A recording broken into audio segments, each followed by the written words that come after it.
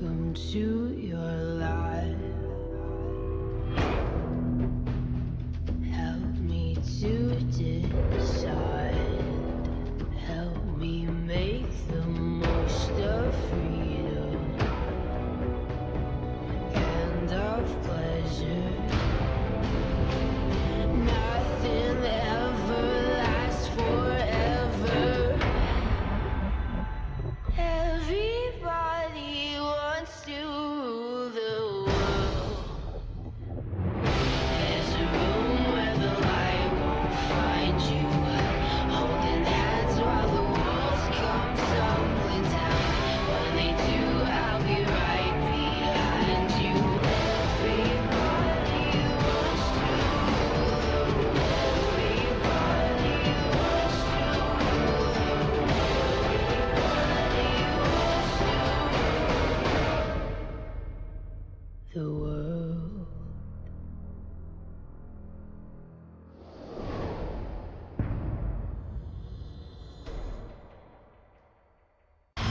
Today's matchup.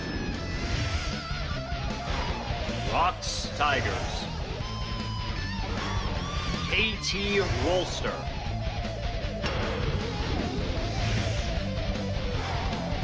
Longju Gaming. Samsung. Lotte Kokalkon League of Legends Champions Korea Spring 2016 Round 2.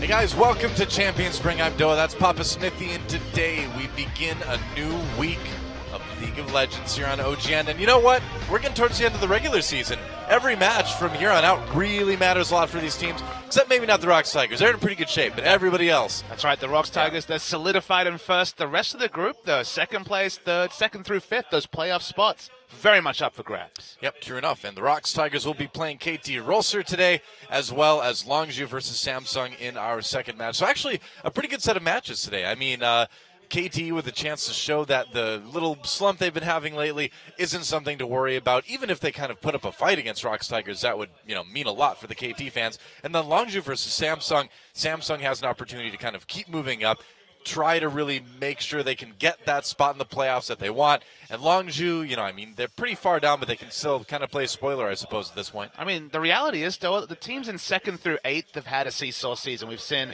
big win streaks and then big loss streaks. It's the time right now, the business end of the season, where you get to write the final narrative. Longju could sneak into playoffs or could end up eighth, such as the ability for these teams to oscillate. So it's all about, right now, putting up the victories. And 2-0s at this part of the season are worth more than gold, really, at this point. With more than gold? That's right. Wow. Well, the good thing is, lots of players will be making gold in the game. So they're going to have a lot of that in and anyway. out of the game. Out? Really? They pay them in gold I don't know. I mean, have you talked to them? Faker is paid only in pirate doubloons, I think, at this point. That'd be great. I need to talk to OGN about that. I want my pay in doubloons. That's right. Well, it's an option, though. I'm sure. It could be negotiated. Sure it is, too. That sounds great. Well, so looking at our first match today, I mean, KT, looking a little bit iffy lately. Rocks Tigers looking good.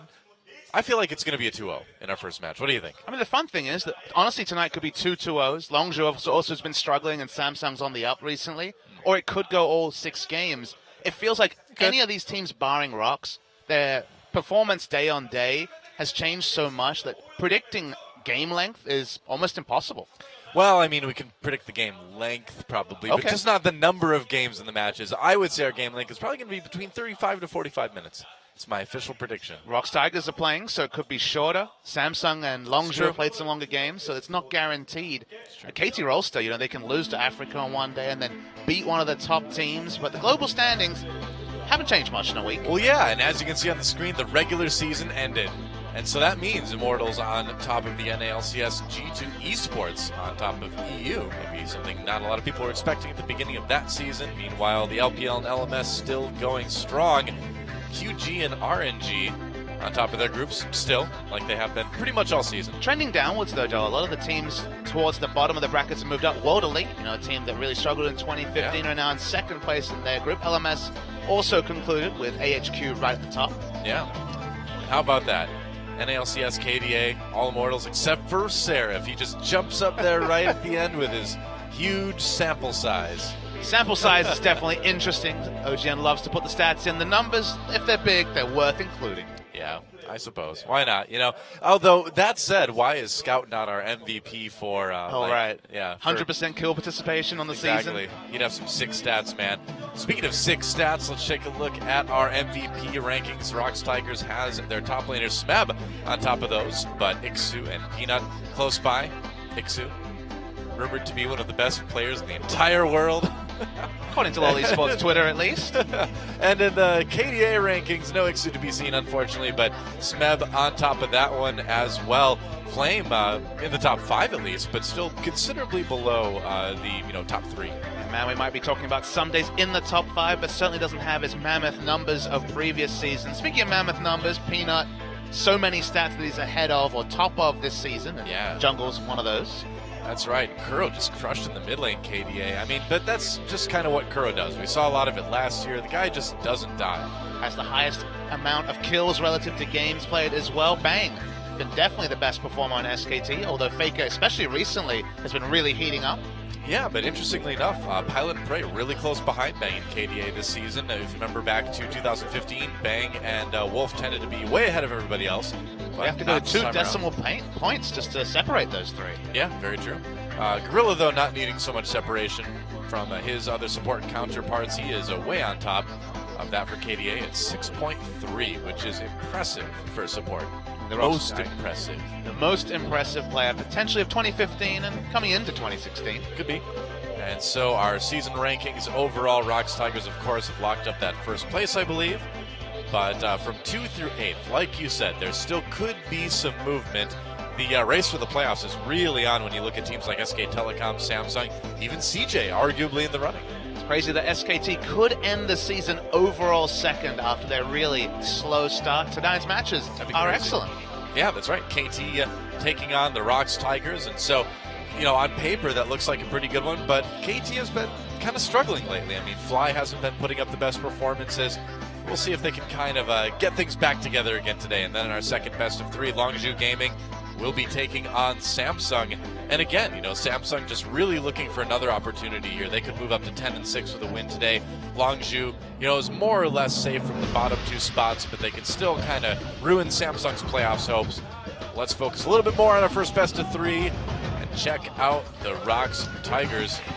There they are, looking very, very good. Dare I say better than they did in 2015. I mean, considerably better, Doan. It's a different team. It's a proactive team. Basically, the inclusion of Peanut has opened up the aggression in the early game, and I don't think there's any analyst out there that would point to a team other than the Rocks Tigers as the best in the world. They've been super consistent, barring one series loss to Samsung. The amount of games they've lost this season can very much be counted on one hand. And the consistency and just the attractive style of League of Legends they've played over the course of a 2016 season that's seen so many long games, so many stallfests, you could never put that for the Rocks Tigers. They have played consistent, exciting League of Legends. Yeah, that's right. Only 1 match loss in the entire season. Apparently Smeb is an eggplant today. I don't know why Smeb is an eggplant. Maybe he's going to fight Kid Icarus. Who knows? That's an old reference, man. I don't know. Somebody gets that. Some grandpa somewhere. On the other side of the Yongsan Esports Stadium is KT Rolster. There they are. Rumor has it the head of all of KT Sports is in the audience today, so that's not just the esports team, that's like all of the sports that KT sponsors. You would notice that in the picture there was only 5 members. Ignar no longer on the roster, so no substitute for KT Rolster. You might be remembering that you have to have an official substitute to be able to compete in Champions, but because the player was removed during the second part of the season, they're not allowed to add anyone on. So honestly, if any of these guys get sick, they must forfeit their series. I'll step in, Papa Smithy. I will can step do up. it. That's right. Really? SKT Doa Is is it- going to step up for KT? Hey, well, if I play for KT, SKT is going to be in even better shape. So, a little double agent stuff going Oh on boy, there. the double agent caster. That's right. Well, we'll see what Someday can do today. Obviously, we are on patch 6.6 today, and so carry top laners not as big of a thing as they've been in the past. Can I introduce you to a tank meta? It's like the old meta, same as it used to be. That's right. Yep, the more things change, the more they stay the same as Season 5, I guess. Hooray. Rocks Tigers wins a lot, don't they? Except when they play Samsung. Then they lose once in a while. They But dropped 2 games against Samsung, and then they have, if I count it correctly, 8 best of 2-0 wins in best of 3s. yeah, that's right. So obviously an enormously successful season for the Rocks Tigers. KT Rolster not doing bad as well, but just recently looking a little bit uncomfortable with some of the recent patch changes, with the way the meta's looking right now. So we'll see what they can do today. And honestly, Africa just ran them around the map. This was Mickey on Twisted Fate, full pick comp, and KT looked out of ideas, and they've oscillated between very impressive 2-0 wins and just sometimes showing up playing Protect the Draven and looking a bit clueless as to what to do in the meta. Yeah, I mean, Arrow used to be this like Draven god basically, but now whenever he locks him in, I don't know. I would honestly rather see Prey play Draven than Arrow. Really, the It's saying a Praven, lot. you take the Praven. I would take the Praven at this point. Taking a look at the supports on each of these teams. Hachani going from coach last season back to support for KT Rolster, and he's had a bit of a Hachani renaissance. Hachani's been good, but Gorilla's been great. 15-2 on the Alice. It says 15-12. That's wrong. Also, a 5-0 on the Nautilus. I believe the team is undefeated with the Nautilus pick. We've seen plenty of Smeb playing Nautilus in the top. Gorilla's the only support in Korea to average, in fact, the only player in Korea to average over 10 assists per game. It's pretty impressive stuff. And of course, the Alistar, one of his best champions and one he gets to play all the time, and he is a loaf of bread today. What kind of bread do you think that is? Kind of looks like banana bread. Gorilla the banana bread. I like banana bread. It's pretty good. It's tasty. I don't know what those chunks are in there. I'm assuming they're little chunks of banana. Well, it's out of focus now, so I can't really check the monitor and tell No, we you don't Noah. know. That's right. Well, there's Hachani getting ready in the KT Rolster booth. Fought off the competition of Ignar, a very rising support, looked great on Longzhu. Yeah. Incredible Miracle in 2015, but just never seemed to get his footing on the KT Rolster side of things. That's right. So as the coaches come to the booth, we should mention too that Aurelion Sol is disabled currently. Nobody's able to use him quite yet. We were told that Aurelion Sol would not be enabled for the rest of the season, so people wanting to see the Flying Dragon got bad news for you. Nope, gotta wait a little bit. That's true. But people wanting to see the Rocks Tigers versus KT Rolster don't have to wait very long at all, because we're about to move into picks and bans very, very shortly. Coleman's hair looks longer than usual, doesn't it? It's true, a bit unkept. Maybe he's going for a new look. We've been gone for a week, though, so maybe it grew really fast in that last week. Definitely, we came back to our neck of the woods, and most of the restaurants had changed ownership. That's just a reality in Korea. Pretty common. Yep, that's right. So, picks and bans time for Rocks Tigers versus KT Rolster, game number 1. And Corky, the first ban.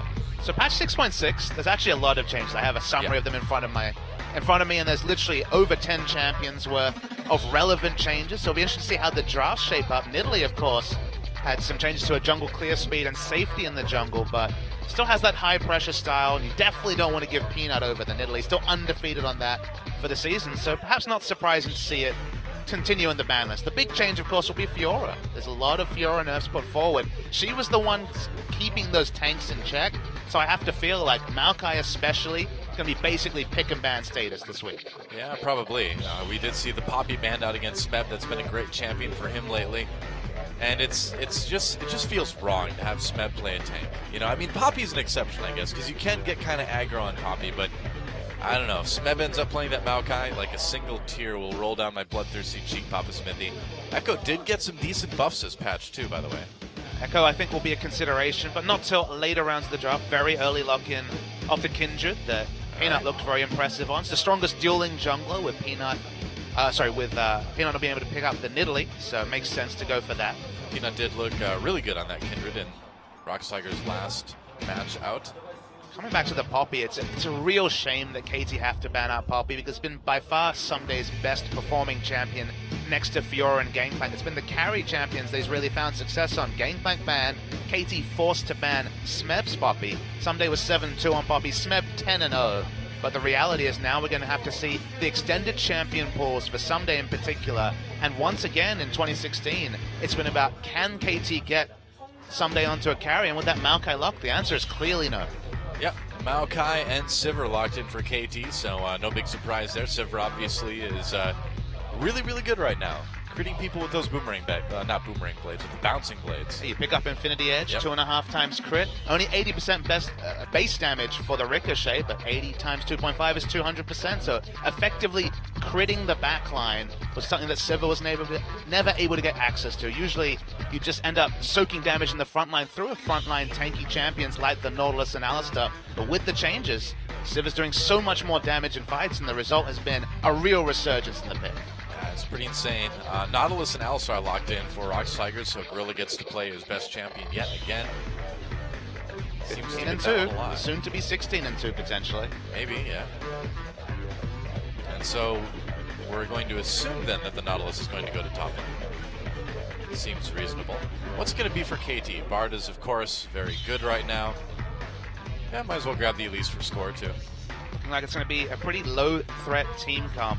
I really like KT comps when they can open up Someday to play a carry, because when Fly is forced to shoulder damage responsibilities, I think that's where KT really struggles. His percentage of team damage is very low compared to other mid laners, and when Someday plays the carries, okay, they have backup carry threat, but now with a control jungler Elise, a tank top laner in Maokai, KT haven't shown great proficiency with team comps like this throughout the 2016 season. Well, yeah, that's kind of the worry, right? I mean, if Smeb plays a tank, it's okay, because you've got Prey and Kuro who can carry as well. Even Peanut. Yeah, where on KT's side, Arrow is good, but yeah, Fly really struggles, so with Someday on a tank, they might have a little bit more trouble with that. Looks like Callista LeBlanc. Wow, Callista falling really far down the draft today. Callista also saw nerfs. I didn't foresee that to change her pick ban status, because she still really controls neutral objectives in a manner that is very impressive, and still has a very strong laning phase, although there was those percentage health damage nerfs on her W. Speaking to Cloud Templar before we went live, and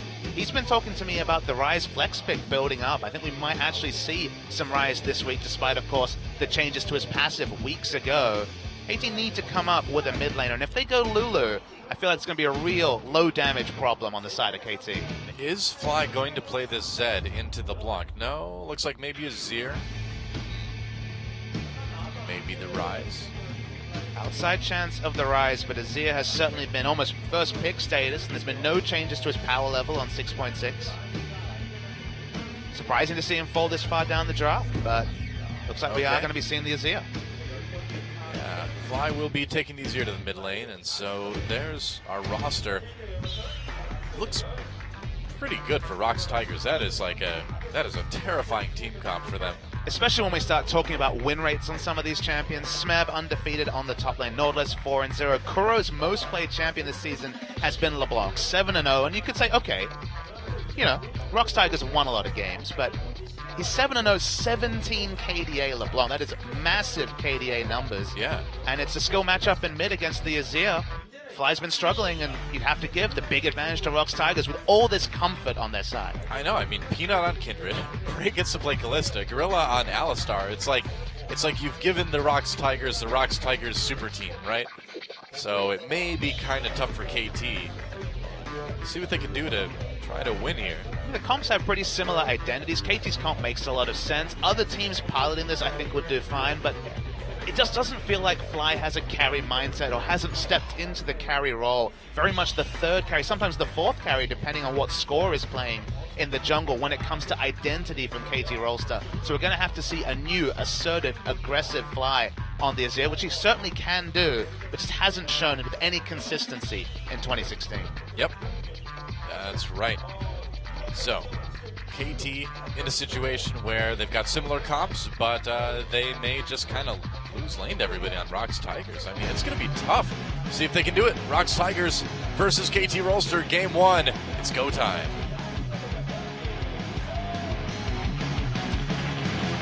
Holding hands while the walls come tumbling down.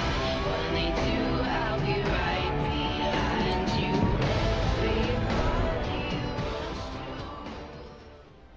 All right, welcome to Summoner's Rift for another week of League of Legends here on Champion Spring. Rocks Tigers versus KT Rolster. And this one, I love watching Rocks Tigers. You should do, though. I mean, it's first v third. If you look at the rankings, of course, the rankings are a lot of flux given how close those teams are, and some teams have played one more best of three than others, but I hope it's a really competitive series. But given Rocks and how good they've looked since that Samsung loss, and given KT losing to Afrika just a week ago, you have to say Rocks come in heavy favorites. Yeah. And I mean, I was looking at the schedule, and I believe Rocks Tigers play Jinair one more time, but aside from that, the schedule's pretty light for these guys from here on out. All the pressure's off, though. That's the one thing you might say is that yeah, that is true. Rocks are first overall. There's no team that can catch them, so the only potential worry from a Rocks perspective is, do they take the foot off? Do they just really start to hide strats and really look to future best of threes? Because there is always the potential that some teams can find wins against them when their eyes are off the prize. Yep, that is true. So the Rocks Tigers, they have Jinair yet to play, and Afrika Freaks after this, which could be an interesting matchup with the way Afrika's been playing lately. And KT after today will have to play CJ SK Telecom and Kongdu Monster. So one guaranteed win, you'd have to think there from a KT perspective. Yeah, I mean, SKT will definitely be tough. CJ could be really tough as well for KT if they kind of stay on what they've been doing lately. The big factor there is whether CJ can win their next best of three, because although they won't be mathematically completely out, they'll be close to that if they are to lose in the next series. Seeing a late invade here. Yeah, well, Smeb trying to keep Achani from coming in and harassing Peanut, but that's not going to stop Achani waiting to proc that passive. Oh, the stacks fall off. Bummer. Oh, well. Achani just being annoying, as supports have been wont to do. Yep. So, Kuro versus Fly in the mid lane. Getting pushed back early on, but I suppose that's not too surprising given the matchup. Worth knowing, the lane swap has been initiated from a Rocks Tigers perspective. Yep. Perhaps looking for some invades, or maybe trying to just play down the jungle matchup. Peanuts on a champion that can duel very well, but will evolve into certainly a farming style jungler when the Devourer comes through. Yeah. It seems like when Peanuts struggle a little bit this season, it's been when he hasn't been able to get into the enemy jungle and kind of be aggressive and take camps, find people to kill, and Score is going to be definitely one of the tougher junglers he's going to go up against. I mean, last time I believe it was a 2-1 victory for Rocks Tigers. It was, and again, the one game that Rocks Tigers struggled was the one game where Peanut really fell behind in the early game. You think back to the Samsung series, Ambition was the big story there. Is trading in the mid. Wow, Fly. Popping Kuro's passive there.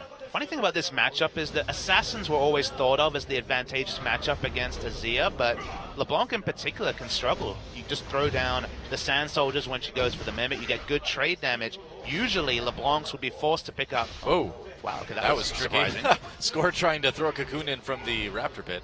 Was spotted out by a ward, but That's really close. LeBlancs will be forced to go Flask back in the day. Now Crystalline Flask no longer exists. People don't go the Corrupting Potion on LeBlanc. You can really lose out in HP leads, and you actually do need a bit of jungle help to get through the Azir matchup early. Well, not getting any yet, as Fly has been pushing this in. But Kuro's been farming well, so he's not doing bad. Gotta watch out. Don't want to get poked by the Sand Soldiers. Or the Undead Soldiers in this case. Oh, there's Peanut. Is he going to come in on this? Going in, Kuro lands a change. Fly moving down to the river right away. Score not there. Peanut not really there either, so it was interesting. I kind of expected Peanut to come in with that. I mean, Fly was very smart and cheating towards the bottom side where he knew that he had multiple members of his team backing him up. Yeah, Didn't necessarily have defensive vision on that side, but had the vision in the enemy jungle, so was more confident that we wouldn't see Peanut from that angle. Yeah, I suppose too. I mean, the Rocks Tigers didn't really know where Score was. They probably knew he was on the bottom side somewhere, so better safe than sorry, I guess. Why not? The 2016 meta. Better safe than sorry, yeah. Better that's safe true. than sorry. We can't get those aggressive wards down, so we have to guess if it's a lane swap, go for the double tower trade, and the result is what we sin so much of. Oh, yeah. Pretty much. Oh, Cull picked up by Arrow, so just going to be, what do you know? He's going to be farming. It's a lane swap. Yep, Cull is definitely the hands up in the air or the white flag towards early aggression, saying let's play an extended laning phase. Oh, Kuro gets hit with that cocoon. Fly coming in, passive pop. Kuro gets out with the distortion, though. Close call. Doesn't need to use any of his summoners, though. So we'll have to back. Is getting punished in the Azir matchup. So far, so good from a Fly perspective. Yep. Peanut right there to just hold the lane for a moment while Kuro goes back. And looks like we're just going to trade turrets again, probably. Yeah, we're seeing pretty much the same pace on both sides. We'll have to track to see if there's any differences in getting the favorable bounce for the top laners. But for now, as far as we can see, about the same. Yep, that's right. Turret should go down at about the same time. KT finds an opportunity to grab the Rift Herald, too. Herald Rift. The Rift Herald, we often are dismissive of its power, but on a team with Sivir in particular, it can be very powerful. I think the second Rift Herald onwards should give to the Sivir. There's an instant wave clear into really good turret threat with the buff coming through for the attack speed from minions is pretty strong, but of course this early in the game, not as big a factor. Yeah, I think the dragon may be a little bit bigger factor. As Rox Tigers get that. The dragon is filled with spears. Oh, finish him off. There we go. Prey's like, why aren't you smiting this? Tries to hold on to that cooldown. So Kuro's starting to do a little bit of damage anyway. He's got his Fiendish Codex now. Fly's definitely gone down the aggressive track. We do see some Azir players just rush into the Abyssal Scepter, at least the Negatron Cloak, then into the Stinger, but Fly understands that it's his job, honestly, and his role to output great damage and also have lane control over LeBlanc, something that Azir uniquely can have, so I like the rush on the Stinger. Yep, should be fine. You'll be happy to know that Arrow got a cull as well. Culls for everyone. I am thrilled. You sound it, though. The culling, not just an elf for Lucian anymore. Also a video game as well. Is it? Yeah. Okay. Oh, Score trying to take the red buff away, but Gorilla and Peanut don't want to allow that. Prey over the wall, too. So red buff does go to Peanut. KT pressing a little bit in. Oh, Chain's missed. Off the chain. Oh, well. He was off the chain. LeBlanc doesn't want to be off the chain, though. She wants people on the chain. That's true. Same with Thresh. Look at this exciting top lane matchup. We'll see plenty of this week. Hooray. Yep. Oh, yeah. Rift Herald's doing a lot of work here. Yeah, I mean, the extra attack speed from the minions certainly helping push that tower down faster. I do really like the rotation from KT to go for this aggressive play because, remember, Kalista has no AoE wave clear until she gets the Hurricane, so really not much they can do. Yep. Not going to pray. They're going to go in, Score, trying to repel away. Gorilla getting a little bit low. They may dive this. No, not quite. Teleport brings Smeb down as well as Someday. So nobody dies. No first blood yet. Fly just getting bullied out of lane by Peanut. Double pinks actually in the river, both river brushes for KT, so no real threat for Fly. Yep. KT can't quite get down the turret either. It was very, very low health, but unfortunately Score tanked up 3 turret shots. Pretty needlessly, honestly, and was punished for that, so they have to back away. Yeah, well, Peanut's got a good idea, though. Gets in the enemy jungle. Takes out the red bramble back. It's not really a bramble back, though. It's more like a red, glowy back. It's a red bramble pit. That's what I learned from listening to Rivington's commentary. I heard there are parties there. In the bramble pit? Yep. Word on the street. Red buff taken by Peanut. It's one of those situations where he knew exactly where KT was and then could just go and counter jungle, had the timer from the first clear. Yep. So smart to push the advantage, and that's what smart junglers will do, especially with the aggressive mindset that Peanut has. That's right. Prey just getting whatever farm he can. Well, the minion wave certainly pushed out, so no way for Prey to enter lane so far down, especially with no support. Uh-oh. Score, Hachani trying to set up a gank onto Smeb in the top lane. Peanut is there, as is Gorilla, but Smeb on his own for so long. He's tanky Nautilus, so he's going to ult Score. Score takes some damage. Hachani throws up the shield for some blocking. Smeb getting even lower in first blood, taken by Someday. Now Gorilla and Peanut on their own. Kindred ult used. Someday didn't lose a whole lot of health, though. Here comes Kuro to finish off Someday. Probably going to get it. Yep, there's the kill for LeBlanc. And now Fly a little bit late to that party. Really rare mechanical mistake from Peanut. He actually used his ult too late to keep Smeb alive. Smeb just dies at the start of the fight. The trust between these players. Oh, hello. Wow. Kuro got caught. Trying to get away now. I don't know. Nope, not quite enough. Yeah, I was going to say. He was not going to escape that one. Score picks up another kill. I'm not quite sure why Kuro went that deep there. That's an interesting question. We talked about potentially Rox Tigers with their spot in the final guaranteed, taking the foot off the pedal, and not necessarily going to accuse them of that just yet, but uncharacteristic over-aggression from the Rocks Tigers. Kuro. Space checks a brush. Face checking a brush against Elise and Braum. Yep, not a great idea. The pick power of I don't know why you do that. the big power of KT can't be denied. Remember, Maokai, Elise, Braum all have very reliable CC. Only Azir was the person that was not going to be in that brush, so well punished by KT. Yeah, KT with a little bit of a gold lead overall. Especially in the mid lane. Speaking of face checks. Yeah, no kidding. Arrow just walks into that one. Peanut doing a lot of damage. Arrow pops his Sivir ultimate, but he'll have to use it to run away. Yeah, Peanut, with full information, would have gone for the kill, but didn't have the ability to know that there was backup that wouldn't necessarily be able to take him down so close. Yep. Result is has to back away. It's a little over a minute until the next dragon comes up. And right now, anyway, the Rocks Tigers have the wards. Smarter Prey to rush the Hurricane. You know, we noted down bot where KT almost forced this inner turret down. The lack of AoE wave clear was really hurting Rocks Tigers. And in fact, speaking of wave clear, it's only really the Kalista that can provide it. Of course, LeBlanc can get in melee range, but risky to do so against Maokai. You only have to look back to last year's MSI to remember the infamous Maokai counter pick, at least in a team comp way to LeBlanc. Yeah. Rift Herald number 2. Whoa, someday. Over to KT. Look at that item. Wow, Rod of Ages. He's going a little bit aggressive here with this Maokai. We knew the 2015 Nice. meta was coming back, but even the 2015-2014 Maokai itemization coming back. I like it.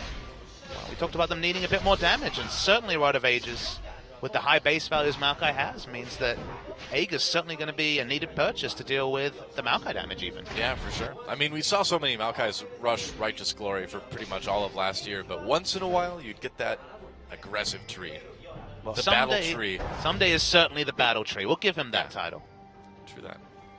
All right, Rocks Tigers, an expedition into the enemy jungle. Oh, gets spotted. I think it got spotted right at the end there.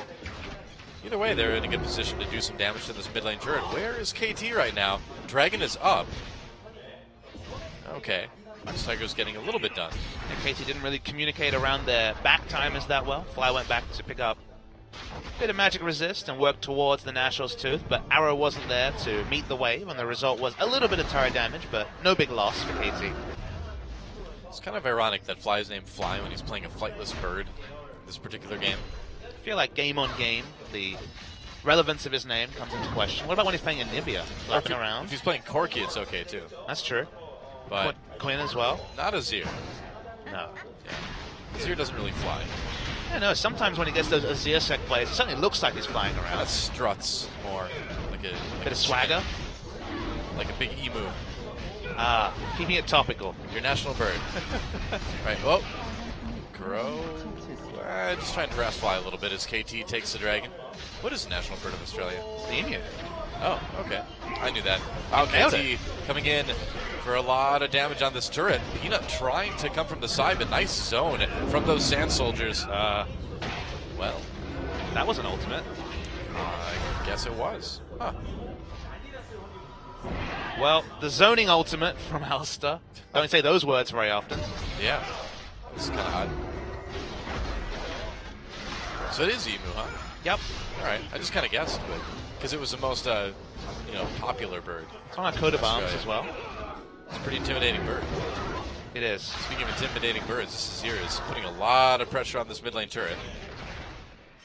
He's going to stay alive, but remember, Rocks Tigers very low outer mid lane turret, and we noted before, very low bot lane inner turret as well. So turret damage advantage to KT. Couple of picks, it's going to be a lot of global gold going through to KT, and the map control they'll get if they can specifically get this outer mid lane turret with the low, as we noted, wave clear on the side of Rocks Tigers. Despite the fact that this team comps are comparable, one of the big separators, again, is the wave clear difference between the two teams.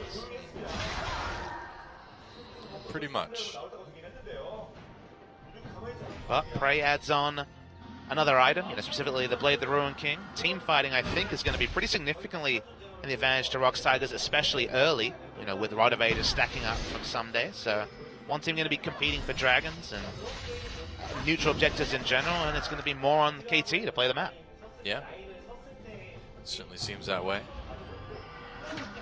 And yeah, Peanut just clearing some wards.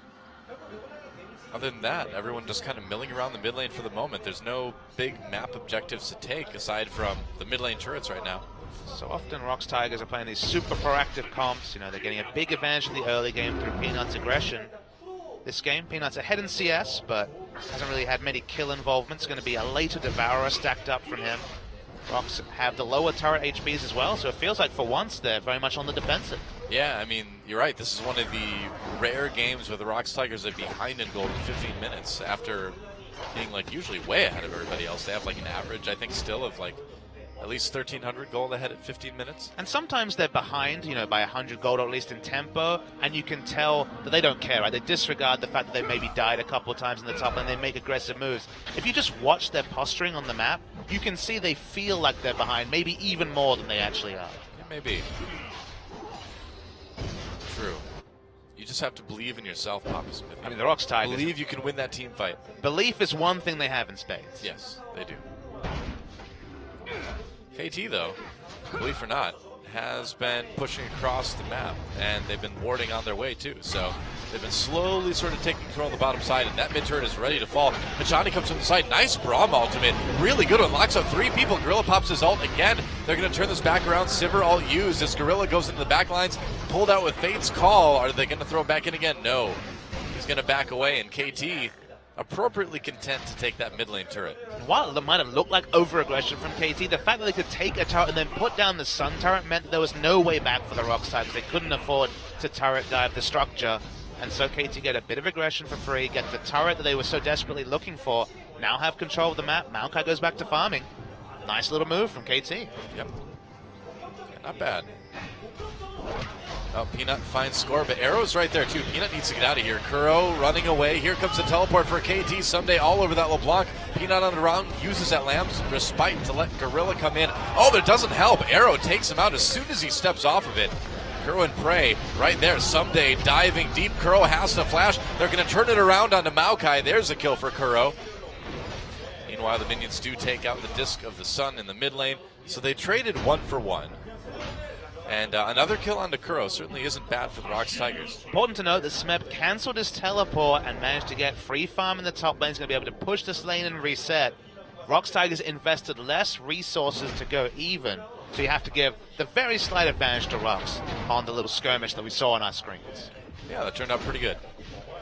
They got a little bit of that map control back. Let's watch that again. That's a really good teleport coming through from Someday, and Peanut's just too far forward. Gorilla tries to buy him time, but Arrow, very nice spell shield into the flash auto attack. Keep chasing, but remember, this ends up a 1-for-1 because Someday goes overly aggressive, probably overrates his tankiness this early in the game, only has health coming through from the Rite of Ages pickup, and is punished. Yeah, I think he did go a little bit crazy with that dive. It looked almost like there was a little bit of confusion on the call there too, because he kind of went in and everyone else sort of milled around a little bit. They didn't follow up right away. It's a mindset thing though. When you've invested your teleport and you can see that the enemy top laner hasn't used it, you feel obliged to get that big advantage. Like, oh, well, I teleport, I'm going to have to go for this. Ended up just over pursuing, and the result's the 1-for-1 trade. Suppose that is true. Well, Prey has to be careful in his own jungle now. KT's going to get the 3rd Rift Herald in the row. Really like the pink ward lineup from KT. Look at the beautiful line of wards from the top side of the mid lane down. You know, even this Tri-Brush ward as well. KT's picked up every Rift Herald and it's 1-for-1 in Dragons. So you think about the sum total of what Rox have achieved in the early game. It's not a lot. No, not much. Run. Score. Coming in, they force a flash. The Cocoon is ready, though. Smeb could be in a bit of trouble. Yeah, and when I say a bit of trouble, a lot. Nice anchor, tries to get away, trying to get back to some of his teammates, but nobody's really around. So the great Nautilus chase ends with another kill for Someday.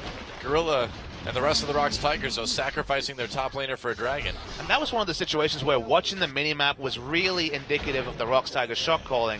You saw Kuro starting to cheat up when he saw the chase coming through, then instantly got a call to go to mid to make the way towards Dragon. They realized they could swap 1 kill for the Dragon, and if they had given up a second Dragon to go along with just the stranglehold on the map that KT have had for the first 20 minutes, it would have been just perhaps a hole that Rox Tigers would have found very difficult to emerge from, but decisively told, go to Dragon, we'll trade it for Dragon. the clear shot call compared to KT's muddied shot call with the turret dive is the difference between these two teams.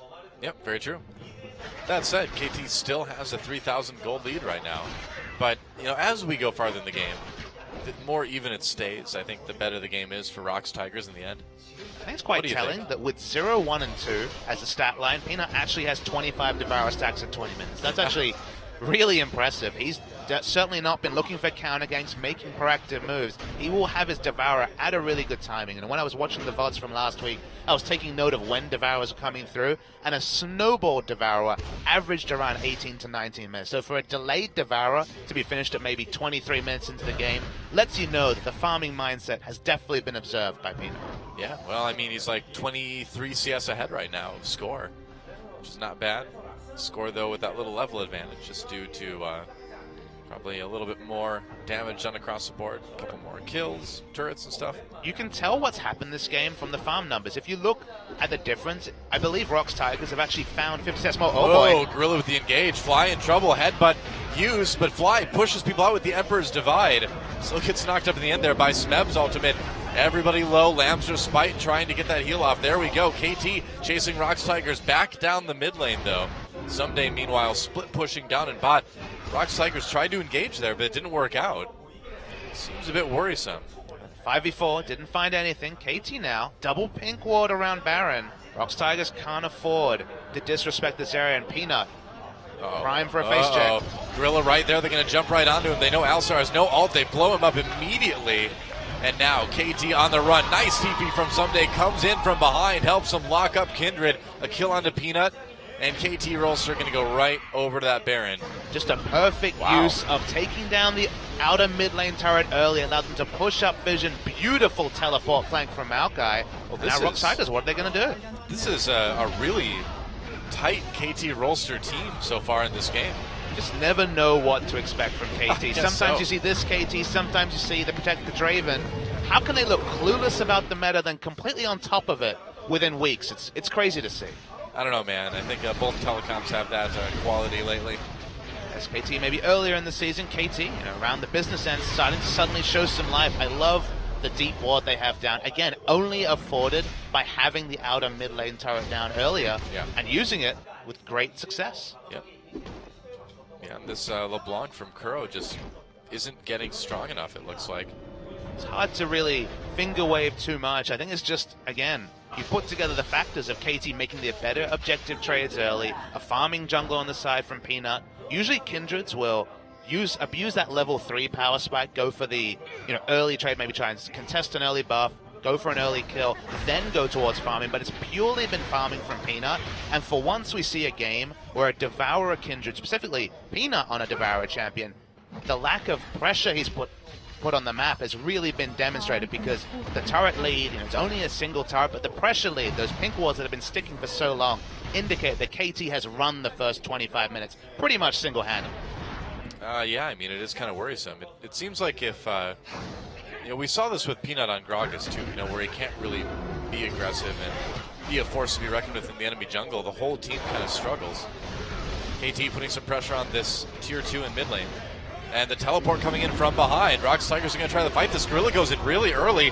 Here comes the ult from Smeb. Going to knock up Fly. They're going to try to get back onto him. Prey getting a lot of nice auto attacks in. But Rocks Tigers have to back away. A kill for Arrow already. And KT with the edge in this fight. There go the Sand Soldiers. A kill for Hachani. And KT crushing this fight. A triple kill for Arrow, and they're going to at least get an inhibitor. This may be the game with the Baron buff. What do you think? Optimistic to go for a teleport flank against a team with Baron, especially with Azir, Braum, Maokai, so much disengaged. They're going to look for the win. Yeah, Peanut doing what he can, but he is 1v5 right now as KT runs in for the win at sub 25 minutes. Goodbye, Peanut. You're peanut butter now. KT should be able to finish off the second Nexus turret, and then the Nexus. Gorilla trying to be the support hero that we all know he is, but right now it is all KT Rolster, a dominating game number 1. GG. To say it's dominating, it's a 25-minute win over the Rocks Tigers. We have not seen the likes of a game like this all season, but KT drafted very similarly to Rocks, except They got the advantage in every early game trade.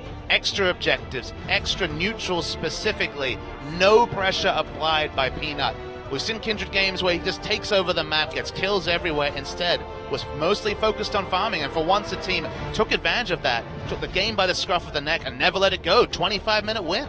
I do wonder if that is actually the quickest loss we've seen from the Rocks Tigers this season yet. I think easily, though. I don't have the stat in front of me, but we just haven't seen many 25-minute games.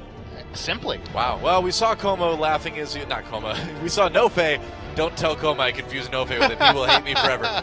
We saw Nofe laughing as he walked into the booth, so clearly they're not too concerned about it. And again, the Rocks Tigers have first place locked up for the rest of the season. I mean, they're already in the finals, so it's not really a big deal if they lose any of the matches from here on out.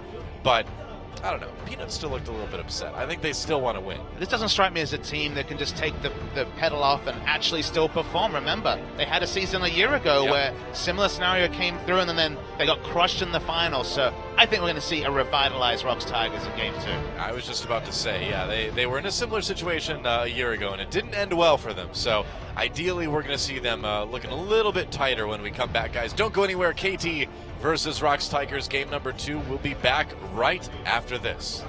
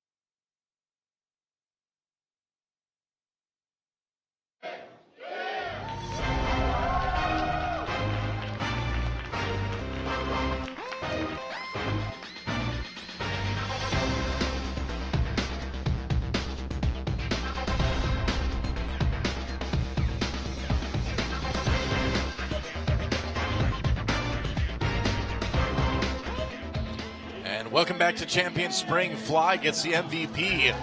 Agent Azir. He's 007, I guess. And he was one of the players we really commanded to rise up his level of performance. It was a two-threat comp. A lot of it was about the skill matchup in mid, and the skill matchup went to Fly. He's got a license to skill. 007. That's right, but not a license to kill. He got 0 kills that game. And for him to come out MVP with the 007 secret agent, it's not really the most secret of agents. Quite conspicuous, actually. Pretty obvious. He throws other people at you. That's true. It doesn't get less secretive than that unless you're Shen.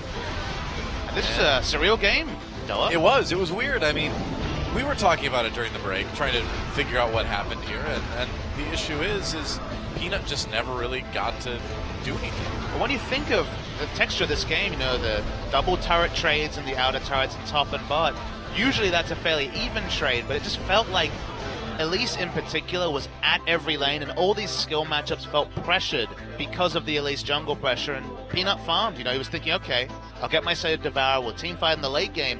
Late game never came. This game was over in 25 minutes. Yeah, and you do wonder, is Peanut maybe giving Score a little bit too much respect? Could he be more aggressive and try to just play the way that's worked so well for them all season long? I mentioned it during the game. Kindred has that flexibility of having an insanely strong level 3, whether that's in a gank or just contesting the enemy jungler sense at his second buff. We saw Peanut do that in the last series that he played Kindred. This game was very, very defensive, kind of watched as all his lanes lost around him in skill matchups, and the end result was that comfortable victory for KT. That's right. Well, time to move into picks and bans for game number 2 between KT Rolster and Rox Tigers, and we'll see if maybe on red side Rox Tigers can get something going a little bit more. Maybe they can grab one of those higher priority picks. Twisted Fate banned out by KT to start things off. Rox Tigers have that solitary red side loss. Only a single loss on red side to Samsung as a blight to what would have otherwise been an undefeated season on the red side. So stats certainly in Rox Tigers' favor.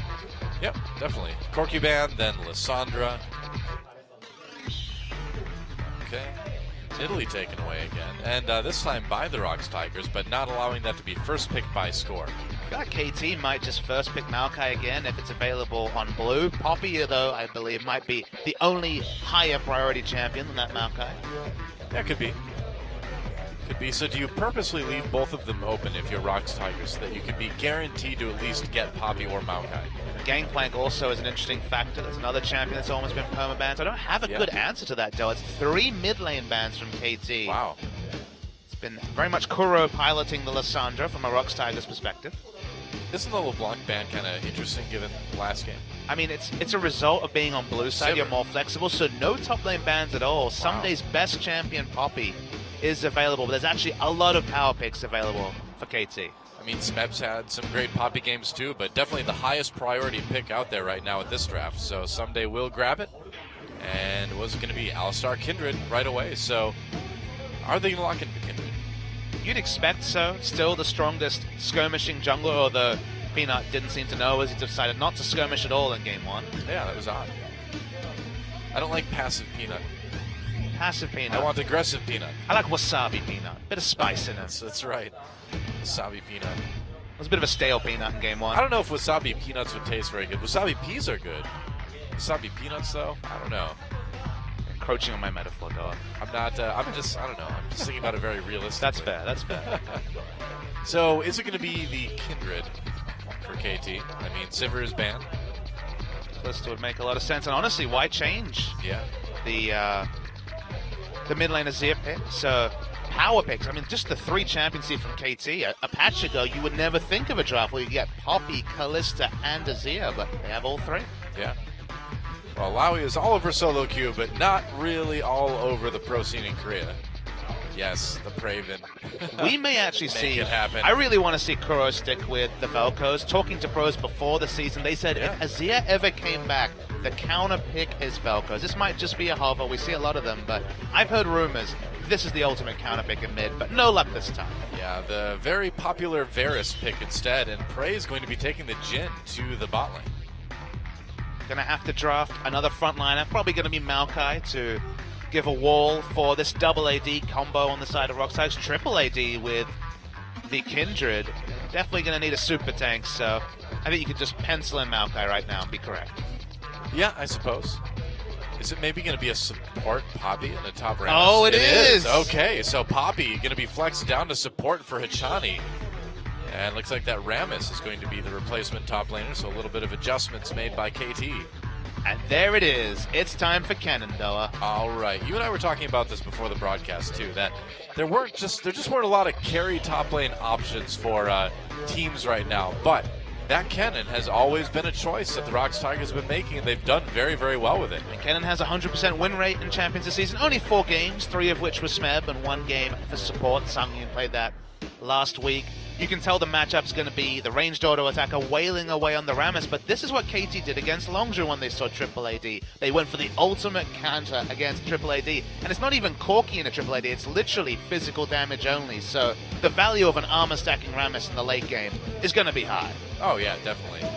The question is, can Kuro and Prey do the most damage they can long distance, not really let Rammus be a part of anything? Smeb has I suppose, arguably pretty good peel, Smeb and Gorilla, for these long-range mid and AD carry. I mean, KT have a really good team fighting comp. It's just, can they get through tough laning phases and get into a late game where they do have multiple options to stop them? But if they can get a lot of guaranteed early goal, take down the turrets with basically Quadra AD, and Kennen has been played in the AD role as well. They need to see some snowball on the side of ROX Tigers, because if it's even late game, I really like KT's comp. Yeah. We'll see if Kuro can land some pretty good chains of corruption and lead that into the Kennen ultimate. That's a lot of CC for Jin Air to work with, or not Jin Air, for ROX Tigers to work with. I was looking at Jin when I was saying that, and so Jin just became Jin Air. But it's KT versus ROX Tigers. Can ROX Tigers tie it up? Let's get in the game and find out.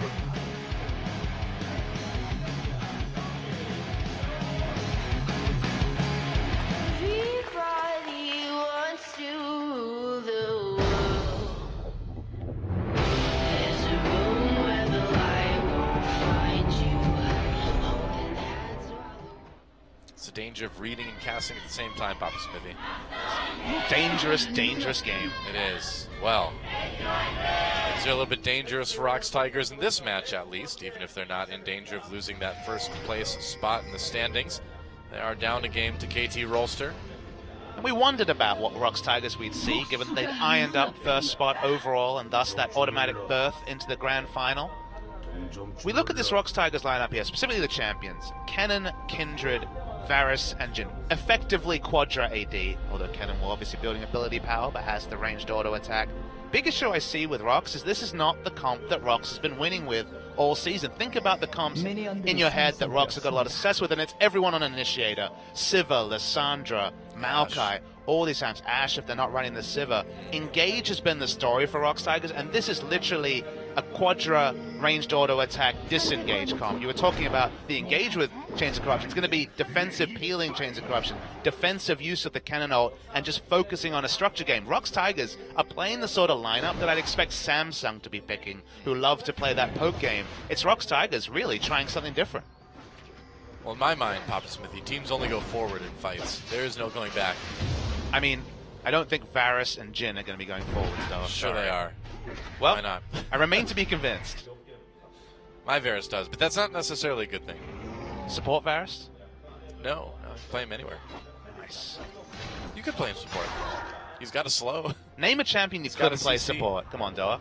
Putting you to the test here. Oh, How about Sejuani support? Think of the level 6. well, that was actually like a thing. Think about the levels 1 through 5. Well, that was less of a thing. But Kha'Zix was hard to play as support. I enjoyed it, but What did you support It was yourself to? Kills? yeah. I would just hide I would take Q and then I would go and hide in the brush at level 1 and pop out and take off half of their support's health. Balanced. Yep, worked out great. Sounds like a compelling argument. I'm ready to see it in Champions. Yeah, force him back. Get that level 2, start poking with the W. I had a plan, and it was a good plan. You always do, But Doa. the pros never saw my genius. I don't know what happened.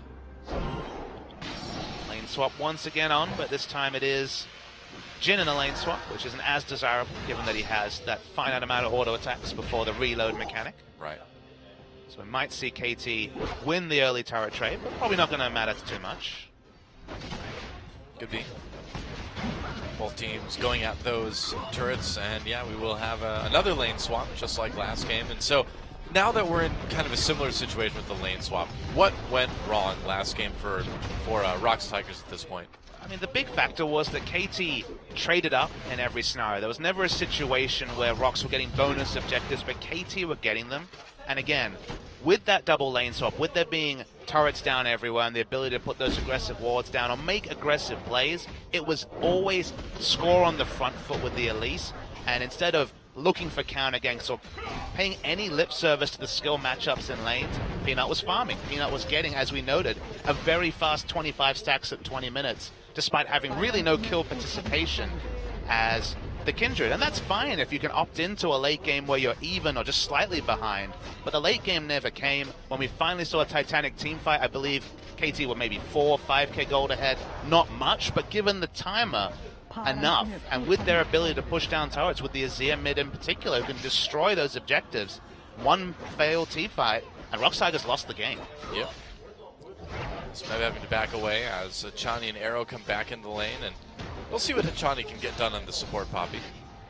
At the end of the day, Kindred can flutter to deceive, even though you're a Devourer jungler and thus shouldn't be applying much map pressure. She's so strong at skirmishing early that if you get enough of an advantage, the enemy team is playing defensively because they've given up a couple of kills. You find the breathing room to pick up those Devourer stacks. But the previous game shows the converse, where the Kindred is anonymous, the lanes start winning for the opponent team, and thus the pick champion, the Elise, makes the big difference in that jungle matchup. True. It seemed like things were going okay for Rocks Tigers last game when they got the first dragon, but then just what KT could do with that Rift Herald that they got in return seemed to be just a little bit better. I mean, the funny thing was, after that first dragon, they lost, I believe, 3 Rift Heralds, the next dragon, so many turrets, the mid turret crucially early. There was just no pressure supplied for the LeBlanc in mid, so LeBlanc was basically anonymous. Yeah, it just was a culmination of factors, but smart play around what Rocks had drafted with that. Right. So the next Tier 1 turrets are going to get taken out by each team, as we normally see. Should be about even. Yeah, it is looking that way. Another fun thing about Rammus in these lane swaps is that he can roll around very fast, so doesn't need to use teleport. Can meet turrets and does good turret damage with the defensive ball curl, so does surprisingly well in the turret trading. And gets through that really early laning phase where 1 through 5, what's a Rammus going to do when he's in lane against a Kennen? Not very much. And the Rocks Tigers just taking these turrets a little bit slower than KT, and that's going to allow KT to get a Rift Herald on top of this. You wouldn't think that'll be the case with 4 ranged attacks, but this is Jhin, remember. He's slower at taking turrets, and that's why they're behind in pace. Well, the crazy thing is that I feel like we're kind of seeing something really similar to what we saw last game, only this time the Rocks Tigers don't even get that first dragon. Right, because of that late timer. Remember, top turret went down, and the Rift Herald was taken before Rocks Tigers could answer. Yeah. Now, Peanut has had a lot of extra time to farm, and once again finds himself, 2 camps, maybe 2.5 camps ahead of his opponent. But again, if the game ends at 25 minutes, that doesn't really mean much at all. Yep. Pretty true. So, do the Rocks Tigers try to set up for like a dragon or something now? How much of a priority do you put on that? Oh, hello. Score, putting some deep wards down. And Gorilla and Prey. The other side there, Gorilla. Oh, Score. Gorilla walks right into it. Gorilla going to take a decent amount of damage. Yeah, Fly had already started walking over, but only just meeting each other in the wind. Big factor there. Right. Fly's been looking pretty good on this Azir, too.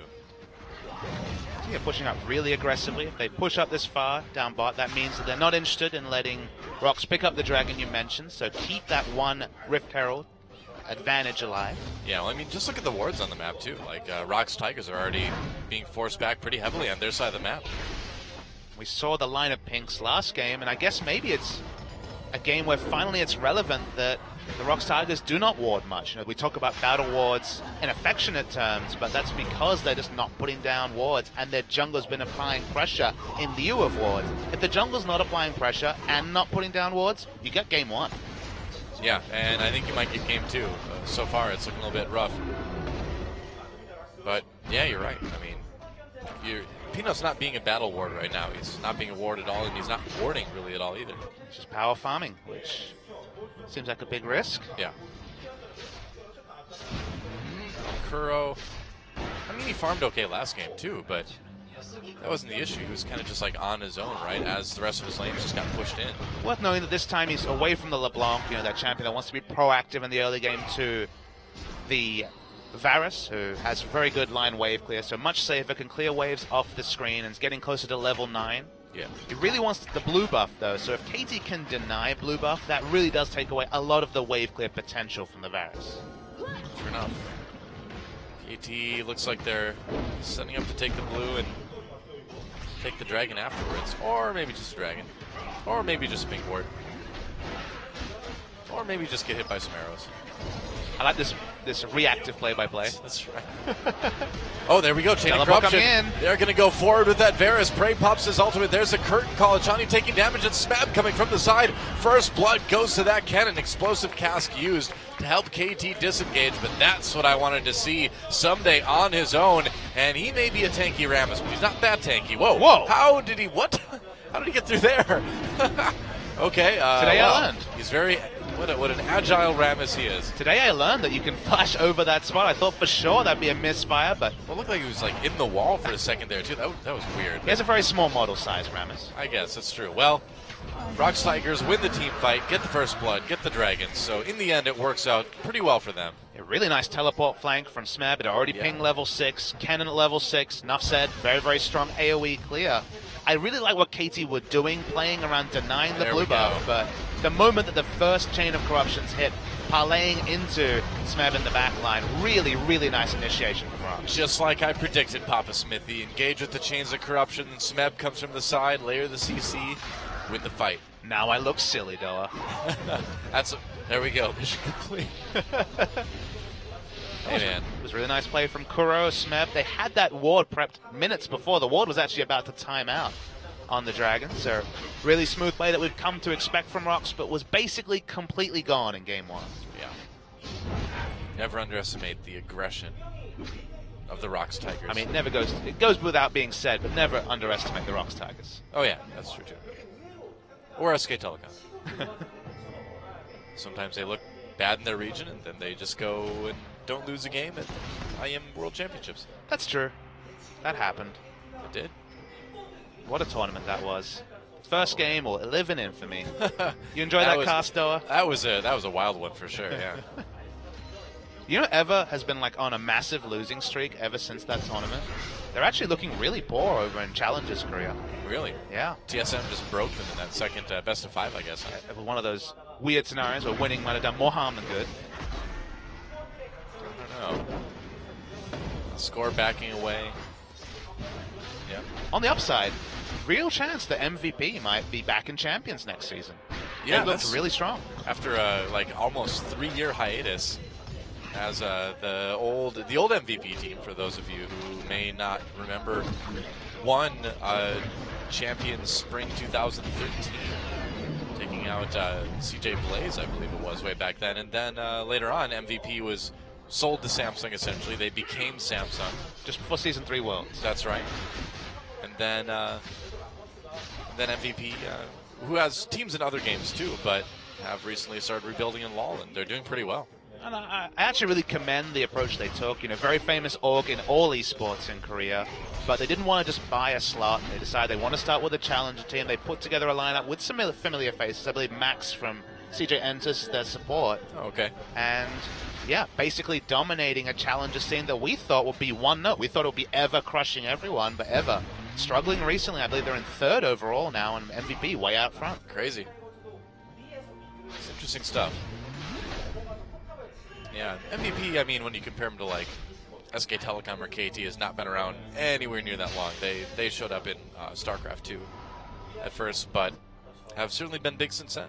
It's fun to have an org that was notable in League of Legends, then dropped away, and it's relevant even within this one game where Yeah. they have that history. They are Champions winners. Yeah, it's true. Well, it was a bit of a lull in the action as KT kind of takes stock of what to do here. After losing that team fight, KT is kind of pressure on the map has just dropped away almost completely. And I was really liking what they were doing. They were pushing up in bot just so they had the ability to deny Dragon and deny blue buff from Kuro, thus the wave clear is gone in mid. Thus, once again, they were hoping to recreate the map pressure advantage they had in game one. But one failed team fight, and now, as you mentioned, very much equal or honestly losing in terms of lane pressure, KT. Yeah. We'll see what they can do. It's very Fly's- early days still. Yeah, totally. I mean, Fly's not going to have any trouble pushing back this lane. Pushing back the minions, rather. The early game farm wars we were denied last game are on full display. That's right. So we were in America last week, Papa Smithy, and this was your first time in the US of A, wasn't it? It was my first time in the land of the free. How was it? It pretty much lived up to every stereotype I had established of it, which is Did it you know, really? good and bad. I got to visit Australia sometime then. The portion sizes, definitely I was not misled on that. Your idea of a small drink is very large. Hey, it's not my idea. It's other people. Your nation's idea. I guess that's true. Yeah, Some it's of the weird. food, though, we had Chick-fil-A for the first time. That was great. Yeah, I'd actually never had that before either. It was okay. It's pretty good. It was Done good it for that Chick-fil-A sponsorship. Yeah. Huh? Okay, good luck. Calcone one season, Chick-fil-A next season. There you go. They do not have a presence in Korea, I sadly. don't think so, no. We'd have to have it shipped in, and I don't think the sandwiches would survive that. A man can dream, though. I guess. Dream big, that's what they say. But honestly, it was one of those situations where so many of those famous names, I was like almost crossing names off a checklist when it came to famous restaurants, because Oh, yeah. my casting team out here is all American, so I hear a lot of great things about America. Oh, yeah. Not so many great things about fast food, but it's more that, like, it exists, you know? Sure. It's an institution. The fast food institution. Prey is in trouble. Yeah, he's on his own. I don't know if you want to be there, Prey. Yeah, he doesn't know if Prey wants to be there either, so he's going to back up. Well, you can see they have no vision past the river to Rock's Tiger, so that's actually a lot of darkness for them to work around. So needs to be defensive, so smart from Prey to just hang back. True enough. Kuro really wants the blue that was denied last time.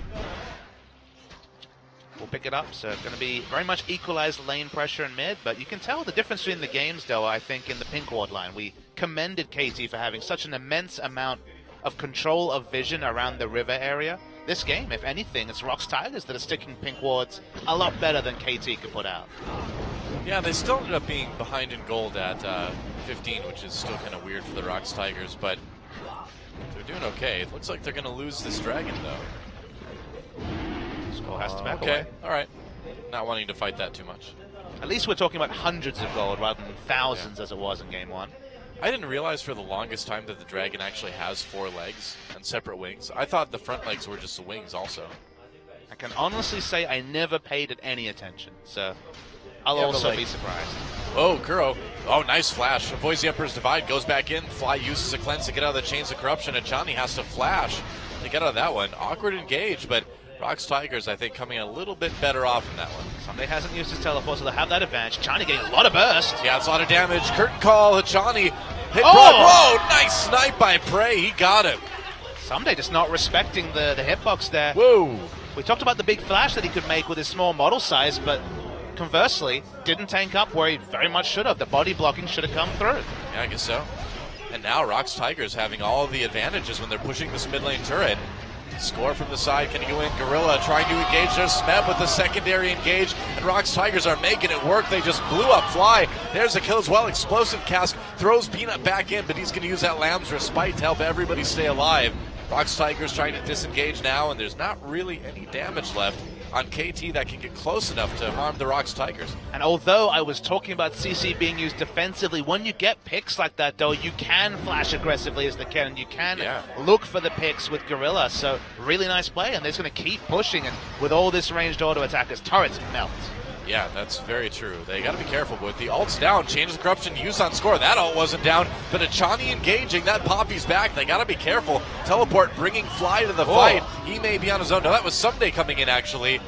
Score over the wall, trying to get to Peanut. Prey flashes to stay alive. Score extremely low, and there's a kill for Kuro. Getting him in the end anyway. Score dies to the Deathfire touch burn. Yeah.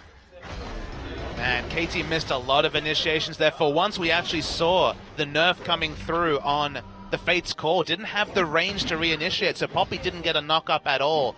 Rammus rolling and got nothing. Rocks Tigers, again, getting this first pick. Swatch someday, he needs to be able to tank it up, but the slow on the first one, and the fact that he had to walk around the turret meant he just couldn't get in range, so the first pick comes through, and KT realized, well, we got Alistair, we got Kennen, let's keep going. I mean, Someday thought he was body blocking that, but Rammus is just a little bit too small. And then Gorilla's like, it's go time. Yeah, he gets a knock up on the fly. That Azir was roasted. Some roast duck there, or roast eagle? Roast eagle. We'll go We with don't that. have that in my gun. No, that would be sacrilege. It's pretty illegal. Suddenly, it's Rocks Tigers with their first advantage of the series. 5 kills up, only 2,500 gold, but if they can pick up the second turret with their 4 ranged auto attackers, we've already seen turrets melting, and it feels like we might actually see a recreation of Game 1 just in the opposite direction. Well, yeah, it seems like the Rocks Tigers are just, you know, a little bit tighter this game. It seems like they're not playing quite as passively. They're just taking things a little bit more seriously. And what do you know? When Rocks Tigers do that, suddenly they can out-team fight you anytime they want. Had Vision sticking so much better. They haven't given away free objectives. I speak as we do see a dragon started, but it's going to be swapped for a Rift Herald. I guess so. All right. It's interesting because it's only the first dragon for KT Rolster, but Rocks Tigers could get a little bit more done with the Rift Herald. So they're going to give it to, okay, they give it to Peanut, so they're going to push the top lane a little bit, maybe. We've learned from the last couple of weeks that if you have the pushing advantage, if you have, as we can see, 4 auto attack, ranged auto attacks, if you have Sivir who can delete waves, Rift Herald can actually be a relevant buff. It's usually been the Sivir, but I think in this game as well. If you try and split push against this group, you're going to lose multiple turrets if you're KT. Yeah, and Arrow all the way up in bottom lane has to recall. Rocks Tigers rotating up to the tier 2 in top lane. Score coming from the side. KT are way out of position. Yeah, but Score coming in from the side. Oh, never mind. Someday may be in trouble already. Score needs to save him. Someday taking some damage. There's another kill for Kuro. Prey went for it, but his mid laner stole it away. Can't be second in rotation to the immense turret siege damage that Rocks have. Yeah. Score looking for some sort of flank. Smeb zoning him out, though, so Rocks Tigers still in good shape. Jhin really punishes anybody trying to walk up and wave clear. Peanut's not done either. No, I guess not. I mean, the poke coming out of Rocks Tigers is just so devastating, and when you combine that burst with the CC that they've got, with Kuro's Chains of Corruption, which he's been hitting awesomely all game, Rocks Tigers looking good. We saw in the last game, Azir is a very safe wave clear champion against LeBlanc, but against the likes of Jhin and Varus, who can shoot out those 2,000 range skill shots and poke, against all the AD damage and poke the Rocks have, Azir hasn't been able to walk up. Fly's just been literally watching as turrets fall around him, and again, the pressure advantage has gone a complete 180 and now is completely in the control of the Rocks Tigers. Yeah, pretty much. You have a big lead now. 2 item builds finished across the board. Fly working towards the Rylai second. Yeah, I kind of feel like we're seeing almost an opposite game from game number 1. Called it a 180, and doesn't really happen that is. much in top-level competitive League of Legends between first and third in Korea. Yeah, Oh true. boy, Oh, Prey, what are you doing, buddy? he's dying. You're getting killed. That's what's happening. Oh, Prey. Hello, darkness, my old friend. Well, that was silly. Yep. Now, if only there were wards there. Ah yes, wards. The thing that the Rocks Tigers really doesn't like to place. Yep. Yep, there were no wards there at all. He was just like, ooh, nice wave. Yep. Dead. It's like, minions. Getting closer and closer to Someday piling on the armor. This is very much solo Q Rammus build. Thornmail Rush. Very effective, but needs to pile on some health items to really get the most value, because he is dying in the front line to 4-person focus fire damage. Yep. That'll change with the likes of a Sunfire Cape and a Randuin's, but it's at least 15 to 20 minutes away from Someday. Well, like, eventually Someday's going to just get ridiculously tanky, but when that happens, if Rocks Tigers kind of continue on the trajectory they're on, they should just still be able to blow up everybody else, right? I mean, basically, I would compare it to Peanut finishing his Devour, sating his Devour and the game being over. Theoretically, if you keep taking turrets, keep building up the global gold lead, that should be when 3 armor item Rammus is completed, when they're basically watching as their Nexus turrets go down, if Rocks keeps the pressure up. But from pretty much mission success for the first 22 minutes. Rocks have got a lot of turrets, a 5-turret to 2 lead already. True. Well, bottom lane pushed up. Rocks should move as 5 wherever possible. You can understand the attraction of having Smeb split push, but with such a squishy core, literally no health between Kindred, Varus, and the Jhin, you have to be really careful whenever you don't have the only effective frontliner alongside the Alistar, which is the cannon. Yeah. Smeb's got his teleport up right now, though, so I suppose he can still come down whenever he needs to. 2 items completed as well. Can zone. It's so much space control with the Zonias. Well, yeah. Zonias is for zoning, isn't it? It's in the name. Oh, Gorilla walking a brush. A Chanian score right there. But the entire Rocks Tigers team is there, too. Teleport coming in, though. Yeah, Someday coming from behind. Smeb not TPing quite yet. It's a 4v5. Kuro in big trouble. KT looking good. Here comes Smeb finally getting into the fight. Lamb's Respite dropped down. There's C. Maelstrom. Smeb pushed back by the Emperor's Divide. And this could go badly for KT. The poke in the end. What a great snipe. He almost gets 2. He would have gotten to 3 if Peanut hadn't taken one of those kills away. Man, Prey is so good on that Jhin. I mean, he got that music video, a hype video about his Jhin last week, really putting it to good use this week.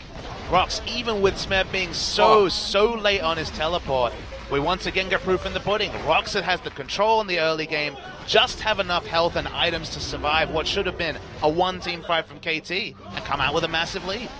It was so close, too. I mean, the Lamb's Respite went down at just the right time. Let's watch that again. Chains of Corruption used only on score. I mean, Kuro is out of position. Everyone's out of position, but the work the Lamb's Respite does, look at the low flashing health bars on all of those 3 damage dealers. Kennen comes in and zones some space, but they just have enough damage. Everyone melts. The snipe onto the Kalista was majestic from Jhin. He actually would have got the double kill if not for Poppy dying too quickly. Would have been triple, actually. But the crazy thing is that KT basically fought on the outside of the Lamb's Respite while the Rocks Tigers were fighting inside of it. So when KT was taking all this damage, Rocks Tigers were just not dying. They couldn't be killed, and then they got that heal at the end, and everyone was low enough that they were able to just pick everybody off one by one. And that fight also demonstrates why the Kennen pick was so clutch, because think of another fight where it's a Maokai or a different champion than Kennen. Fly had to position so defensively and then use his ult to push the Kennen away, whereas if you think of what Faker's been doing in team fights, get in there, use the ultimate to push everyone out of the Lamb's Respite, they all die, instant triple kill, the game is over, the fight is over. But because of the threat of the Kennen, Fly had to be so defensive, even with Cleanse, even with Flash Up, and the result was a resounding Rocks Tigers team fight victory. That is a crazy thing to think about, right? That we've got a team that's winning because of Kindred ult against a team that has Azir and Gragas. It's not supposed to work like that. It's all about baiting the cooldowns, holding on to things, and the Kennen threat, the threat of the Kennen is honestly the difference between these won and lost team fights. I love fights that are fought on a knife's edge where both teams have answers to what the other team is fielding. And so far it's been Rocks just inching ahead, but only inching. Yeah, but that inch is pretty close to becoming a mile now that they're about 8,000 gold up on their opponents, pushing into the mid lane now. No Baron buff or anything like that quite yet. They do have their second dragon. Prey just trying to force people away with that Jhin ultimate. And wait for it. Oh, misses it. Oh, here comes Someday from the side. Gorilla misses his pulverize. They need to be careful here. Someday taking some damage. He's tanky, but he's not 1v5 tanky yet. Only Gorilla is a frontliner, so he's happy to be the one taking all the focus fire. Has to blow his ult, though. Yep. Someday coming back in again. Kuro does not have his Chains of Corruption right now. Not yet. No one can walk up to wave clear. Threat of the poke coming through from Varus, threat of the poke coming through from Jhin. Rocks Tigers basically monopolizing both sides of the jungle, and that just means the gold is only going to balloon against KT. Pretty much. So what's it going to be? Smeb just going to split push again. He's almost got his teleport back again. Well, the issue with having these 4 ranged auto attacker comps is that Rocks can't really do Baron. No one's going to tank it, so true. They aren't really able to bait Baron very effectively. KT ever wins the fight, Someday can tank it forever. Yeah. I mean, if Rocks Tigers win a big fight and there's nobody left on the other side, I suppose they could take the damage that it would do them to do Baron and not really have anything to worry about. When you think of good Baron teams, you think of Baron damage, and you sometimes forget about the tank. Because remember, Kalista, Varus, Jhin all do decent Baron damage, specifically the Varus, who has the percentage health shred on his W. But the big factor is that if you're trade tanking, everyone gets low. Even if you finish the Baron, an instant ace is very possible from the side of KT with the team fighting prowess of Azir and Kalista. So, again, can't really bait around Baron. That's the one hole that Rox Tigers really can't fill with their team comp. Yep. And here comes Rox Tigers again. So if you can't team fight and you're really good at poking, just keep setting up around the mid lane turret, and there's just really no answer that KT can do apart from looking for an engage. And we saw how the Rox Tigers did engaging 8,000 gold behind in game 1. Yep. It can be done. That's true. Well, it didn't work for Rox, and I don't think it's going to work for KT. Score's really low somewhere else on the map. Yeah, that's right. Might have just gotten poked out, I guess. And they're going to go for Baron, though. They've got wards spotting them. Let's see if they actually do it or if they just bait this one. Achani coming up right now, Score on his way back too. Teleport up for Someday, so yeah, Rox Tigers just going to try to bait this for a little bit. Someday's showing on the map, won't have access to home guard boots, but of course it's Rammus anyway, so we'll have plenty of movement speed. KT have had enough time for Gragas to respawn again. We see proof in the pudding. Yeah. A different team comp, Rox definitely tries to rush down the Baron with the smite chunked out, but just not an avenue available to them this game. True enough. Someday just back to split pushing in the bottom lane. Getting tanky though. Maybe it's not going to be a factor, but it's getting there. You know, it's hilarious that there still just aren't really any wards from the Rox Tigers. There's just a couple near mid, and that's it. See, for you it's hilarious, but for an analyst like me, it's a bit chilling. It makes me think, maybe this is a team that could lose to anyone on the right day. There's a lot of Jhin traps around. It's fun how Jhin, like Kalista, has that extra utility that will make him relevant if the numbers are there. Traps really do choke up a lot of space if they're used effectively. True enough. And they scale with AD and do magic damage, so it's actually they're doing, relevant damage as the game goes on. Just ask Caitlyn. Ah, yes, Caitlyn. We saw a couple of Caitlyn's. Oh, Someday poked out. Yeah. Which again, remember, he's taking that poke from one ability against an AD with armor stacking. It's pretty crazy. You know, the wave clear is still good though for KT, so it's hard for the Rox Tigers to push in. It's only really good because they're wave clearing at their inhibitor turret, where there's no threat of a teleport fight coming through. Finally, Azir can walk up. Finally, Kalista can walk up. But they're very much bunkered in their base, which is why Rox keep showing up around Baron. True. And they're going to try to bait it again. Big wave pushing in the bot side, so Kennen has to go and answer that. Close to level 16, which is a really big spike. In fact, Ping's level 16 now. Level 16 means that Kennen has enough bolts just from his ultimate to start up the whole team. You don't have to get a W and you don't have to hit anyone with your E. So now he has AoE lockdown, which could be very significant if they can set up some flank wards. Could be good. Yeah, just in general, the team fighting has looked a lot cleaner this game for the Rox Tigers. Only one person dying so far. Just Prey when he got kind of caught out in a silly way earlier. Devour been completed for a while as well. The items are certainly there, but when you're such a squishy lineup, the right flank comes through. Okay, teleport coming in from behind. There's Someday to engage on the Rox Tigers. Lamps just might dropped right away. Wow. Whoa, Kennen! And a lot of Tigers players knocked right out. Varus gets taken down. Prey a little bit low, has to back away. Gorilla doesn't survive the fight either. That was crazy. But in the end, Rox Tigers disengaged unwillingly from that fight. They will trade unfavorably with KT. KT rushing right over to the Baron. Yeah, disengaged the wrong word. They were ejected out of the fight. That time Azir was able to hit. Oh, as we're seeing a lot of poking come through. They're trying the Baron, KT. Fly taking a lot of damage. A little bit more will do it. And there's Smeb with the kill. They have to disengage from Baron. KT may have overstayed their welcome. Someday turning around, but Smeb right there. Peanut trying to do damage, but there's a kill coming in from Arrow. Rox Tigers have to get out of there. Score so low. Wow, kills on both sides. It's so close. In the end, each team basically fights each other to a standstill. KT, with their team comp, with the ability to answer Lamb's Respite, were able to win a team fight 8,000 gold behind. Super well done. First with, we're going to see the replay on this. Remember, we talked about the defensive use of the Azir ultimate previously. This time able to push a couple of members away, but the note button is so significant. Lamb's Respite gets no value. Kennen ulting basically finds no one. Level 16 Kennen just going with the hula hoop ultimate. Really well done by Hachani in particular. First time we're seeing support Kennen in about a month. Getting a lot of value with the full channel of the ultimate. Yeah, but getting knocked out right away, that doesn't do you a lot of favors. And we saw the attempt at Brown. This was maybe, again, with the 8,000 gold disadvantage, biting off more they can chew. Good job by Smep to poke them away. It ends up being very even, but given that the numbers disadvantage was there for Rox Tigers. Well, this was just crazy, man. I mean, it was so close. Kills traded back and forth. Going even with the numbers disadvantage suits Rox, and they don't give up the Baron significantly. Well, they get the third dragon, too, which is really nice for them. So we see one team fight where Rox takes control of the game because Fly has to hold on to his ultimate defensively. This time can use it offensively. And again, in an 8,000 gold drop, KT find a team fight win.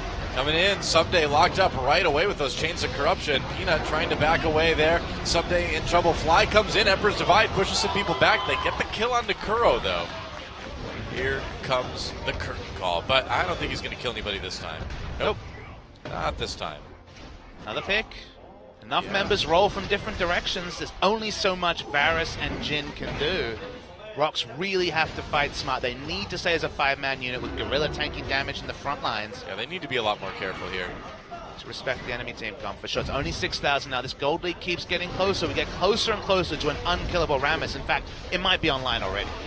Yeah, very true. He may not do a lot of damage, but it's hard to kill. Rox Tigers coming in to try to stop this Baron. They've got Kalista, though. Baron getting low. Can they possibly steal it? Prey's going to try. They're going to go for it. They don't get it, of course. It's so hard to take it away with that Kalista Rend.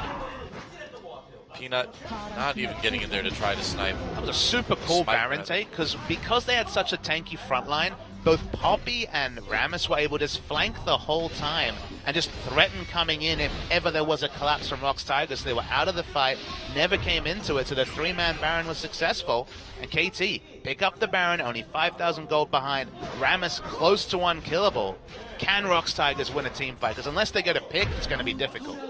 Rox Tigers were looking good, but it feels like they just got a little bit sloppy, and finally their team comp is starting to catch up with them.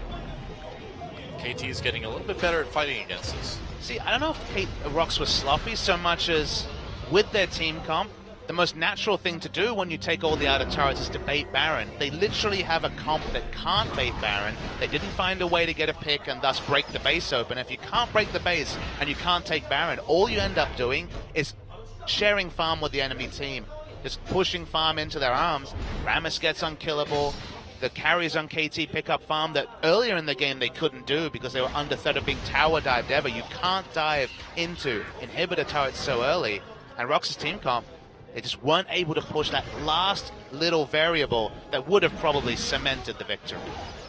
I think that little variable could have been vision too, because they sure were getting flanked pretty effectively in the last 10 minutes or so. You know, vision would certainly help with some of the variables for Rox, but yeah, I think so. Old habits die hard, though. I suppose. And they're going to lose their mid lane turret. KT with a big comeback. They've cut this lead down to about 4,000 gold. They've slashed it in half.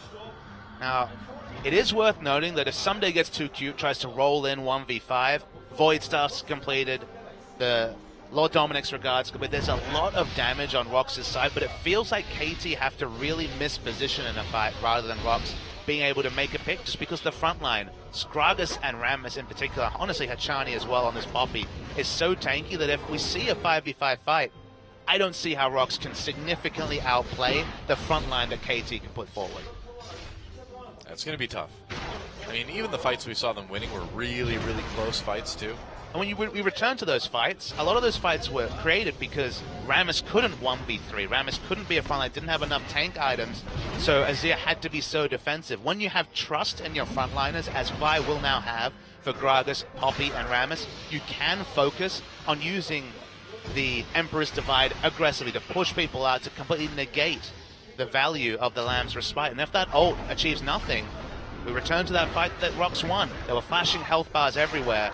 Those flashing health bars are gone. It's going to be 3 kills. It's going to be a team fight win for KT. Yep. KT, though, playing it safe, playing it methodically. How safe should you really go if you're KT, though? Giving away a 4th dragon, I think, would be the bridge too far. They've got good vision around it. There's no flank wards still for Rox Tigers. They've never had a hope for the great flanks that Kennen is able to put out just because their vision has been shallow the whole game. In fact, they don't put out wards, Doa. They just put out the traps, I think. The deadly blooms, the closer they get to wards. They are teleport That's what targets, it's looking though. like. I mean, this is something we've talked about all season, where we knew the vision was going to eventually be a problem for this team. But they were so good at getting huge leads in the early game by just getting in and killing the other team that it didn't really matter. And now we're in a situation where they are really struggling to do that. They can't get into the other side of the map, kill off the enemy team, and get a big lead that way. So now, not having enough vision, not really knowing where the enemy team is starting to really hurt them. And again, we come back to Team Pump. So often this season they got a huge lead. This game, we're just watching, they got a huge lead. But then they had initiation everywhere. They could get a pick, they could force a kill, and then take inhibitors. They don't have initiation in this game once they've got those safe turrets out the way. When the enemy team is fighting in their base, Kennen initiation isn't going to be enough. They don't have the pick power of an Ashe. They don't have the engage of a Sivir, and that's why they kind of look ham-fisted, because they're not putting down wards, they don't have engage, and they can't bait Barons. So the Rox Tigers, honestly, don't know how to win at this point. They're just almost at the mercy of KT Rolster. Pretty much. I wouldn't call it ham-fisted, though. I mean, more like beef-fisted. That's fair. Skrilla is... Apologies to Alistar. He's Alistar, yeah. Again, he wears cowboy boots. How much apologies does he really deserve? It's creepy, but it is what it is. Here comes the dragon. Rox Tigers really want to take this one. 5 dragons seems to be kind of their key to success. Teleport coming in, though. KT wants to stop this. Achani flanking from the top side, too. There's Someday. Dragon is taken by the Rox Tigers, and they need to get out of there. The disengage is good, and so KT just a little bit slow at reacting to that dragon take from the Rox Tigers. And KT was sloppy. They had the timer, and specifically, Fly was just farming towards where his inner turret would be in the mid lane. He wasn't in position, so if KT had overcommitted, their Azir wouldn't have been there to, say, deny the Lamb's respite or really make any damage impact. So Rox Tigers, against the run of play, take a dragon they really had no business picking up. Yeah, but that's really big for them, too. I mean, because now they've got that 5th dragon pressure. Now it's going to be harder for KT. Well, I mean, I guess the timers don't make it harder for the Baron to be taken, but going forward, KT needs to be really aware of that. And it's more significant than you even said, because we'll come back to what Rox Tigers lack. They lack initiation. Well, guess what? If the enemy team has to fight you around an objective, you don't need initiation. Suppose. And Rox are really good kiting back. You know, Chains of Corruption, so much easier to use defensively. Even Kennen can use his ult defensively to zone space. If Rox can stay in the game at this particular situation, marginally ahead in gold, they'll get the fight that they were denied for the last 20 minutes around the 5th dragon and maybe pull out a win that they just couldn't quite cement in the early game. Yeah. This has been a pretty back-and-forth game number 2. It's been an exciting one. It's been two teams that understand what they need to do. Rox looking a little bit clueless on how to finish. Again, they didn't really have the resources to do so. And now we get this really tense finish. Rox Tigers, talk about tense. Oh, Fly locked up. He's got to get out of there. Miss and miss. One more. Doesn't quite hit it. Prey trying to get him with that Jhin ultimate.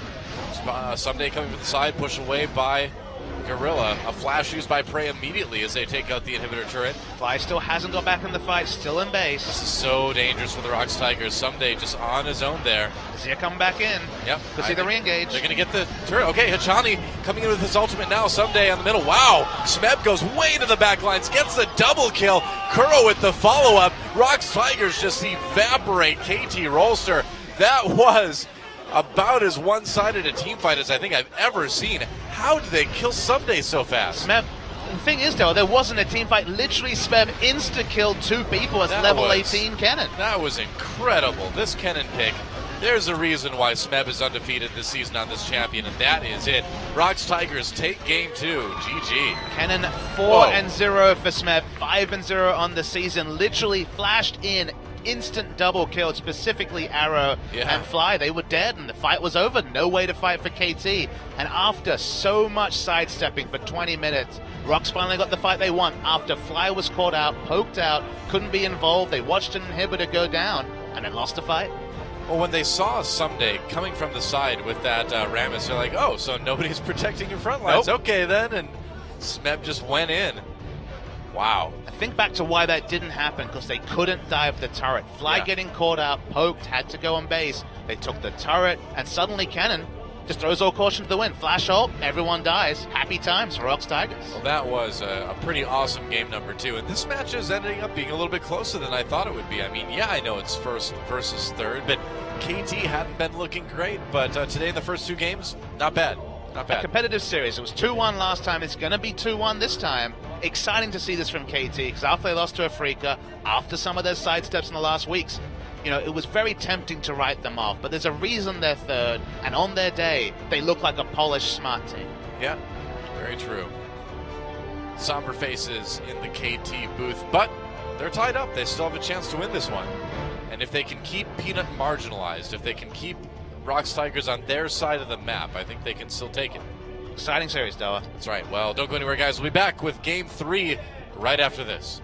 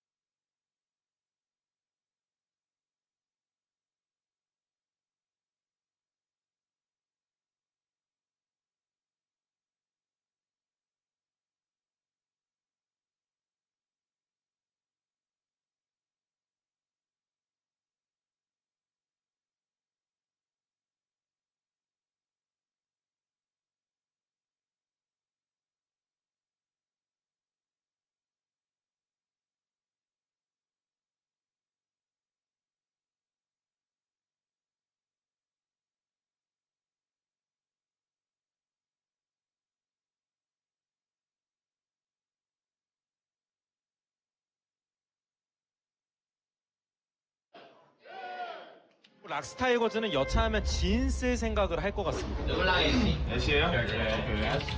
애쉬를 쓰려고 저런 밴을 했네요. 플러스.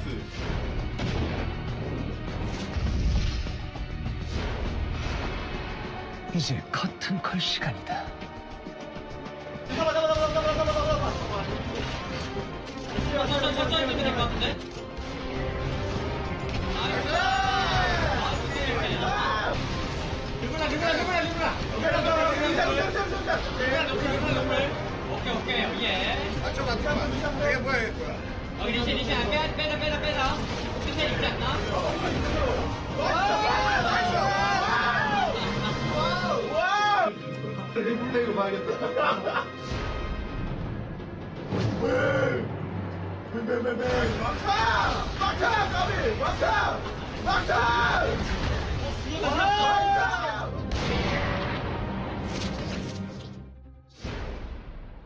영호야, 한순간이다.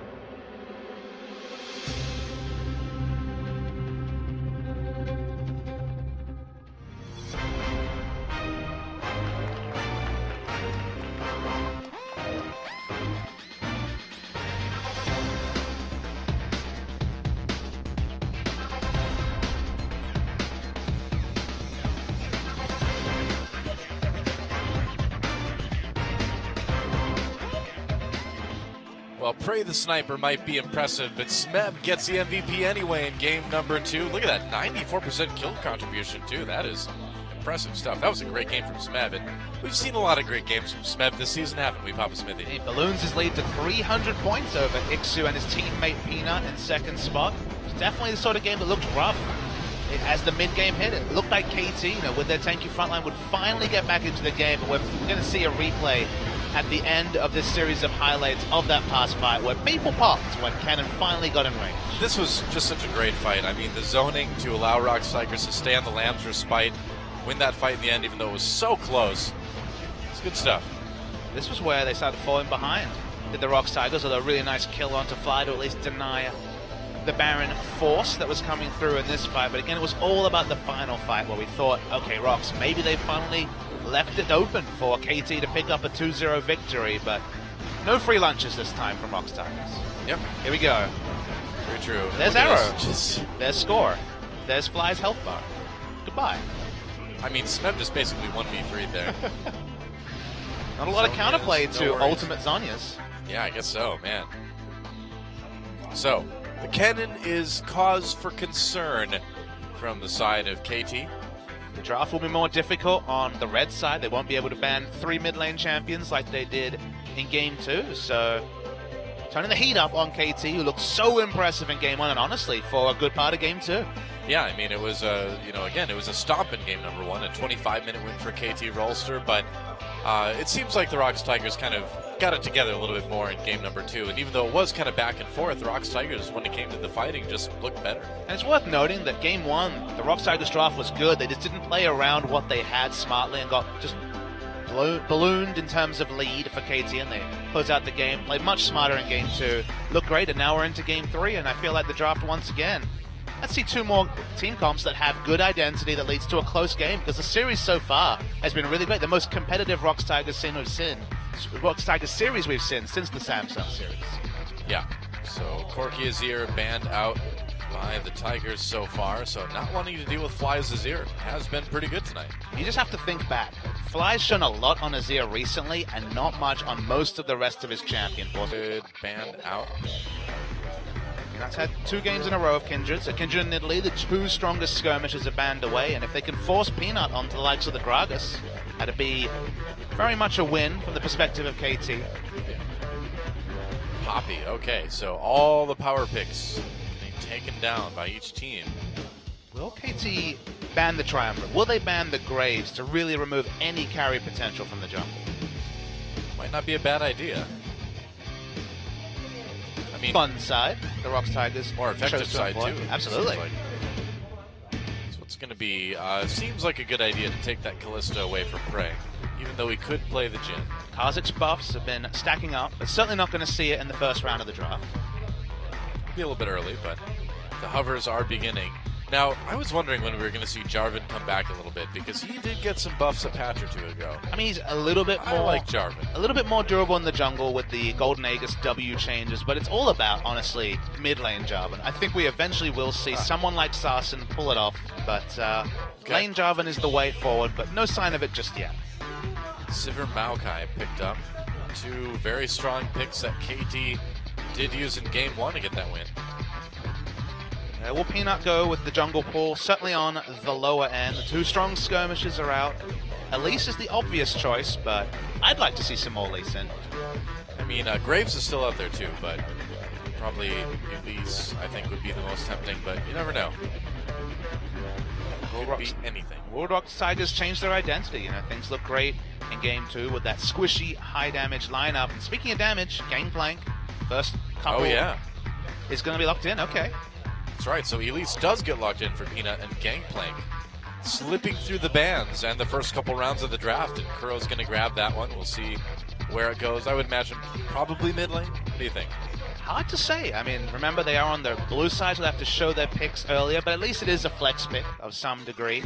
Worth noting that in Game 1 and 2 they had Kindred, a farming jungler. Now they have Elise, a jungler that is a strong ganking jungler, so you have more room to pick something like Gangplank that does want to scale up, that does have trickier lane matchups.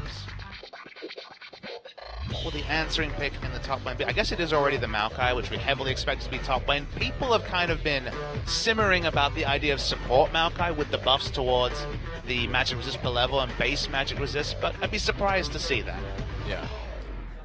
Well, Score could take that Graves. Seems like a logical choice going forward, and maybe you grab the Braum too, I suppose. So saving that mid lane pick for last. Yep, they will take Graves and Braum. LeBlanc was banned away, I believe, in Game 2. So real potential that we'll see Rox go for the LeBlanc mid. They need to go for a safe mid lane, as you mentioned. Kuro will be counterpicked by whatever Fly is going to look for. The Lissandra is definitely the obvious choice from the side of Rox. I bet a lot of Lissandra, and it does have a lot of good matchups. That's true. We hadn't even talked about that the Lissandra is still available. Lulu did get a little bit of a nerf in 6.2, but she still seems pretty good. Oh. But the priority has gone down today, hasn't it? I invite a world where Lulu is not pick ban in the mid lane. That's how it used to be. Okay, here's the rise that's been, again, Kyle Tempo was talking about it previous to the series. People are really liking flex pick Rise. They like him in both top and mid lane. He doesn't have the same playstyle because, of course, Rise was all about those chain routes and just meaning he couldn't run away. It was great in the top lane and the long lane. Now it's about the burst. The Q specifically got a lot of buffs in terms of damage. It's a shorter trade, but it's a very explosive one, and the ult cooldown is shorter, so you can get some really good all-in burst trades. So I expect it to be, I mean, it's just going to be one to monitor. EasyHoon's been playing it for Vici Gaming over in China, but it's our first Rise since the real rework earlier in the season. Yeah. No, we did see that Fizz last week from Faker, but what's it going to be for Fly this time around? He still has a LeBlanc to choose from too. I'd love to see the Twisted Fate. I don't know if this is necessarily the match, but he's been simmering and thinking about picking it. Malzahar is one of his solo queue specials, so it's probably not going to be that. Or is it? Oh, I would love to see the Malzahar. Oh, baby! Are we actually going to see it?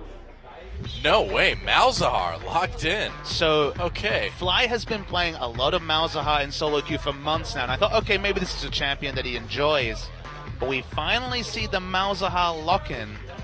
Interesting. Malzahar applies a lot of lane pressure, forces an early Quicksilver Sash, so the itemization, just like Skarner from the jungle, Malzahar will force that early Quicksilver Sash, and we've got a lot of heavy carry builds. Rise, Gangplank, both function on very heavy builds in terms of gold. You have to spend a lot. You know, Gangplank wants to avoid defensive itemization wherever possible. And okay, he has the oranges, but delaying their itemization in any way is very desirable from the Malzahar. Looks like it may be a mid lane Rise, though. Yeah, looks like Kuro will take that. Yeah, that Nethergrasp obviously a concern. This is a tricky matchup for Rise because it is. Rise is going to keep pushing in the lane. Sorry, Rise is going to be pushed in consistently by Malzahar's E. The kill pressure is going to be significant. Where's he going to find the time to build the Quicksilver Sash? Interesting draft from KT. Yeah. And not something that I think the Rox Tigers really expected to play against today. And he recognizes that he's got a good lane matchup, Doa, because he changed at the last second to Ignite mid over the teleport. So kill pressure onto Rise will be massive. All right, cool stuff. It's our first Malzahar in a very, very long time.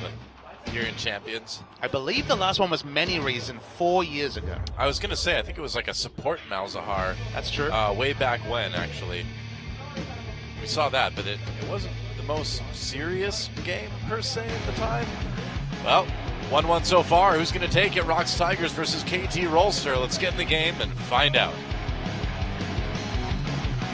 Everybody wants to rule the world. There's a room where the light won't find you. Holding hands. All right, welcome to Summoner's Rift. For an exciting series here to start the day. And to start the week as well. Rocks Tigers versus KT Rolster, and KT trying something very different for their final game. And let's try and audit what this Malzahar pick means for the texture of the game, because we've just seen two very one-sided early games, both eventually translate into a win, obviously more decisively by KT in game one. Look at the lanes we have here. Maokai, definitely going to have lane pressure on Gangplank early, ability to push with the saplings. Sivir, enough said, going to be able to push in waves as well. What does Malzahar do? What has he famously always been criticized for almost is that he auto-pushes the wave with both his passive and just his suite of abilities. Lots of AoE in that kit. KT can apply pressure in all three lanes, and Score can either counter jungle or happily farm on the Graves. And if 3 lanes fall behind, we already saw a preview of what that looks like. It looks like game 1.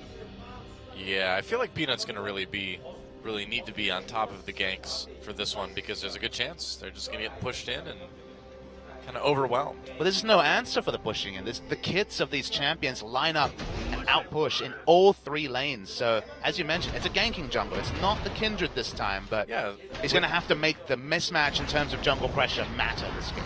Right. And for the first time tonight, we do see standard lanes as well. Big win for KT. They're going to have pressure on all 3 of them. They wanted standard lanes, and they got them. Yep. We'll see what Gorilla and Prey can do. We get to watch Malzahar. How fun. Yeah, just really, really different. How's your play-by-play Malzahar? You got all the ability names down? Yeah, sure. Malefic Visions, all that good stuff. Score going in on a Peanut. Score getting a bit low, though. Peanut looking for his first kill. Flash from Score, flash from Peanut. And there he is, the Battle Ward. This time, though, the kill came to him. That was a significant misplay from Score on one of his trademark AD carry Yeah. junglers. He missed the end of the line. In general, he was the one who had the face check advantage. You expect him to hit his skill shots. You expect him to have the aggressive invading advantage, but caught with his pants down. Yeah. Actually, surprisingly, boys, skill shot accuracy is usually super on point, but significant misplay, and now no buffs, so Score should be able to pick him up because of the standard lanes, so no other invasion potential. You can see on the minimap actually calling for jungle pressure, or at least lane pressure from the Malzahar, because he does not want to fall behind and lose any buffs, and that's why Gorilla's pushed up and put down vision around his blue. Yep. A little bit of forward vision. Not something we saw a ton of. Super against type for Score. He's usually so solid, so dependable, but man, really screwed up there. Yeah, and I mean, giving Peanut first blood like that is just pretty much the last thing in the world you ever want to do for the Rocks Tigers. And that's the crazy thing. Peanut earns first blood so often with his aggressive play. That's the highest first blood rate in the league at 65%. Yeah. And then to be handed one through poor mechanics, I don't know if that's the least you really want to give Peanut, because, man, this guy goes off the chain plenty of the time. Yes, he does. You know, off the chain is like meant to be a good thing, but in League of Legends, you don't generally want people off the chain. You want them on the chain. I mean, So depends being- on the perspective. For League, it's more like that was so on the chain. I mean, Fresh, that was on the chain. You Man. think of the chains, right? Most people, the one team wants the chain to hit, and the other team wants to get off the chain. So Sure. I think it's a matter of perspective, though. I suppose. I'm a chain is attached kind of guy, not a chain is unattached kind of guy. I don't know what that means. It's like a glass half full thing, but you're Ah. a support player making all the sick plays, dude, obviously. That's fair. I want to see those chains hit. Yep. That's right. Despite the invasion for vision, Graves does pick up his blue buff. It's going to be a max of the E. I believe that's the Malefic Visions. Yeah, that's right. So that means he's going to keep auto-pushing. I see arguments for, honestly, Q or E as a first max from Malzahar. With the Q, you do have that really long-range long duration silence. I believe it's almost 3 seconds, 2.6 second AoE silence, and good poke coming through from it, but it is just going to be about wave pushing from the Malzahar. Probably. A little bit down in CS already, though. Oh. Nope, no free backs. No. No recall there. Usually surprisingly tough to CS with Malzahar. He was kind of pigeonholed early in life as, well, you just put down the E auto attack and you get most of them, but in a world where people get perfect CS, you can miss them just because of the nature of the Malefic Visions bouncing around. Yep. That is true. Praying Gorilla continuing to keep this pushed up. Surprising with the potential to push in all lanes. It's actually Rox Tigers who found the push advantage. Making me look silly. Well, they need it too. We talked about why. I love that Gangplank skin. Popeye Gangplank. Sailor at basically. Oh, all right. Someday gets caught a little bit. They're going to go in onto this one. He still does not have his flash. I think early on, Smeb may have won a 1v1 up and top and forced that flash from Someday. We didn't get to see that, but that flash has been down for about that long, so I'm guessing that's what happened. I mean, Someday is one of those few top laners that will look for that fight at level 2, level 3, will look to the aggressive line. I mean, he built Rod of Ages on Maokai in game 1 and may look for it again here in game 3, so going with Typer. That's the sort of player he is. He likes to make those aggressive moves, but the downside is opens himself up to jungle aggression with using the flash so early. A little bit, yeah. And Smeb's already got a nice big lead up in top lane. And oh boy, here we go. Score. Gotta be careful there. Oh, Score gets the big raptor too. Nice. Smites it away. Nice claim. Seeing the early push. It's going to be Rod of Ages from Fly.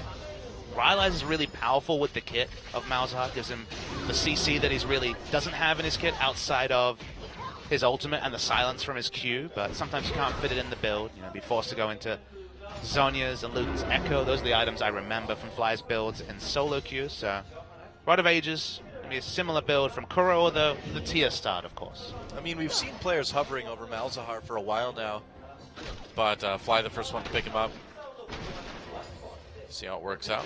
Malzahar is honestly the one champion who, when he had the big change, which was making it so that he could move while he cast a W, because for a long time he was like Gangplank and couldn't move when he used his abilities. Right.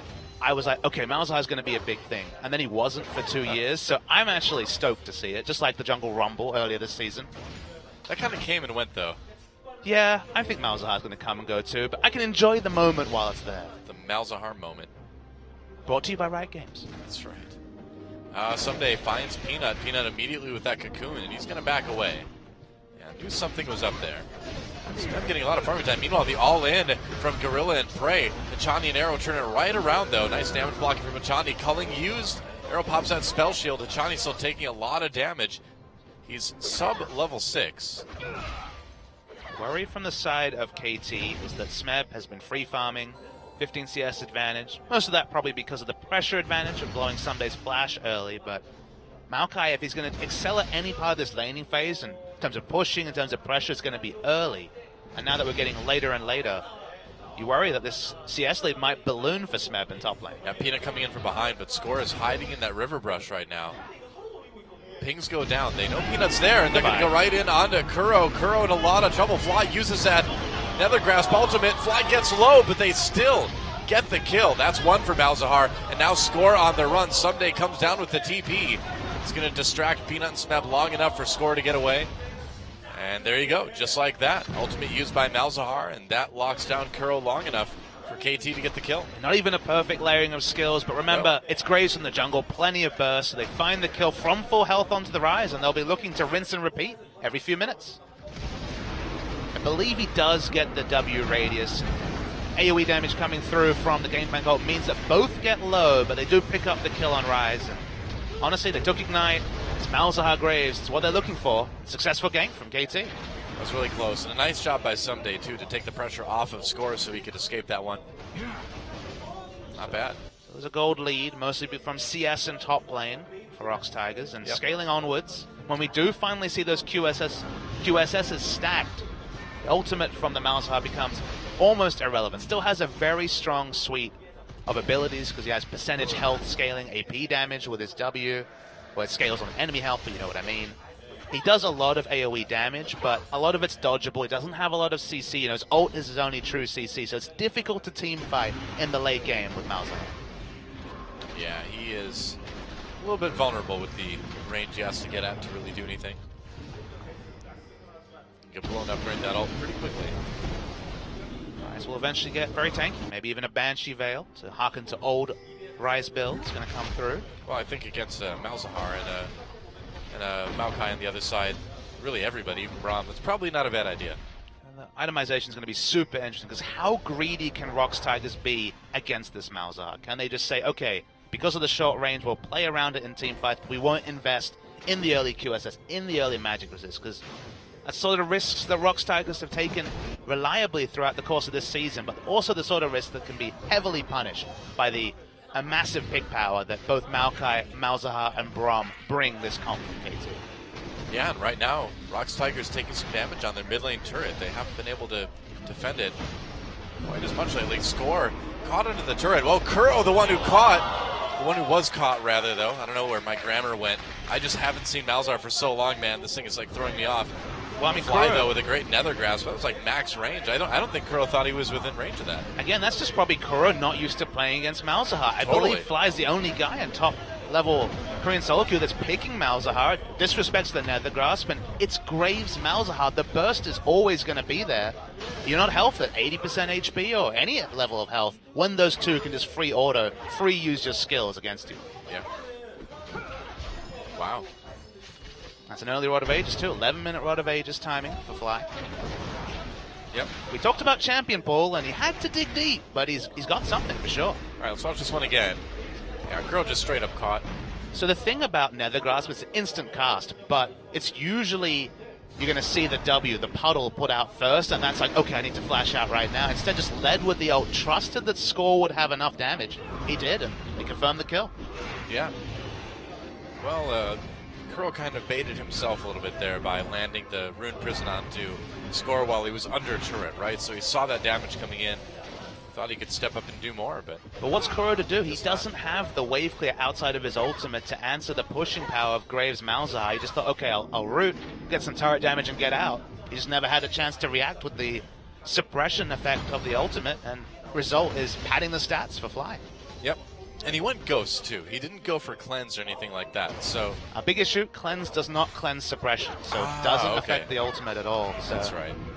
It's been a while. Understandably, though, don't worry. Yeah. Like you said, I think it's our first Malzahar in, like, at least 3 years.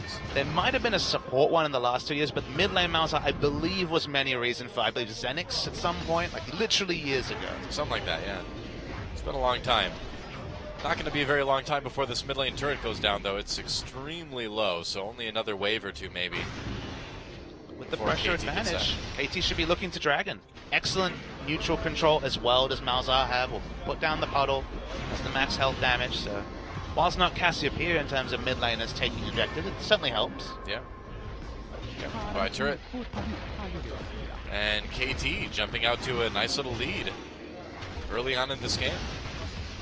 See two unique mid lane picks, but definitely advantage Malzahar in the laning phase and in a lot of lanes. Remember, Rox late game, it's still Gangplank Ryze. Whatever you think of the Ryze rework, he is still very, very powerful in the late game. Gangplank, enough said. Rox have a lot of late game power, but KT needed to really get a snowball to get advantage. They have the stronger early game power spikes, and so far, so good. Yeah, Smeb does have a nice CS lead up in top lane, and that is maybe something that KT will need to be worried about later on. Oh, Flash, never mind, they're going to go in on doing Peanut with the Cocoon to keep Score back. Fly has now Flash. Just running, that's right, Fly flashes, gets that Nether Grasp onto Peanut. He is doing so well with this Malzahar, man. That's like 3 ultimates, 3 kills for KT. That's the reality of suppression. It's why back in the day, Malzahar Warwick was the ultimate combo, though. Suppressed for days, what you going to do? But Not knowing much his range is the big thing. Nether Grasp has deceptively short range, but trusted in the flash ult, no way for Elise to get out. You can't repel that, Elise. And another kill for KT. Yeah. Fascinating, fascinating game. Yeah. I definitely did not expect to see that today. 6.6. One series, we've seen Kennen, we've seen Rise, we've seen Malzahar. Great world we live in suddenly. Yeah.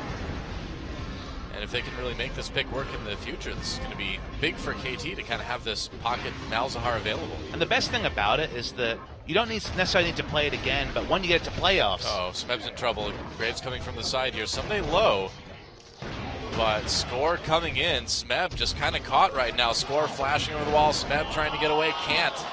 Another kill for Score. KT starting to pull ahead a little bit. Right. 4-1 up in kills.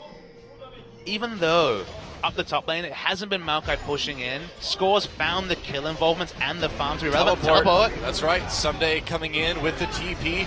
They've got Prey locked up already. Exhaust was used. Sachani low, but here comes Someday to try to clean this one up. Prey on the wrong side of this fight, and Arrow's going to get an easy kill onto him. I guess Sachani steals at the end, which I totally approve of. Fly came down, but he didn't get there in time to really help out. But the big thing is Fly is getting to these other lanes first against a Ghost opponent. Remember, Rise doesn't have teleport, has Ghost, but it's not the Dade Ghost where we used to see him play Rise and Ziggs and Ghost between lanes. He's been holding onto that Summoner, and it's literally contributed nothing in the first 16 minutes. Yeah, well, he's kind of becoming a Ghost opponent in a different way. It's very true. That Rise not doing a whole lot just yet. The worst possible type of video game Ghost, because not even the Ghost from Mario Kart, which indicates the best possible lap. This is just an absent Ghost. That's right.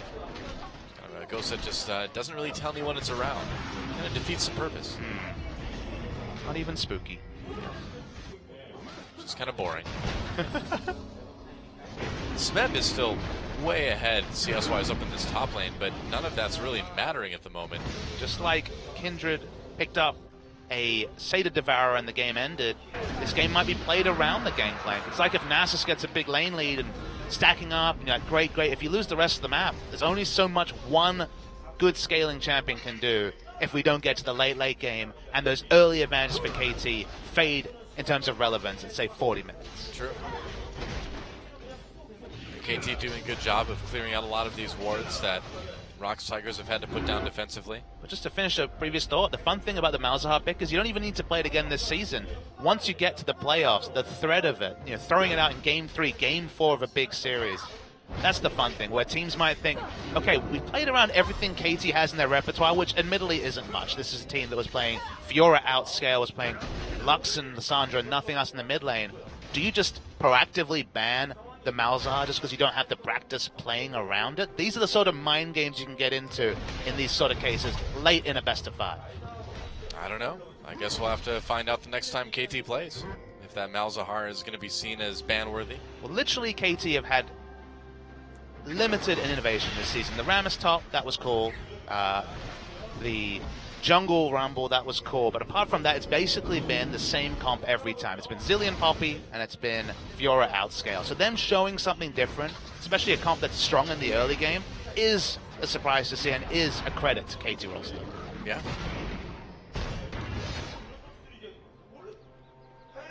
Rod of Ages again from Someday. Yep, just going for a little bit more damage. Seems to have been working out for him pretty well. The Score's been doing, aside from that early death, aside from that early death against Peanut, Score's been doing very, very well this game. Aside from almost throwing the game at level 1, he's been done very well. Well, it's amazing that he's recovered so much, and a lot of that is just because he's been able to help Fly pick up these kills. He's got great lanes to be Jungle Graves in. He's got Maokai with point-and-click CC. He's got Malzahar with point-and-click CC. He's got Braum Sivir in the bot lane. This is a jungler's paradise, and even though it looked like a jungler's hell for just a couple of moments, he's made the most of it after the misstep. Yep.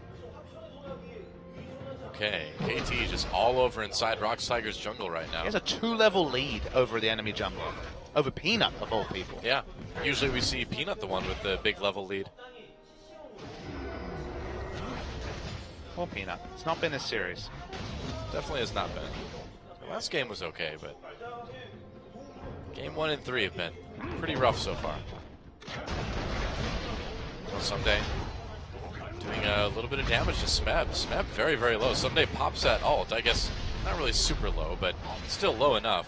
I'm actually kind of surprised Smeb stuck around that long. The base values are high. The AP scaling is good. You don't usually think of the damage from the AoE as an ult, I guess. What just happened there? So he spotted out that 2 people were coming, but didn't put together they were just taking the blue buff and weren't looking to gank. So defensive ult is wasted. Long cooldown ultimate as well. Yeah. No, but what you're saying makes sense. He may have thought they were trying to flank him. Maybe they were. KT trying to find Kuro here. Over the wall comes Someday. Twisted advance onto that rise. Kuro running for his life, but he's got 4 members of KT chasing. Smeb teleports down, sets up some barrels to kind of split up KT a little bit. Actually does end up saving Kuro in the end. Yeah, the Ghost also was meant that even though the W and Q hit from Maokai, it wasn't enough CC. It was able to ghost away, so that time it's effective, but only in a purely defensive sense, as both teams just kind of pick up without any losses. Yeah, Fly wasn't able to get close enough that time, I suppose.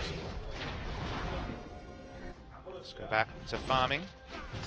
Kuro has definitely been under attack significantly this game, but CS has been very good. Actually still ahead in CS despite the 2 deaths over the Malzahar.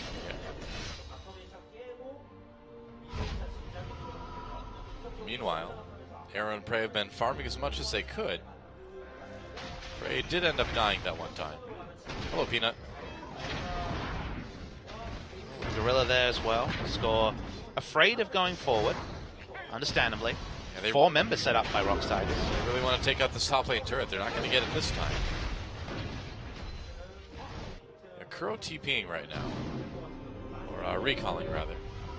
All of KT's pink wards are basically invested in the enemy jungle. They have a lot of control over the red side jungle of Rox, which is very relevant in a minute and a half when Dragon come up, but for now, they have to play defensively around the top side. Oh, yeah. As usual. But again, I mean, just look at the vision from these two teams. KT with a lot in the jungle of the Rox Tigers, and Rox Tigers here we go. Really not much. I mentioned that KT have good Baron damage. Malzahar brings good control around Baron, and we saw some pings onto it. Always the outside chance that KT will try a pre-25-minute Baron. It's possible. Like, okay, someday find Smeb walking right into that tri-brush. Smeb on the run already. A lot of KT members coming into the jungle to see if they can help out. Smeb trying to get away. He's got his flash. Here comes Gorilla. Score chasing, though. Arrow, the rest of KT is right there. Gorilla too low, gets hit with that nether grasp. And another kill for Fly comes in.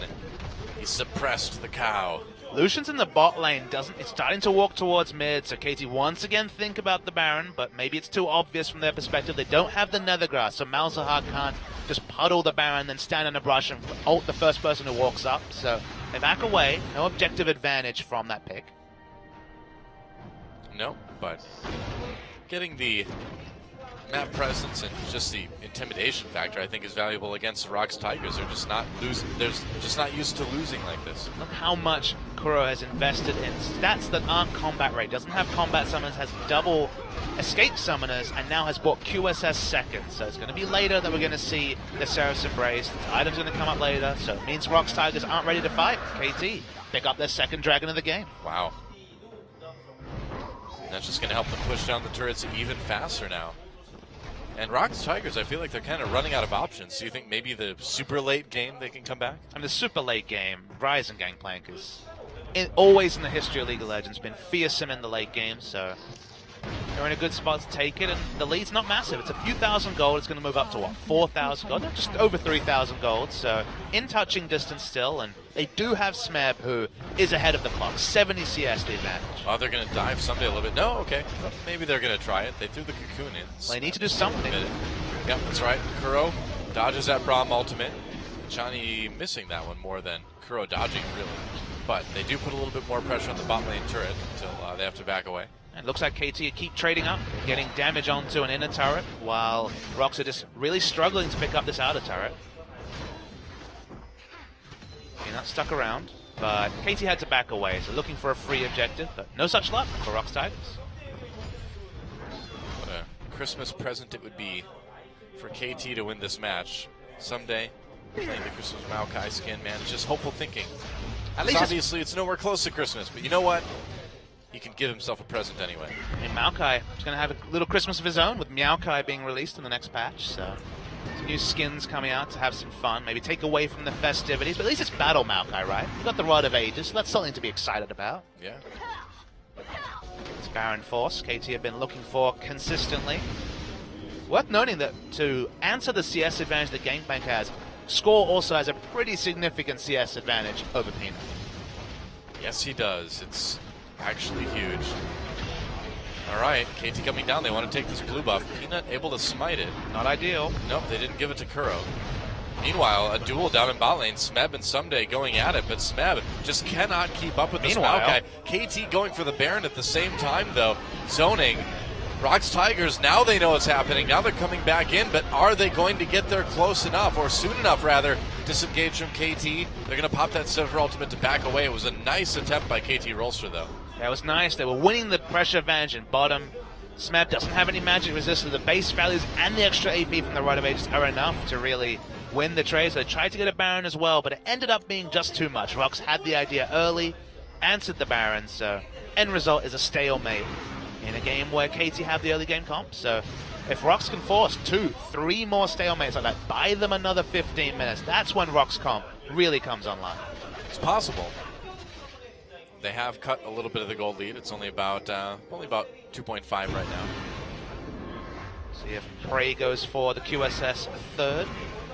It's always fun to track things like QSS when it's against, say, Malzahar or Skarner, where literally you have to build QSS. You learn a lot about what the play style of a team will be based on when they finish those items. If they finish double QSS early, it means they want to lane. It means that they realize they won't have team fight items, but they just want to be able to lane without fear of being ganked or died. If they don't build them, then they're trying to fight early and just really take it to the enemy that has the strong CC before the QSS is necessitated. Right. This game was early QSS from Kuro to try and get some extra farm. Waiting on the one from Smeb, from Prey, sorry. From somebody. Somebody. It's Somebody. Prey. We just got back to Korea Somebody, yesterday, someday. man, so Jin-Air. Anyway. it's about this time of night our brains are going to start to turn off a little bit. No, we still have another series, though. I know. A good one, too. It's going to be great. Always fun. Right after you travel internationally. Prey pops the culling, pushes KT back a little bit. One of those games where KT has excellent Baron threat. They realize they don't have the longest range, so Baron is their playground. Oh, Silveralt used. They're going to go in on this. Gorilla's very low already. KT, someday using that teleport. Gangplank ult, those zones people out. Smeb just dropping the ult. Smeb cancels TP. He did actually, yeah. And KT's going to go right for Baron. Smeb walking all the way back across This is the risky map from now. KT. It is. Gorilla low, though, coming in. Prey firing from the outside. Somebody's going to jump over the wall on top of him. He's on his own. Fly got the kill onto Gorilla already. Baron getting low. Members of both teams getting low, too. Baron eventually taken by KT. They lost Someday, nearly lost to Johnny. That's about it. They win the fight. They take the Baron. KT just in firm control of this game now. That was really assertive take from KT. Remember, they're all getting that magic resist shred against a mid-game Ryze who can just throw out the E and burst multiple members, but smartly peeling away the AoE damage, the nether grabs onto Peanut. Peanut could do nothing. Remember, you cannot smite while you are suppressed. You can while you're stunned, but not while you're suppressed. So because he was suppressed, no way to contest, and even though the jungler was in melee range of the Baron, there was no threat of the steal because Malzahar kept the ult to deny it. If you are suppressed, you can't contest. That's how it is. Busting the rhymes, though. I love it. I don't know if I'm busting the rhymes, really. I'm more like delivering them gently. I don't know. You're taking the William Shatner approach to rapping? Yeah, just really, what? Huh? He raps? He had a Whole rap new album world. that was hilarious. Okay. Oh, boy. Score a bit low. That's not so hilarious for him. But Peanut, not able to find him. Goes back to the red buff. They're going to give that one over to Prey. Did he really have a rap album? He does a lot of speaking songs where he doesn't actually sing, he speaks them. So, no, in other words. Look, it was a rap song in an album. Okay. Give me something here. I don't know if I believe you. Pressure for KT is still strong. They still have the Baron, of course. Rocks very much trying to wait out that timer. Curl coming down. Excited to see what late game Ryze brings after the changes. Again, first time we've seen Ryze since the change, since the rework. Well, how late do you think this game needs to go before Ryze? Oh, well, never mind. He may be turning online right now. Johnny blocking some of that damage, but Score taking a huge amount before he does. It's all about target selection. I think against the squishies, definitely going to be doing plenty of damage. Whoa, Arrow, the barrel's hurt him a lot. At GPL used, Arrow forced to flash over the wall to get out of it. Barrel Arrow ate the barrel link, took 60% of his health in one crit, has to back away. And that's the end of that siege. So Breathing Rox Tigers successfully kind of holding off that Baron buff for the moment. And that's the damage that comes through before Infinity Edge is completed for the Gangplank. Coming soon, though, as third dragon comes through for KT.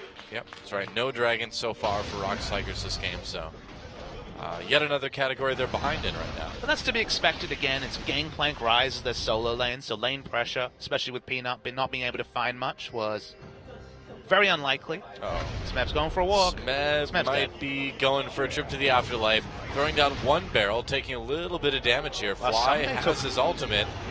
They're going to try to get in. Smeb flashes. Wow, gets out. I'm surprised. So Someday took literally the worst path. I was gonna say, yeah. He thought that Gangplank was going to run up towards the base of KT and then just got juked and couldn't get fast enough, didn't have flash, so that should have been a kill and wasn't. Yeah, I was really expecting the Twisted Advance to come in. And Rox get a free turret while KT kind of meander trying to pull off a gank. Yeah. Still have a lot of pressure on the bot lane, though, even though they don't have that Baron buff anymore. 5,000 gold lead, or they're up as well. Yeah, looks like they'll get the bottom tier 2. There's teleport, it's about 10 seconds away, and obviously Lucian doesn't have teleport, so Rox have to be careful. Oh, Prey is just kind of on a mission by himself. Interesting to see Prey go for the Lucian. You know, that wouldn't have been a unique pick for him in previous seasons, but very much been Ashe, Sivir, Kalista this season, rather than so much Lucian play. Yeah. You know, sometimes an Ezreal too, I suppose. Only Bang playing the Ezreal recently. Like everyone's kind of dropped away, despite there being no direct nerfs. I guess the ult nerf, you know, made there being just less poke from range, but Blue Ezreal, outside the ultimate, still very strong. No QSS still for Bray, so this is very much man-moding from Bray. He's trying. Against Maokai Malzahar Braum, so QSS can't come early enough. Yep. Basically tells you that Prey is going to stay on the outskirts of the fight with this mid-ranged AD carry and Lucian, so it's going to be all about Fly, just kind of flash his way onto the Lucian wherever possible. And it is the Rylai's, so this is something that actually opens up Fly to be late game relevant, is that, you know, with the slow of both his Q and W, more people spending more time in the puddle, specifically taking percentage health damage, gives Malzahar the CC in late game fights that, again, he lacks because QSS negates his one true CC in his ultimate. Yeah. KT, though, it seems like they're having a little bit of trouble sieging into the actual base itself. Have Sivir, so Sivir Graves have great turret damage, but not the best range. You know, they're worried about Rox Tigers looking for a Rise Binding and getting a pick on someone, so Baron is their best objective. They've got one, the next one spawns in a minute 45. They've got 3 dragons as well, so it's very much the neutral game from KT. Yeah, kind of the slow, methodical closeout that we'll see if they can pull off. For now, though, they've got all the pressure. No wards at all. So Rox Tigers out on the map right now. Peanut's Out on taking the other side of the jungle, anyway. this Peanut build. He's gone super aggressive, haunting guys after Man, Rylai's and Runic Echo. That's seems kind of brave. when they have no frontline out of an Alistar. Seems reckless, to be honest. Yeah. I don't know, man. Maybe he feels like he needs to carry. Seems that way. But if you can't trust late game Rise, late game Gangplank, and no QSS Lucian, That's the thing, isn't it? like, that's not building to what your team is doing. Your role in these fights is not to delete people. When you have 3 true damage dealers on your team. Peanut's role is always to delete people. Well, Not saying he's going to be good at it, but it is what he does. that's why people say meta changes. How does Peanut cope in a more tank-centric jungle meta? And that hasn't come just yet, but it's games like this that give you a preview of maybe his inflexibility to things like alternating those build paths in particular.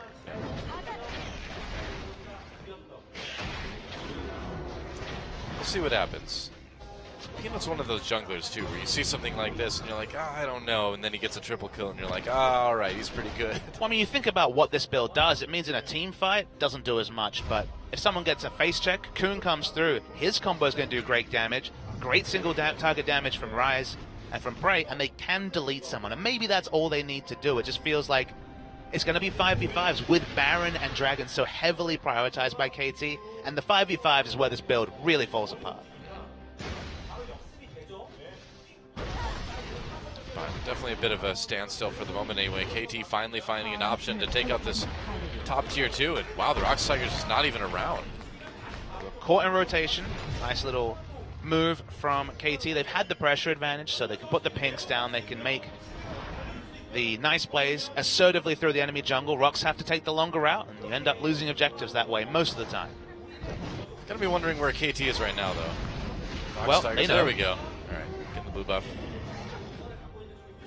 They should know that they're near the Baron. It was all stood in vision, so they have a very good idea of where they're at. Probably. 4th dragon spawning in 30 seconds. Will Rocks be able to contest? That's the question. Oh, they're gonna have to. Or they will lose everything. Not if Well, the 4th except dragon's this. everything, but getting there. It's everything. It's the road to everything. Well, Peanut catches Hachani, but he's a little bit too tanky for any sort of follow-up. Rocks playing smartly. When you know the enemy team wants a safe objective, you make them face check into the Baron, which KT doesn't want to do. Wow, Smep takes a lot of poke damage from Arrow. Yeah, I mean, just nobody on Rocks Tigers is tanky right now. Not at all. Not in the slightest. Really is when he's got his ult up, but that's about it, I suppose. This Rocks comp echoes what they played in the second game against Kongdu Monster, a game they almost lost playing an all damage comp. Score just soloing the dragon while KT just keeps an eye on the Rocks Tigers. Very, very sustained. And doesn't really look a lot more easier.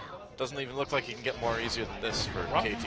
Rocks definitely know, and obviously confirmed now that Graves have been off the map, and so is the Dragon, but no way for Rocks to outplay that, and that's smart from both teams. Rocks decide, okay, we can't fight for this 4th Dragon. It's not worth making our last stand over a 4th Dragon. We'll just move towards Baron and force them to react to us. And KT sending 4 men, 4 strong players towards that Baron means that it's enough to stop Rocks starting it, and Graves gets a solo Dragon. So smart use of resources from both teams, but KT, because they have the advantage in this part of the game, get what they look for. Pretty much.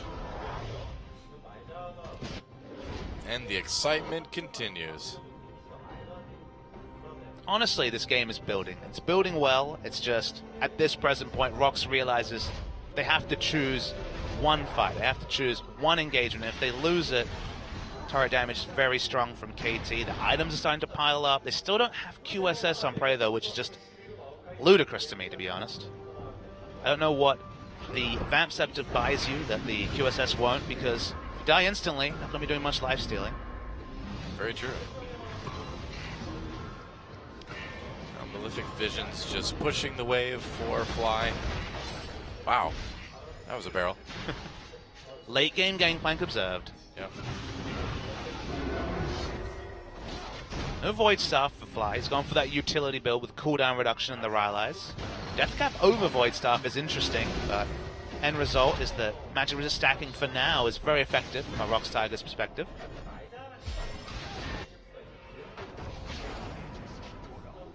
And it feels like Rocks. the game's going to really be played in about 4 minutes, though, when 5th Dragon spawns. Yeah, not much going on until then. Rocks Tigers have put a couple wards down by Baron, but that's about it. And KT, I mean, they really have no reason to try to push any harder than they are right now.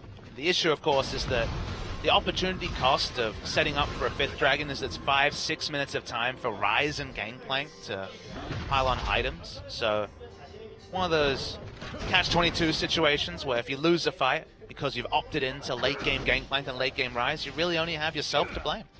Yeah, pretty much.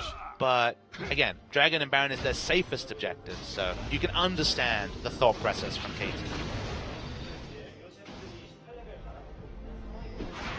Pushing up waves. Yep. Not making waves, though, Dar. Nope, Nami's not really played anymore. I miss telling her to shut up. I never thought I would, but That's an abusive relationship right Now there, that she's- Doa. not from my side. She's the one who keeps singing. You're the one that keeps telling her to shut up. The poor defenseless. She should. But only sometimes, depending on what she's wearing. Apparently, yeah. I don't know what it is about that outfit. It's ripe for song. I guess. Do you have a song outfit, Papa Smithy? Describe for me your song outfit. My song outfit. I bet it would be like a hat. What with sort like of a hat, though? Like a, oh, what I thought. KT Gorilla's might taking a lot of have free found damage. an opportunity onto Gorilla here. Twist advance brings Someday in. Prey from the side, trying to get some damage done with that Lucian. Gorilla pops his ultimate, stays alive for now. GPL doing a little bit of work, but Someday is just this unstoppable front line. Kill comes in for score right away. Fly flashes with that ultimate, and now the Rocks Tigers on the run. Yeah, score cleaning up the fight. Double kill for him. Kuro not really able to do too much, and just like that, just a little bit of mispositioning, I guess you could say, from Gorilla, and led to a big fight that KT took pretty easily. Kuro's still walking, but no friends on that direction. To find as much space as possible. Might actually try to push up the top wave. He might think he's safe. He's going to back. Probably be fine, but He is definitely not safe. priorities, though, mean that he might get away, Doa, but it's going to be at the cost of Baron. Yep, not much he could do. And you just, when we see a replay of that last fight, or I guess it wasn't really a fight if you think about it, the big thing was that Gorilla and I believe it was Peanut were taking free damage from Graves walking backwards when they have no front line. Gorilla got chunked out, eventually just got focus fired. They have no tankiness outside of that. You know, watching the replay, so Smeb and Gorilla, if you're taking free damage with no front line, you're going to be turned on. And even through level 2 ultimate, Alistair dies, and Rocks have to go in every direction. They can't play as a 5-man unit because they don't have the tankiness to deal with the comp that comes through from KT. Someday is unkillable, even though they've all built damage. Yeah, Someday's just way too tanky right now. Rod of The Rock Ages, Tigers to deal with it. Randuin's Frozen Heart, Spirit Visage. Interesting game. Well, I mean, it just seems like the Rocks Tigers had a plan, and it's not working so far. Not really feeling the value of the late game rise, I have to say. I was skeptical of the pick, but people have really been talking about it as being, once again, this threat, but maybe it's just being forced into the QSS that you've lost the mid-game burst that you have with the higher base value on the Overload Q. Maybe. I mean, that early game from Fly on that Malzahar was just monstrous. I mean, I don't think Rocks Tigers were expecting to have to deal with it. They couldn't deal with it. Gave KT a big lead, and they've never really lost it. I never thought there'd be a series between KT and Rocks in 2016 where Fly outpressured Kuro significantly, but this has been the one. Yeah, on Malzahar nonetheless. Culling pushes back the wave a little bit, but KT still with a lot of Baron pressure here. 5th Dragon spawns now. Yep, and I don't think that Rocks Tigers are going to be able to come anywhere close to stopping this. Prey is walking towards the top side, They're so just going to give it up. man, Okay, then. giving up a 5th Dragon is so painful, but they tried to contest around Baron and that didn't go so well. So That's true, and if that didn't go well, I mean, you wonder what would ever go well for the Rocks Tigers. and now you have a massive Someday. I mean, turret dives looking very realistic with Someday if he's the one taking aggro. Very true, so KT pressuring this mid lane inhibitor turret should go down easily. Yep, inhibitor in trouble too, with Johnny just throwing up the shield, soaking a lot of that damage. So KT doesn't need to worry about it. There it goes, just like that. Mid inhibitor taken by KT. And the slow but inevitable push to victory seems to be continuing here, and Rocks Tigers really could be facing their second match loss of the season. Yeah, looking very likely, honestly. I don't really see any way back into this game. They have a lot of high damage dealers, but someone's going to have to get around Someday to deal damage this backline, and that's not looking trivial. Wow, using the gangplank ult just to stop the wave. Doesn't even stop all of it. Nope. Baroned up minions, 5th Dragon spawned as well. You saw Malphite just walk up to a turret, zones away multiple people, and with all the different buffs coming through from 5th Dragon, turrets die almost instantly. Yeah, pretty much. Minion wave pushing in top's going to take a while, but also will provide another headache for Rocks Tigers. Yep. Is it time for the miracle barrel link? We already saw Arrow chunked out of a fight 10 minutes ago, but the 80 items are certainly there for Smeb. It's possible.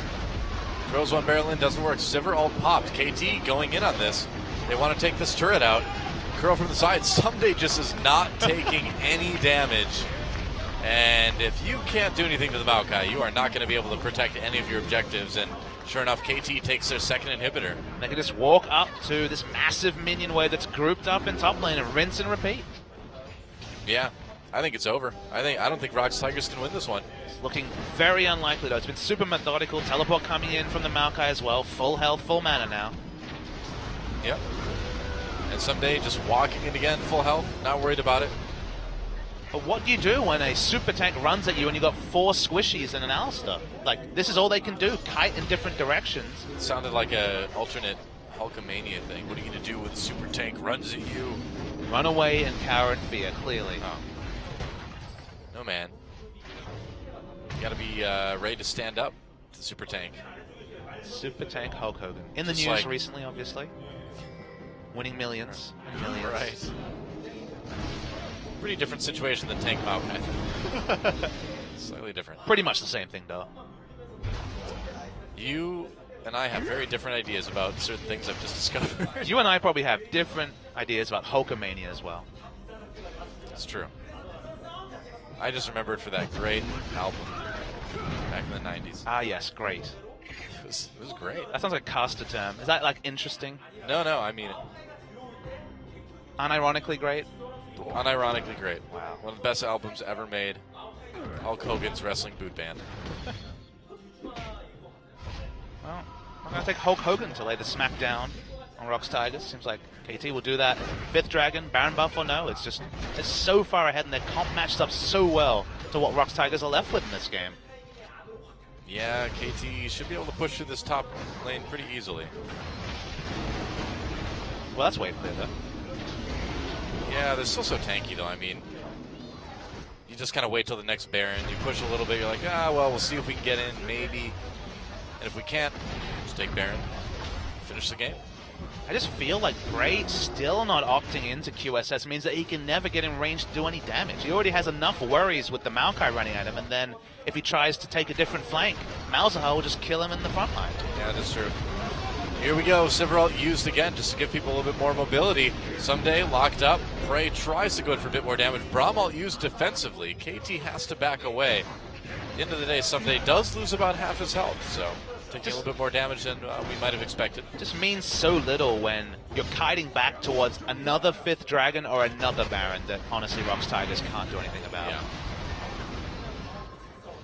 That's right. All right. Might as well keep the pressure on. Someday's got a lot of his health back.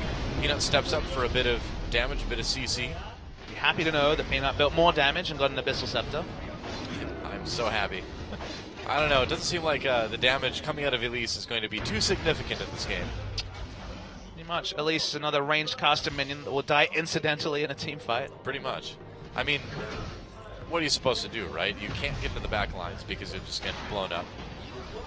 You can't do anything about the front line because you don't do enough damage. You're also Elise, and you throw out a Cocoon, and then you got no other CC, really, to stop and peel. So the Maokai will be stopped for a half second, and then not much really to speak about there. Yep. I don't really know what the Rocks Tigers been doing this game, though. It's been odd. Again, the I lack think- of QSS is like mind-blowing from Evolution. Yeah. I mean, the real story, I think, is just that early game, the score and Fly were able to put together for this Malzahar. That was a really impressive part, and just the way that KT was able to use this pick and make it so effective, too. They picked the right lanes for the Graves as well, you know, point-and-click CC, top and bot. Sivir great at proccing the concussive blows from Braum. KT have done everything right. They played it methodically. You know, it's not the most exciting in the last 15 minutes or so where they've just been playing around neutrals, but they've played it smart. But Rocks, there are answers from items to deal with this comp. It's not like you can't build lifesteal when you get a QSS. It builds naturally into the Mercurial Scimitar. So I'm just do not understand what Prey's been doing with the build. Well, looks like 5th Dragon number 2. Rocks Tigers going to rush the Baron. I don't know if they can take this in time, though. Doesn't look like it. Rocks Tigers going for this Desperation Baron. Even if they get this, though, how are they going to fight a KT team with 5 Dragon stacks? Yeah, the Rocks Tigers back off, but now they're kind of stuck a little bit in their own jungle. I mean, Sivir just pops their ult, and they're able to rotate from Dragon to Baron in an instant. So, look, smart try by Rocks Tigers, but honestly, low percentage and then some. Ajani actually looking for a flank. Yeah, think about coming from the side. He's got the Braum ult, uses it to slow up Kuro just a little bit. Gorilla over the wall to stop his team. That is a huge amount of damage from from that rise. They get one. Rocks Tigers, though, occupied. Double kill for Peanut before the end, though. Someday on his own. There's another kill for the Rocks Tigers. Are you kidding me? Are they actually turning this around? Flash Root Prison gets cleansed right away by Score. Turns it around for the kill from that Graves. Gets the double onto Gorilla. KT turning it. Smeb comes in with the teleport, though. Can they chase down Arrow and Score, though? Peanut laughing, man. He got a double kill somehow, some way on that Elise. I don't know, man. You see flashes of brilliance sometimes from this Rocks Tigers team, but seems like they're still a little bit too far behind this game. Should have been a 4 for 2. Both Gorilla and Kuro die right at the end for free, basically. Just to AoE bounce and bursts of burn damage. We're going to see the replay. Watch for the barrel link. Chani goes for the flank. Watch how much damage one set of barrels does.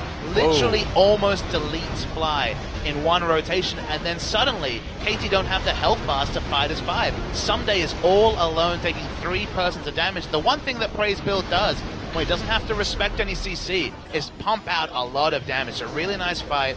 We're seeing in the minimap though, on the inset in the screen, that Praise able to keep the Nexus turrets alive. That was a really close fight between KT and Rocks. Yeah, it was. I mean, if they had kept a couple more members alive, Rocks Tigers might have been able to take the Baron, might have been able to make something happen, and now KT is just going to get basically a free Baron off of this. Yeah, no way for Rocks Tigers to do anything about this, but if the last fight confirmed anything, double Infinity Edge Trinity Force Gangplank and do damage.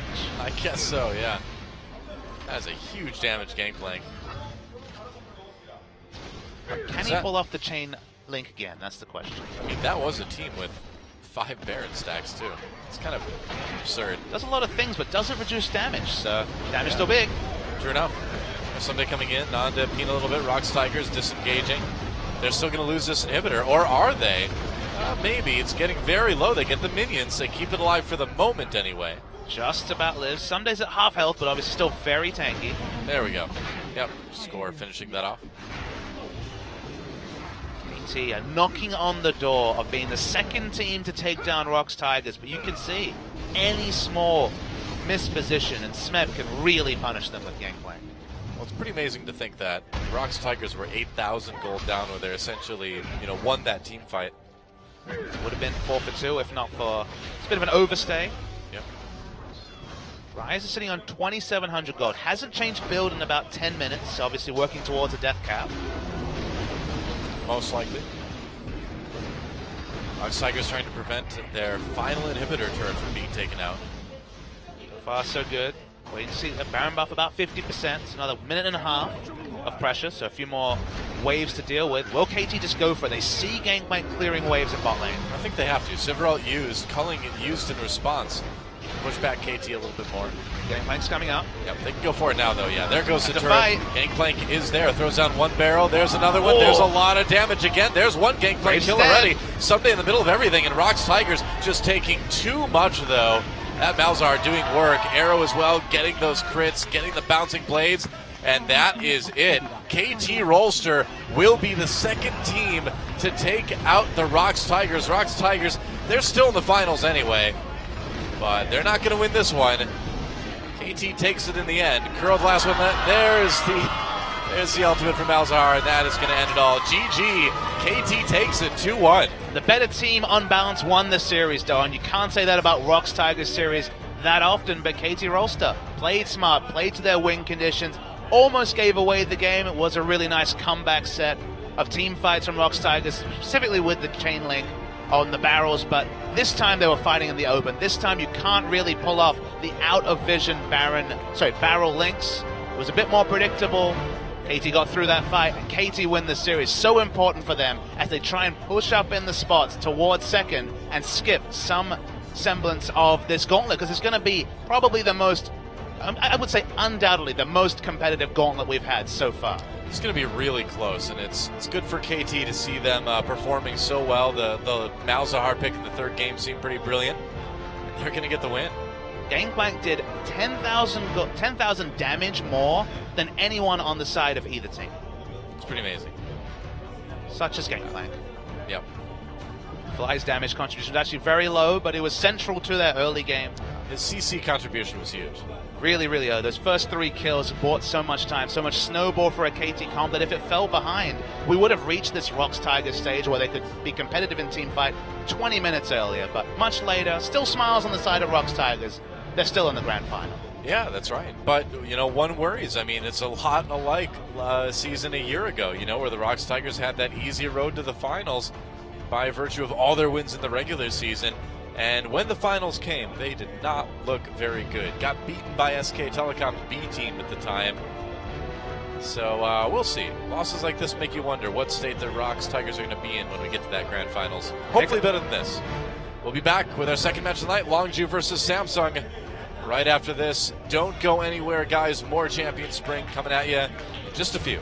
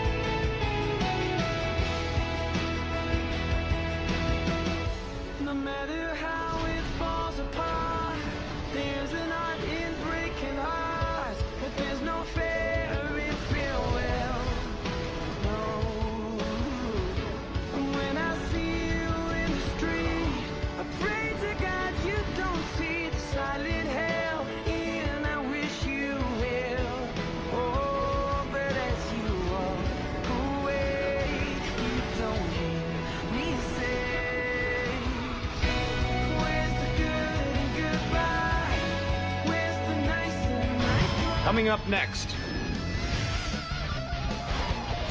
Longju Gaming, Samsung, Lotte Kokalkon League of Legends Champions Korea Spring 2016, Round 2.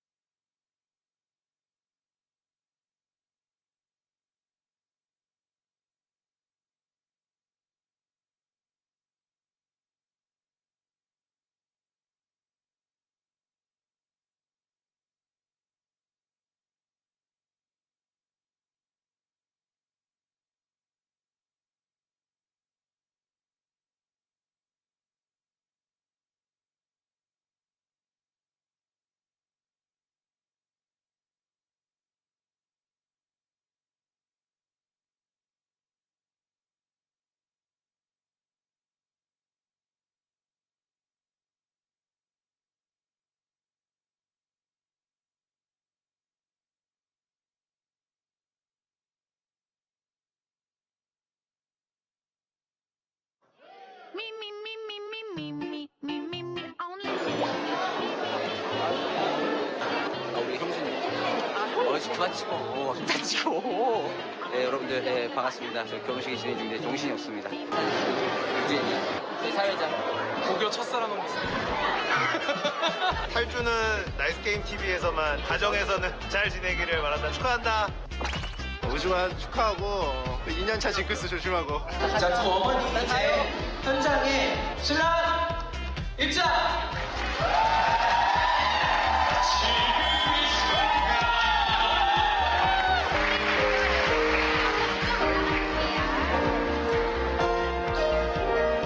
아, 당군 형 정말 축하드리고요. 정말 부럽습니다.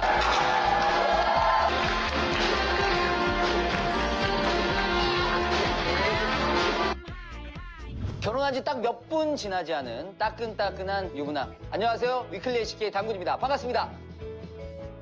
제가 이번 주 위클리 LCK에 나오지 않을 거라는 모두의 예상을 깨고 이번 주에도 어김없이 여러분들과 함께하게 됐습니다. 근데 결혼식 당일까지 촬영할 줄은 진짜 생각도 못했습니다. 지독합니다. 이 오지엔 제작진분들. 아무튼 유부남 당군과 함께하는 위클리 LCK 지금 바로 시작합니다. 승찬이 형, 배신자는 뭐다? 처단이다. 배신자는 뭐다? 처단이다! 지난 1라운드에서 아나키 시절의 코치 하창이에게 참교육을 당한 아프리카가 오랜 기다림 끝에 배신자를 처단하는데 성공합니다. 배신자 처단 후 그 기쁨에 회식으로 고급진 랍스타까지 먹었다는 아프리카. 하지만 이게 끝이 아닙니다. 복수의 화신 아프리카. 이번엔 두 번째 배신자 처단을 예고했는데요. 그리고 아직 배신자가 2명 더 남았는데 나머지 2명도 꼭 처단하도록 하겠습니다. 아프리카의 다음 타겟이 된 CJ 운타라 선수와 버블링 선수. 과연 남은 2명의 배신자도 처참하게 처단당할 것인가. 누아르 영화를 방불케 하는 아프리카의 대복수국. 다음 주 4월 8일 전주에서 개봉박두합니다. 많은 기대 부탁드립니다. 자, 우리 롤챔스가 이 정도입니다. 1인 락스타이거즈와 승강전이 확정된 콩두 몬스터의 대결. 이 정도 차이면 당연히 락스가 콩두를 20분, 30분 안에 컷! 시키겠지 라고 생각을 하셨겠지만 땡! 롤챔스 본선에 올라온 팀들이 괜히 올라온 게 아니에요. 안심하며 TV 보던 락스 팬들의 심장을 쫄깃하게 만들었던 꿀잼 장면. 끝났어. 아, 쏘리. 아, 내가 미안하다. 그거 시비를 조심해야 돼. 시비를 조심해야 돼. 끝낼 수 있어. 진짜 끝낼 수 있어. 끝낼 수 있어. 합전멸이 됐네. 아니, 막았어. 마음 시비가? 아, 괜찮아. 해볼만 하기도 하고, 뭐, 알아서 해봐. 잘해봐. 본키고 형 잘해봐.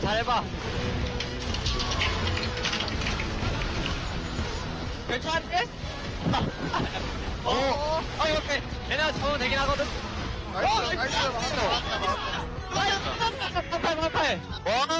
와우. 다행이다. 가자. 아. 자, 지난 삼성과 진해의 경기에서 이번 시즌 3호 펜타킬이 터졌습니다. 그 주인공은 바로 미드라이너 크라운 선수의 바루스였죠. 경기 중에 엠비전 선수가 펜타! 라고 외치는 말에 함께 힘을 모아 크라운 선수에게 펜타킬을 모아줬다고 하는데요.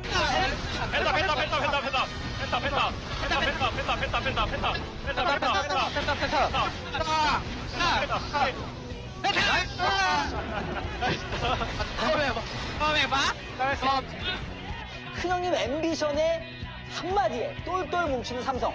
그나저나 앰비션 선수 진짜 무섭나봐요. 동생들이 말을 너무 잘 듣습니다. 혹시 펜타가 아니라 펜다? 펜다? 뭐 이런 건 아니었겠죠? 자, 그나저나 대단합니다. 결혼식장까지 쳐들어와서 결국에 이번 주 위클리 LCK를 촬영하고 말았네요. 대단합니다, 진짜. 여러분들 오지엔의 미래가 밝아요.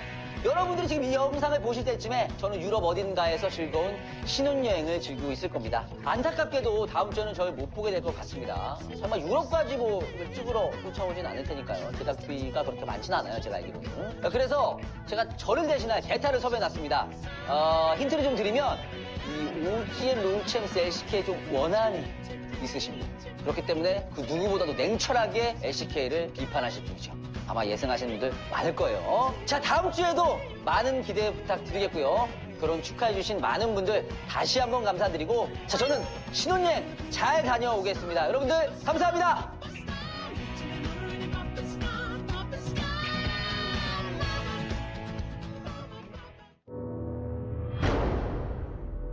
Welcome to your life.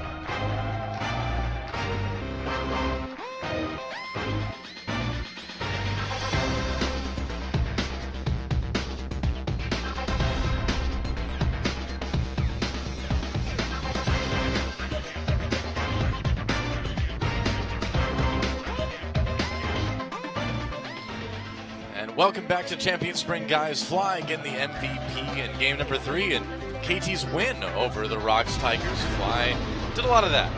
Lots of flashed in, pressed R, and killed people. Lots of deadly Malzahar ults, especially in the early game, set the tone for what was an impressive win for KT. Wasn't always the most attractive game to watch, especially in the late game where KT were kind of relegated to 5th Dragon and Baron stacking duty, but in the end it was very effective and only the second series loss of the year for the Rocks Tigers. Yeah, and I mean going forward, you wonder just how seriously the Rocks Tigers are going to be, playing a lot of these matches. They really don't have any reason to reveal anything, or try that hard because they're already in the finals. You think of SKTT1 last year when they were basically ironed on for finals, lost to CJ Enters who were on the downswing, didn't show much for a month, and then 3-0'd KT in the finals. So, as you say, hard to say exactly how significant it is, but it is significant for KT Rolster because they're basically ironclad for the playoffs now. Yeah, that match much more important for KT Rolster than Rocks Tigers for sure. But we do have a double MVP interview with Fly, and Robin will be translating for us. Thank you very much, gentlemen. And unlike usual, I have no idea what you're saying because Heroes of the Storm stole our radio equipment. Aww. Anyways, let's get into the interview booth with our sole MVP recipient of the day, Fly of KT Rolster. Congratulations, Fly.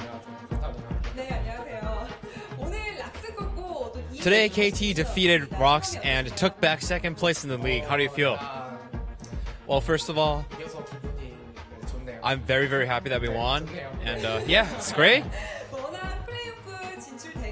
Now, playoff contention has been a very bloody battle so far in LCK. And because it was Rocks, we think you would have prepared really hard. Well, I practiced a ton of Azir because I wanted to play him. And I played Azir. And it was against LeBlanc in the first game. And I didn't think we would win, but we did. So I'm very glad that happened. Now, because it was Rocks, you probably thought you probably would have expected to lose. Well, yet no. I thought so, but at the same time, no. Yeah, I didn't think I would win the lane against LeBlanc in that game. But in the early game, the trading went really well in my favor. So yeah. So Fly, unlike usual, you seemed very serious inside the booth today. And were you perhaps triggered a little by people saying that you are unstable a little bit? No, I don't give a damn about those comments, and I just try really hard to do my best. Yeah. As you mentioned earlier, Azir was your MVP champion in the first game. What do you think of Azir? Well, personally, I don't really like Azir too much, but all of my teammates think Azir is a great pick, and they kind of forced me to play him. So yeah, I don't really like Azir. And yet you still won the game together with your teammates. And in the first game, you guys broke the 100% win rate of Crow's LeBlanc this season, as well as 100% win rate of the Rocks First Dragon. What do you think is the reason behind you being able to break Rocks? Well, it's because I won lane, Yeah, and my teammates played really well. And because I won the lane, the game went really easy for us.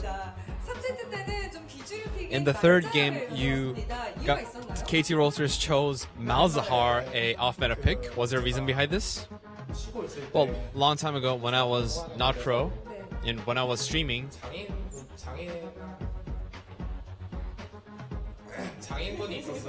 I was playing against a one-trick pony, and I studied Malzahar from that one-trick pony, and I thought it was great. So you did prepare a lot of Malzahar. Yes, I did. Your next game is against CJ. How do you think the match will go?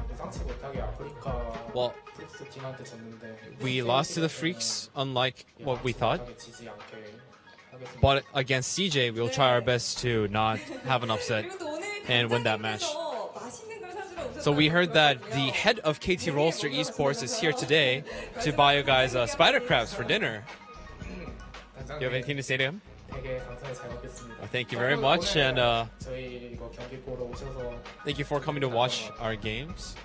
And perhaps it's because our head director was here that we won the game. And that appears to be it for the interviews. I have no idea if that went through because I can't hear myself, but back to you guys. All right, thank you, Robin. I think everybody heard you. Should be fine. So, Fly with the MVP interview. Whole KT team out to eat some delicious crab after that win over Rocks Tigers. Sounds good to me. And answering a lot of critics, myself included, I questioned whether Fly could be the carry that KT needed in a series against the Rocks Tigers where they've had, 4, 5 multiple carries? And he managed it. I love the Malzahar pick. It's something I've been waiting for. Does it apply to every situation? No. But when they needed lane pressure, when they wanted something different and out of the box, Malzahar and Fly came to the cause, and it was a good play. Yeah, you wonder if we're going to see that any more going forward. I mean, it was a good pick at the time, but do you think that's something that can really be worked in a lot?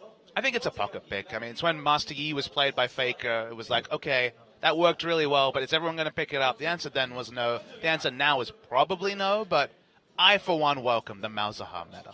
See, Rocks Tigers, man, they already have first place locked up. They're the ones who should be playing Master Yi and stuff. That's what you would like. But no, they stick with the Alistar and they tank the Alistar win rates. Thanks, Rocks Tigers. It works out. Yeah. Well, let's move on to our second best of 3. It's going to be Longzhu versus Samsung. And this is a really big one for both of these teams, but especially for Longzhu. If they lose this next match, they have no chance at all of getting into the playoffs. And they're coming into it, I would say, as the underdogs. I mean, old habits die hard with Longzhu. Incredible Miracle were a team that were always around the relegation spots, and Longzhu aren't much higher than the relegation spots. They're below the Afrika Freaks. I believe they're in 8th as we go into this match. So, again, if they would have finished 8th or 9th, I mean, they're guaranteed 8th. They cannot finish 9th, but 8th would be definitely disappointing for a squad where Longzhu obviously put a lot of money into redeveloping this lineup. 10 players that can play, compared to KT, who literally don't even have a sub. They have a massive roster, but it hasn't translated into match wins. Yeah. And completely out of the playoffs. And honestly, it's 2-0 win or bust, really, if we're going to be realistic for Longzhu Gaming. Pretty much. I mean, that's kind of what's expected of them. They're not going to really drop any lower than 8th, because, I mean, if you look at their score, they're 6-8 right now. The next closest team is going to be Kongdu Monster, who is currently 1-14. So, yeah, it's a big difference between Longzhu and the rest of the pack, but they're still a little bit too low to think of playoffs as a viable option. So, just looking at exactly that situation with the standings, you can see Longzhu down there. They're tied in game score with the Afrika Freaks, but they are still below in terms of overall match score. And what the fans should be able to take away is that 10 wins is the minimum to even be in the contest for these top 5 spots. And Longzhu are at 6, so they're very optimistic at best to be able to pick up, I believe it would have to be 4 wins in a row to hit 10. They've got 4 matches left. They need to win all of them 2-0 to even have game score, let alone match score, to put them in a spot to compete. Yeah, they'd have to have Samsung specifically lose a lot, because SKT, even though they're only 9-5, they're in 4th, they've got a good game score. So if they can kind of keep up even middling results, SKT should be in the finals, and not a lot of other teams that are above Longzhu are really going to move. And because it's the last couple of weeks, let's clarify. So the way that LCK works is, it's all about game score. That's more important than head-to-head. Head-to-head's actually fairly low on the priority here. So it's all about your consistency over the season. Longzhu haven't had that. They've been up and down. So it's going to be a consistent finish or nothing to show for this season for Longzhu. Pretty much. So a big match for both of these guys. And Longzhu's been such a weird team. I mean, you touched on it earlier, but they've got theoretically so many good players on this team. But finding the combination of, what good players work together, that's really been what hasn't worked at all this season. You have to say they haven't done it, though, because every time we see them, we come up with hopefuls. For example, when they were playing 2 5-man rosters, we're like, okay, this is interesting. They can go forward. How can you play against us? They beat SKT decisively 2-0. And since that match, they are 2-10 if you exclude the 1-2-0 win over Kongdu Monsters. So 2-10 after their season-defining win lets you know that the momentum certainly has not been there. Yeah, it's been weird because it looked like it was there for just that small moment, and then it just dropped away again immediately. So who knows? We'll see what Coach Lustboy has in store for us today. Assistant Coach Lustboy. Assistant Coach. Well, he's one of the coaches. That's true. You know what I mean? He's in the booth, repping. You get the idea. Looking good in a suit. Sure, but not looking good in the win column. No. And the thing about Longzhu that's frustrating is, what's the problem? And we don't really know. They have so many different issues. They change their lineup so much that you can't really talk about specific macro strategy when we're mixing and matching with different fives. Is it the shot calling? You'd have to expect so, given again the turnover is so high you can't have a central shot caller. Again, to be a fly on the wall and learn what is the problem with Longzhu would be fascinating, because this team, the upward momentum, the potential is massive. Yep, there's Longzhu Gaming. They're going to start with Expression, Chaser, Coco, Fury, and Pure today. Fury's the one that, hasn't seen much play, of course, was competitive banned till the second round robin. He struggled. He's played well, but his actual win-loss record is 1-6 this season, so... Yeah. With that recent loss in form has been Fury coming into the team. He's actually number 2 in the league for percentage of teams damage, just behind Kramer. So he's putting out the damage. It's just the team playing around what is more of a carry-minded AD carry compared to, say, Captain Jack, who was always more of the team AD carry. It was less about the lane phase, less about the hard carry mode. Doesn't feel like Longzhu made the adjustments to really fit Fury into the system. Yeah, I mean, you really feel like there's a good team in there somewhere, I mean, they've got so many great players. Flame has not been doing too bad this year. I mean, they've got Frozen as well, who is a really good mid laner on Incredible Miracle before the Longzhu transition. So, weird stuff. Over on the Samsung side, though, this is a team that's maintained a pretty good upward trajectory over the course of the season. Bringing ambition, having so many veterans in the lineup. Wraith has played many seasons of Champions. Core JJ had his excursion over in North America last year. Crown was in Brazil. These are guys Cuvée accepted that have been around top-level competitive League of Legends for many years now, and they're really gelling into a playoff contender. They're in 5th right now. I have them making it into the playoffs, which is a big rise for a team that threatened to be on the up last year, but have finally confirmed it, specifically with ambition, stepping into the role of both shot caller and an impressive jungle carry in his own right. Yeah, and a big thing for the Samsung organization as well, going from winning Season 4 to basically not winning anything in Season 5 to now have a shot at least at playoffs is a really big step up for these guys.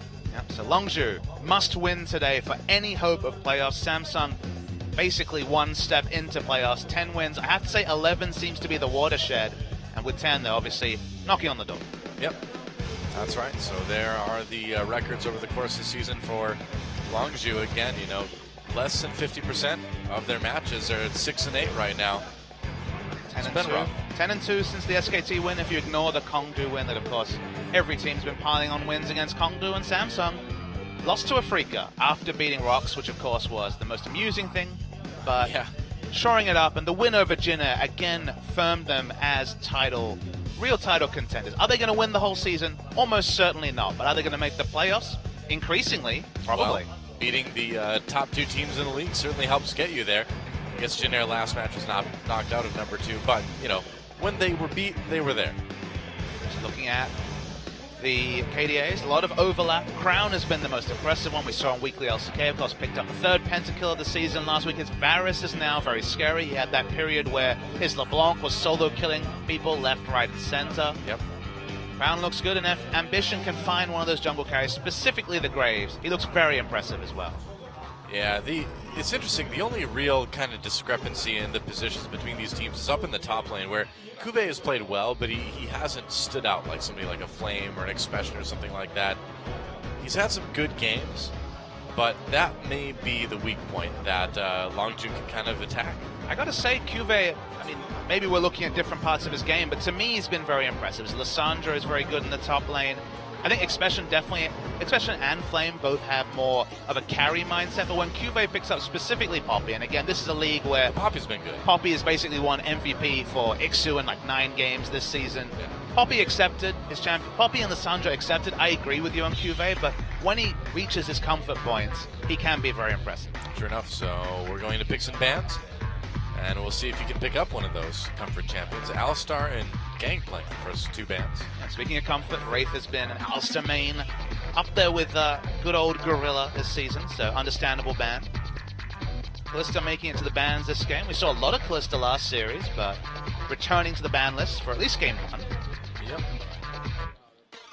So what's the second ban going to be? Poppy. Okay, well, that's a pretty good champion to ban out. Unless you plan on first picking it. Italy, okay. We're going to finally see some Nidalee maybe later this week, with the changes mean that clear speed's that much more risky and a little bit slower. Again, still very, very fast on the clear, but we should see it eventually. He's likely to be the first pick, and Rise banned after seeing it in the last game. It seems like, again, Rise must be the story of scrims, because out of nowhere, Rise has seen a really big increase in priority. Yeah, I mean, we saw Kuro with the Rise in our last game here tonight, and he did some damage, but it didn't seem to work out. Pocket pick was too good. Exactly. Yep. So what's it going to be for Samsung? With a lot of tanky top laners available to be selected, the flex pick of Trundle makes some sense as a first round from Samsung. Yeah, Ambition's had some really good games on Kindred too this season. Comfort Graves also available, so yeah, maybe he doesn't have to actually select a jungle in the first rotation. It's possible. They're going to lock in the Trundle. And what's it going to be for the second pick?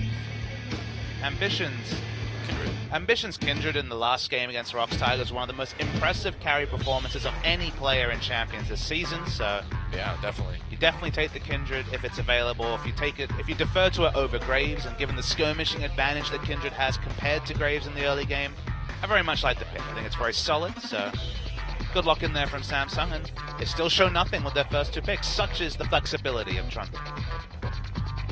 So what's it going to be for Longzhu here? I mean, they still could take, possibly the Gragas to play that into the Kindred. Cloud Elise still available too. I like the Cloud Templar shoutouts with the Skarner and Amumu. Yep. Never forget. Elise and Maokai, okay. Maokai with those magic resist per level buffs and the extra 2 magic resist at level 1, and the sapling buffs as well. They last up to 60 seconds now, so even better scouting-wise in a world where wards are on the low. I mean, Maokai was basically pick man last week, and it's only firming this week. Pretty much. Saw a lot of Azir in our first series of the night. Crown, of course, could grab that. Be a little bit early to pick it, though, wouldn't it? Be surprising to see, just because he's such a great Varus, and they're setting themselves up for a last pick Varus if they don't select mid. But Azir's definitely the safer choice. It gives a counter pick to Cuvée, potentially in the top lane. It's a very powerful mid pick. We've seen so much of it. The hovering is certainly no big issue. But let's see what they decide to go with. Yep. Might grab that Lucian for Core JJ as well. There's the Varus. Okay. That makes a little bit more sense. Okay. Varus and Lucian. And this is exactly what Samsung is known for. It's what I was talking about during the Rox Tigers game when they played triple AD and a couple of tanks. Well, it looks like the Samsung then. Yep, Samsung have triple AD locked in already. Will we see a Kennen last pick, though? The dream. Maybe. I mean, it's tough to play Kennen as well as Smeb does. This is true. Unless you're Snowflower, then you're pretty good Kennen support. Yeah. One day we will see Rox Tigers flex Kennen into the mid lane to confirm the 4-role flex pick nature of Kennen for Rox Tigers. That was not today. Their final 2 picks over to Longzhu now. Need a support, they need a mid laner, is it Zed or theoretically an AD carry. I want to see Zed. Zed? There's a lot of magic damage on the side of Longzhu. Zed has a good laning phase against Crowns. Varus. Coco saw some buffs on his favorite champion, his famous champion in Jace, so real chance we might see the Korean Sniper return. Yeah, Coco's Jace is really, really good. Oh boy. And the Janna might be invading Korea finally. Nope, there we go, Bard. All right, I was worried for a second there. Jace Bard. Coco's been struggling in recent weeks, though. His form has been low, and what better way to come back into form with the recently buffed Jace? Yeah, Coco's Jace has been very good for a very long time. Taric would be hilarious. Probably not what we're going to see. Just thinking of physical damage champions that could excel in the mid lane against a Varus, and that's why Zed came to mind. Obviously, matching the ranged wave player with Jace is also an option. What do you think about a top Lissandra? It's Cuvé's best champion. He's really, really impressive on this champion in particular. They're low on magic damage. Makes sense to flex the Trundle down to bot lane. They have triple AD carry, so while you can self-ult and create some zones with Lissandra, it's not quite the big tank frontline I would have expected. And there's also, it's worth noting, the outside chance that Wraith will once again play Lissandra support. That is true. Although having Trundle support works okay. You can just ult the Maokai and But the big Get some issue, though, decent is you've got stats. triple AD and then no tank front line. So basically, you get engaged from multiple different directions and die. I think you go with the Trundle top lane. They have played Lissandra support already this season, but Lissandra gives them teleport flanks, and maybe you just take it in the mid game before the late game rolls around and the tankiness is less of an issue. Yeah, well, they've got about 20 seconds to change their mind before that Lissandra Trundle positioning is locked in for what we'll see in game number 1. Crazy to think that Lissandra support's even a consideration, but they have shown it before. So outside chance that happens. Otherwise, very much a Samsung comp. They give a snowballing with the Kindred. But noting that Longzhu don't have any answers to the Lamb's Respite, no knockbacks. It's true. And it is Lissandra top. I suppose they've got little knockbacks with like Jason Maokai, but not ones that are going to push you all the way off of that Kindred ult probably. I guess maybe Bard could ult as well and just negate the healing factor. Could be. Yeah, that's actually true. Well, there's our lineup for game number 1 between Longzhu and Samsung. Again, Longzhu fighting for their tournament life in this series today. Two comps that do very similar things. Both good at sieging, both good at doing turret damage. Difference, damage on the side of Lissandra, and just the tanky frontline with the Maokai. Yep, that's right. And I'm really curious to see if Coco can do well again on this Jace. It's about time, right? It'd be great to see. Coco's synonymous with Jace and Azir, and the Jace in particular, the Korean sniper, on the Rift already. It's a squishy team on the Samsung side too. He could do some decent damage, but it is time, guys. Longzhu versus Samsung. It's battle for survival. Can Longzhu stay alive? Let's get in the game and find out. Everybody wants to rule the world. There's a room where the light won't find you. Holding hands. 온 세상을 얼음으로 뒤덮어버리겠다. Already? Welcome to Summoner's Rift. It is Longzhu versus Samsung in a battle for what could be some very valuable playoff spots, but again, can't be said enough. Longzhu basically needs to 2-0 every match for the rest of the season to make the playoffs. I like how we're seeing two champions who are going to have very similar build paths, open very differently. You'll see Longsword and the refillable pot from Coco, but actually going to be the Sapphire Crystal start from Crown. Wow.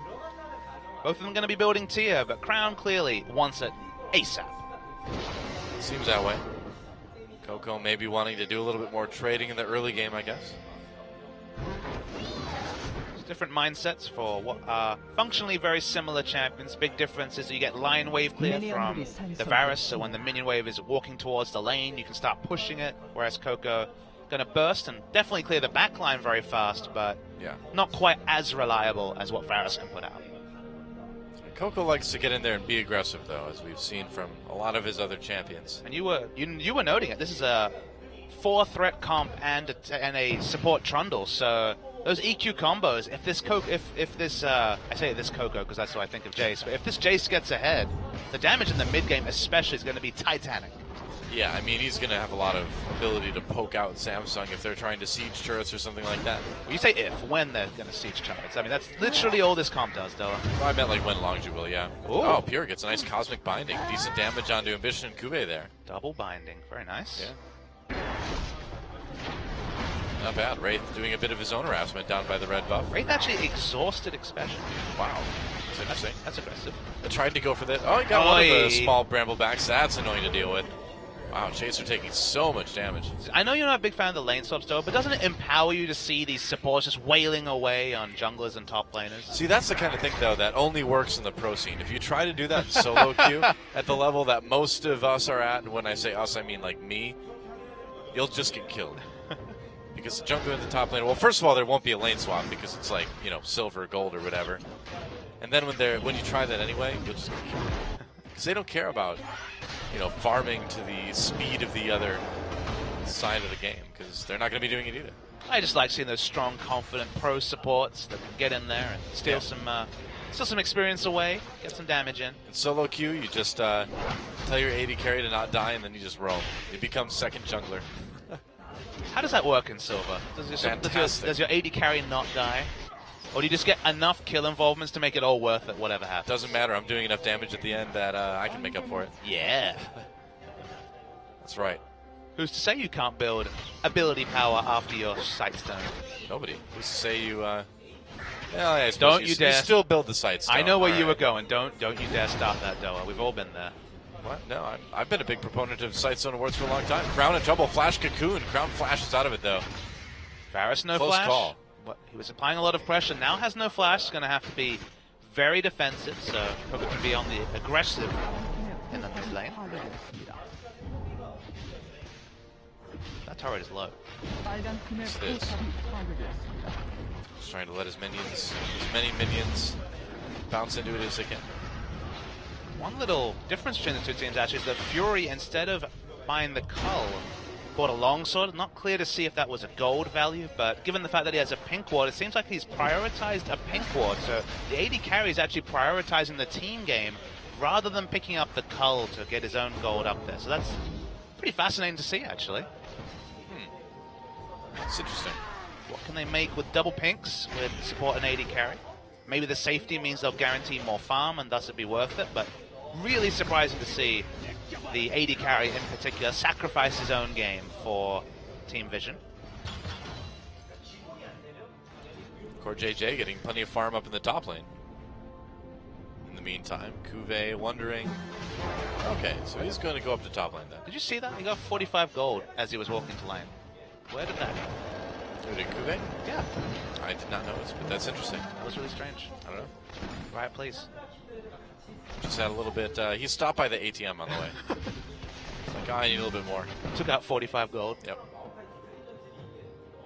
Wraith coming down with ambition into Longzhu's jungle, but in the lane swap, it's basically Samsung's jungle at this point. Yep, top side of the map, and this vertical lane swap goes to Samsung. At this point, of course, after the first swap. Nobody looking for extra objectives, although, just as I say that, the pings are onto the Rift Herald. Yep, they'll be taking that right away, it looks like. Kindred definitely duo this even with the support. Wraith will just tank it up. Pretty trivial. Such as Kindred. Lane swaps are so good for Kindred. One thing that people don't talk about is that because there's a lane swap for this Kindred, it means that she's going to be jungling on the enemy side of the jungle, and if you get a bit of favorable RNG, you're going to pick up those extra passive stacks. That's true. Meanwhile, Longzhu just responds with the Baron, or not the Baron, the Dragon. Wow, it's one of those nights. Okay, you were up early, you're just back from Los Angeles today, so the word salad starts early today, Noah. Oh yeah. Who knows what will be if this gets to a game 3? It'll be something. Very possible too. Longzhu, if it wasn't for the fact that they couldn't pick up a win, you know, with how big this series is, you have to think they're going to come in extra prepped, extra motivated to pick up a win. I would have thought this would be a fairly easy series for Samsung, but with all on the line, and as we well know, the quality of this roster is one of the minions decide to freak out. That's not actually there, guys. Whoa. Don't worry. What's he doing? The ghost of minions past. I want to see that again. It's going to be there for a while. I Those think bugs so. are pretty persistent. Hidden features. The minion decorations. Install them in your lane. So really what's happened here is that Crown has basically installed the stuffed corpse, the minion he took out. He just uses it to taunt Coco now. That's literally the only thing it could be. Pretty sure. I didn't realize taxidermy was one of the things that Varus can do. Magic taxidermy, nonetheless. What is it filled with? Because remember, the minions are only usually filled with coins. It's filled with coins. But then he's sacrificing his gold lead, though. That's okay. Oh, Chain of Corruption used. Oh, Coco cleanses that one instantly. Crown trying to go for the all-in. Oh, he's in trouble now. Chaser comes through, hits him with the cocoon, and there's first blood right over to Chaser after a little bit of over-aggression from Crown. Whoops. It's really nice. Wraparound gank. Oh, Cuvée comes in, locks up Pure. Vision right there, but Pure should be able to get away. Look at those discrepancies in levels. Level 6 Ambition, just level 3 Pure, but he skips away. Inner turret's taking a bit of battering. Yeah. Should be okay. Maokai's going to be second to react, so Samsung's definitely going to get the damage advantage onto these inner turrets. And CoreJJ doing playing at this tier 2 in bot lane. But he picks up the wave eventually. I really like the pathing from Chaser. They had the exact timer of the flash for Crown. You know, he blew it very early after the first gank. Comes with a wraparound before flash could be available again. They pocket the kill. Nice play from Longzhu. Yeah. Well, Crown, it was just weird to kind of see him go all in like that on the Varus.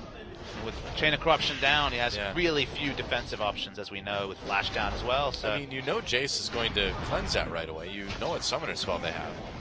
So, surprising to see Crown kind of be so overeager. I mean, hindsight's always 20/20. You might think, okay, I know he'll cleanse it, therefore I'm going to get a cooldown advantage. The cooldown of cleanse is a lot longer than the cooldown of the Varus ultimate, but good wraparound timing from Chaser. World's most straightforward gank onto a Varus. Nice play from Longzhu. Easy stuff. That's right. Fury trying to steal this blue buff away. Misses the Phosphorus Bomb. Doesn't get it. Ambition has to smite and auto attack it though, so it doesn't go over to Crown, which is a mini win from Longzhu anyway, since that means less guaranteed long range wave clear because of mana cost issues for Varus. Get Coco ahead. He's got the blue buff against a no blue buff enemy who's just died. Both summoners are up crucially though for Varus, but snowballing with a Jace has always been the story of this pick. It's always going to be most powerful in the mid game, and these are some tools to help get Coco ahead. Yeah, this is exactly what Coco needs as far as the start goes. I suppose he didn't get the first blood, but it's pretty close. Got the assist anyway. We have more standard lanes. Cuvée happy to push up really aggressively. Honestly, this is reckless. You look at the mini-map, there's no vision whatsoever in that area, but he did just see the skirmishing happening at the enemy blue, so he can at least be fairly confident without being certain that he was under relative safety. Pretty much.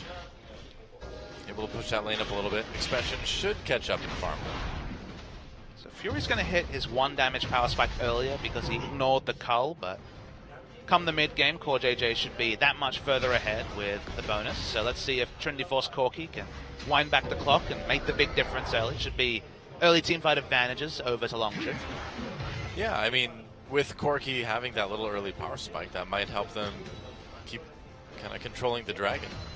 Looking at the gold values, it seems like the gold lead for Core JJ is basically a cult, so they're basically even, but that will reset fairly soon. Yep, oh, nice cocoon onto Cuvée right as he comes over the wall. It's a lot of damage. Cuvée uses the W, saves his ult, but Chaser taking a big chunk out of the Samsung top laner. Chaser's following the build that Jin-Air's jungler Winged made popular in terms of Sightstone and Skirmisher Saber in particular, just to do really strong early game trades but not invest into... Oh, whoa, Ambition caught up a little bit. Needs to be careful here.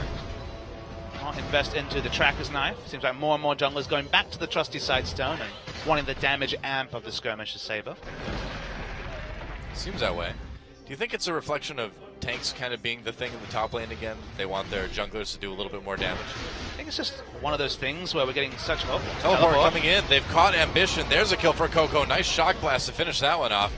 DP used by Expression. They're going to try to cut off Core JJ and Wraith on their way out. We'll see if they escape. I mean, there's no turret there. Magical Journey also will cut off the retreats. Yep, Magical Journey. Everybody's coming through it. Core JJ and Wraith right there. Nice pillar from Wraith, actually, to slow up Longzhu. That may actually save them. It does. Expression tried to flash, but didn't get in range of the Twisted Advance, so a lot ventured by Longzhu for very little gain. Yeah. Already had the kill on Ambition. They could have just backed away, reset their lanes, been fine, but got a little bit too feisty, and in the end, over-pursued. Did set them up for a dragon, though. So they'll at least be able to get something out of this. Be a second dragon if they can claim it. Yeah, it's not bad. I take it. Don't clear the pink ward, but timer will be incidental anyway, given the global notification. But as you mentioned, second dragon for Longzhu. Yeah. Lane's not a big concern either. But again, you know, the big story is Coco gets another kill on that Jace. And we know when he gets rolling on this Jace what he can do. Let's watch this again. Ambition, no Mad Life to save him. How many times have we seen it? Surprisingly few in 2016, you have to say, though. This was... historically, though? This is definitely a return to form of Ambition. That was a very Ambition play, that's true. Yeah. With Thresh out of the meta, you can't do that, mate. Yep. Saw it a lot on CJ. And he was better about it so far this season, but you still see those habits come in again for Ambition. Just going into the enemy jungle to farm a little bit. Getting caught, getting killed. But there's a mark of the Kindred there. Yep. That just tells the enemy where you want to be farming. Baited by the Kindred mark. Pharah will wait to see when the timing is for that. increasingly seen at pre-20 minutes. Famously picked up a 14-minute Devourer earlier this season, did Ambition. So that'd be nice. Yeah, it's good farming. Won't be this game, though. Just back to the map play. Longzhu in a really good spot. They've got the Maokai for the instant teleport Fangs, although the Sandra can do that as well. But crucially, having the Dragon advantage and the pressure advantage in mid. If they just had a farm fest between Jace and Varus, you'd take Varus every time just because he's more flexible in his identity in the late game. But if Coco can get far enough ahead, with 2 kill involvements, he's certainly on the way. The mid-game power from Longzhu will be immense. True. For now, though, kind of a lull in the action as the teams just keep all their lanes pushed. Oh, Pure slowed down a little bit. He really wanted that ward, and the Magical Journey gets him to safety. That's Bard.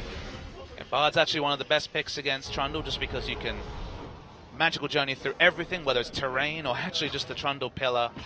Any terrain is fine for Pure to navigate, so able to be more aggressive than any other support in that scenario.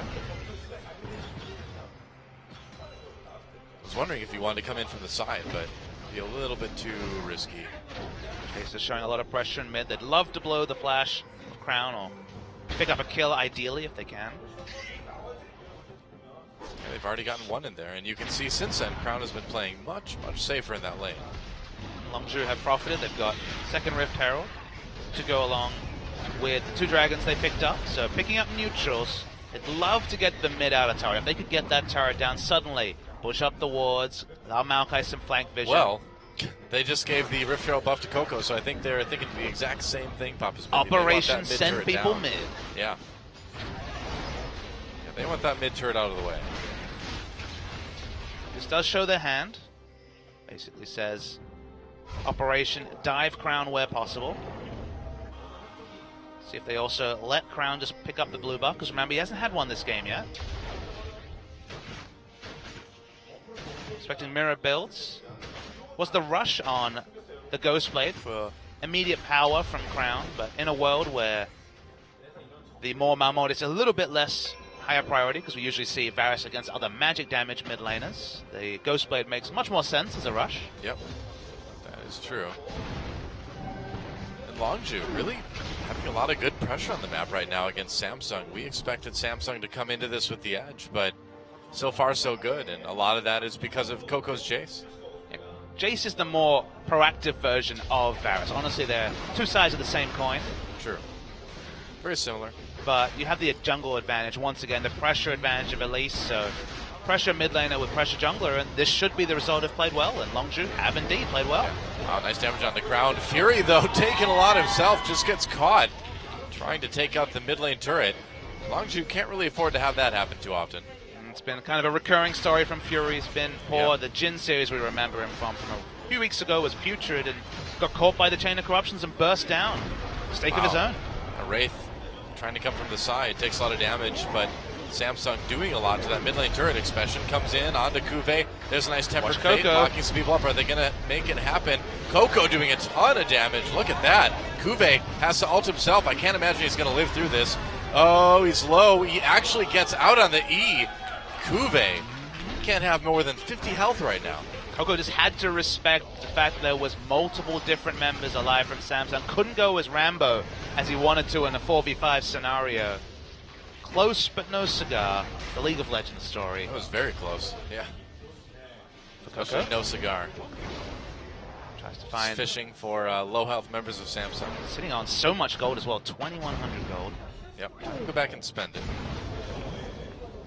There's power spikes and there's what Coco will have assembled. We're going to see the replay. Just watch Fury. Just doesn't respect the chain of corruption, dies. Simply. Yep, just gets caught by Varus' ultimate, then there's not a lot you can do. Then, so close for Longzhu to get a kill here. So many low health members. We watched this extended replay. The re-engagement special was on point. I love the Bard ultimate. Look at that 3-man Bard ultimate. But just not quite enough damage. If he'd spent that 2,000 gold, would have been multiple kills for Coco. Yeah. Cuvée barely gets back in there. Spends a little bit of time on the Lambster spite too, which I'm sure helped. Guard decides to turn the arrow onto Pierre at the last second as he loses that pink. Seems cruel when he's double the level of the card. His stats not really there for Wraith or Pure this game. Wrath's from a different game. That's right. So, yeah, those shot classes are already starting to hurt, and they're only going to get more damaging for Coco. Dragon is up. Longzhu could try to claim their third.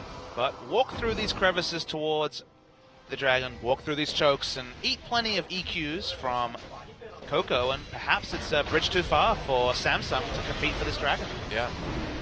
Yeah, I think it's just going to be 3 unanswered Dragons for Longzhu at this point.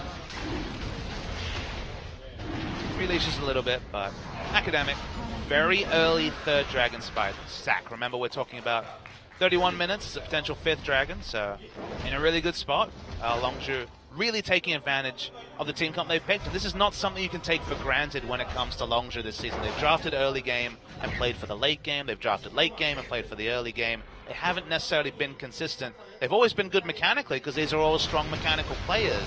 But it's nice to see them play with the team comp they've picked for themselves. Yeah, very true. This is one of the weird things about Longzhu, right? Is that you have games like this where everybody looks really good. Coco's on a comfort pick. And you wonder, where is this team for all those other games? But the only guarantee you have about Longzhu is that in 2 weeks' time, it'll be a different 5 players. Yeah. So, momentum and teamwork is built playing as a unit. And we know, just on the champion stage, that unit has changed a lot as another taxidermied minion was chilling in the bot lane. Yep, that's right. You can still see him on the minimap. This is one of my favorite new hidden features, Doa.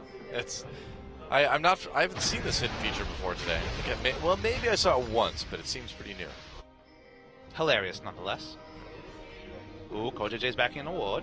He's got award there. Cosmic Binding. Oh, it doesn't quite reach, yeah. I was going to say, he walked up there, I'm like, I don't think that Q reaches that far, man. If anyone would know, it's Pure, who's been a Bard one-trick this season. He's been really good on the Bard, yeah. Indeed. Wishful thinking with that Q, though. Optimistic. This game is a battle of long-range Qs. Okay. Man. Oh boy. Q damage certainly amping up. Gold lead completely absent, though. Honestly, it's only the neutrals that Longzhu had to show for themselves, because the gold lead is even between the two teams. All right. Coco has that Muramana finish now. That plus the Ghost Blade, plus he's got a little bit of armor penetration. Yeah, Coco's in really good shape right now. I honestly don't understand the armor penetration against a team that has no armor at all. It does seem a little bit, yeah. Like literally no armor. I don't know. Like not even a cloth armor. See how useful it is. Whoa, Crown just gets destroyed. Have you met Jace? Coco has been activated. I mean, Jace are also doing so much damage this early in the game, but the turrets also are deleted. You got 5 points, so 6 points in the Hyper Blast. Max the W first, and turrets die instantly. Yeah, they do. They die very quickly. Meanwhile, Fury getting a lot of damage done onto the tier 2 down in bot lane. CoreJJ takes a lot. He's going to chase. Fury took a little bit of turret aggro for a moment, but here comes the rest of Longzhu, so CoreJJ can't really stick around. Coco continue to pressure. The big change this patch was about extra base damage on the Q, so if you ever get in hammer form, you're getting deleted. Varus certainly saw that firsthand. Yep, that's right.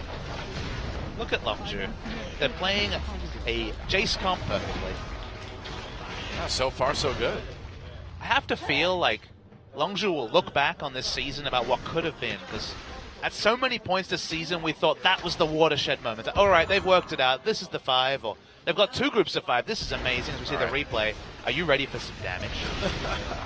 I mean, Coco was barely even a part of that. That was actually mostly Chaser, I think. Skirmish of Saber does strong things on the Elise, and then a little bit of burst from the Jace to secure the kill, we'll say.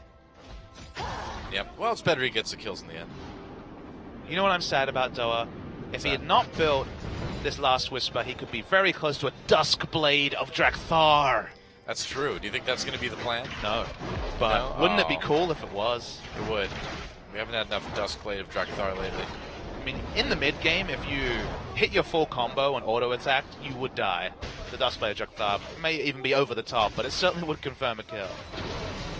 I'd love to see it. He's got a BF sword, so there's more than an outside chance. very true. Longju starting to push into the Samsung side of the map right now. Jeez. Taking off just a third of Crown's health with one shot. Jace is such a swingy champion. These are the games where you're like, man, Jace is so strong, and then you think, whoa, okay. Crown decided to face check a brush, I think, and that did not go well. Interesting. Didn't even use his ult there either. Tempered Fate misses Core JJ. Good dodge. Pillar dropped. Longju is still going to get this tier 2, and this has been a pretty one-sided game, hasn't it? It's been a decimation of a Samsung team that looked to have it together with that win over Jin Air. People are dying too fast on Samsung for us to even like see it happening. Well, when everyone builds damage and one team's winning, this is the result. Seems that way.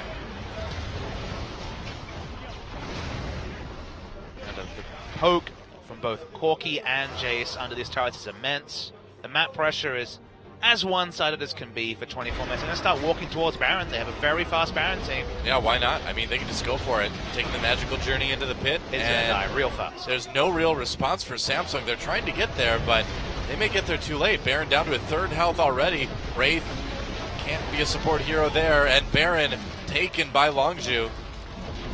But he gets out the magical journey once again.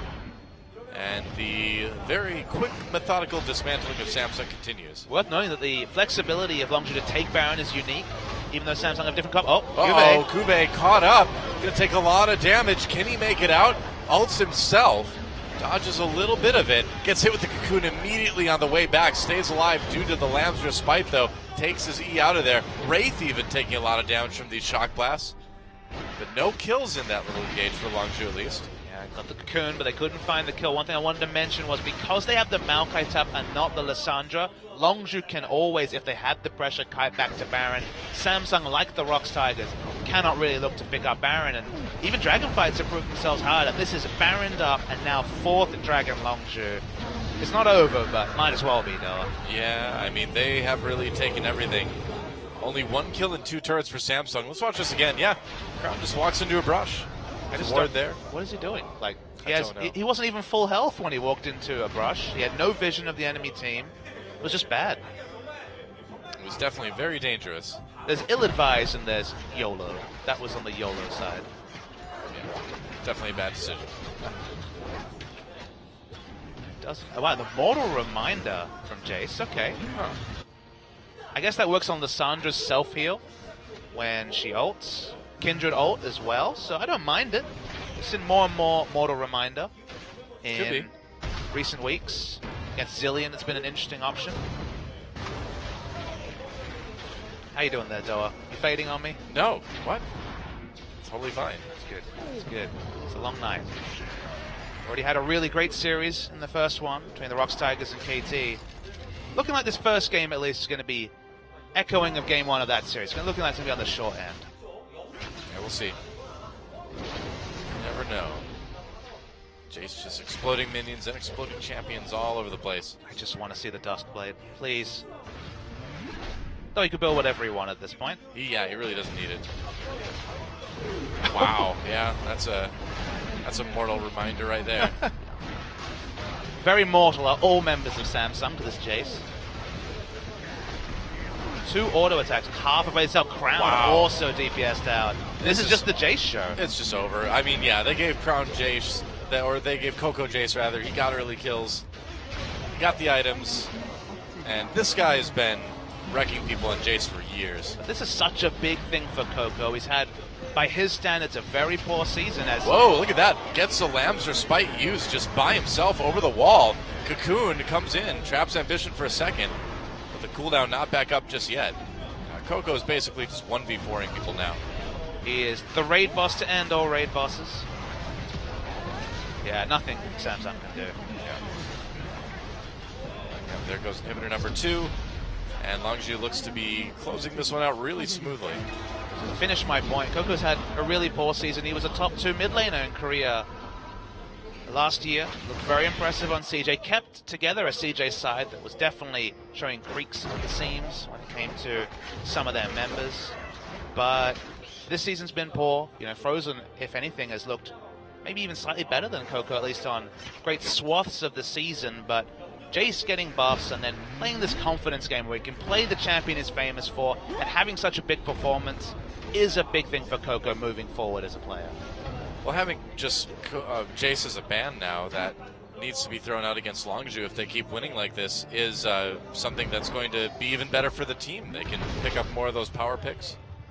It'd be massive if he could find a way to put it on the ban list. I'm not convinced of that just yet, but a couple more echoes of this performance, and absolutely it will have to be heavily considered as a ban against Longzhu. Well, if Samsung loses this game, which you'd think they would, being 9,000 gold down, would you ban Jace next game? I feel like it's not a bad idea. I think that's a really situational question. If Varus is taken away too, I can understand it, but there's certainly a consideration to it. That much is without being said. I mean, part of it too is Samsung has a pretty squishy team as well. So. I didn't like the Lissandra last pick, honestly. It really hamstrung them because if you fall behind, everyone is literally being half health by Jace. Yep. Yomu's popped the culling used by Core JJ to try to push his minion waves away. It doesn't really work out. They're still going to take the inhibitor turret. Chains of Corruption used. Crown coming in for a lot of damage. Kube goes in, ults himself, and now Samsung turning this fight around. Longzhu playing it a little bit dangerously. Nice engage from Kube, and Samsung, they lose their turret. They win a little bit of a fight there. Meanwhile, though, those Nexus turrets are taking a ton of damage from the super minions. Yeah, Samsung has so little breathing room. They have to go for these engagements wherever possible, or they'll lose multiple base turrets. So yeah, you get plenty of reprieves when you play the first 25 minutes so well. So Longzhu, bit of a mistake, bit of an overstay. For some reason, Chaser was on the flanks, poking around rather than being the secondary frontliner, so Expression was damaged out. A couple of kills go over to Samsung, but nothing more to report. I think it was just a good engage from Samsung too. Longzhu just was not expecting Kube to go in like that. He still needs to finish the Zonias, then he will be just that much more reliable as an initiator. Didn't have to invest his teleport when he went for that last play, so maybe the chance for a teleport flank as Longzhu just returns top lane. Yep. First way popped. Yep, gonna go after that inhibitor. Core JJ trying to push people off, but Expression just body blocking a lot of that ultimate. Chase is back though. Should be able to get auto attacks in at least himself.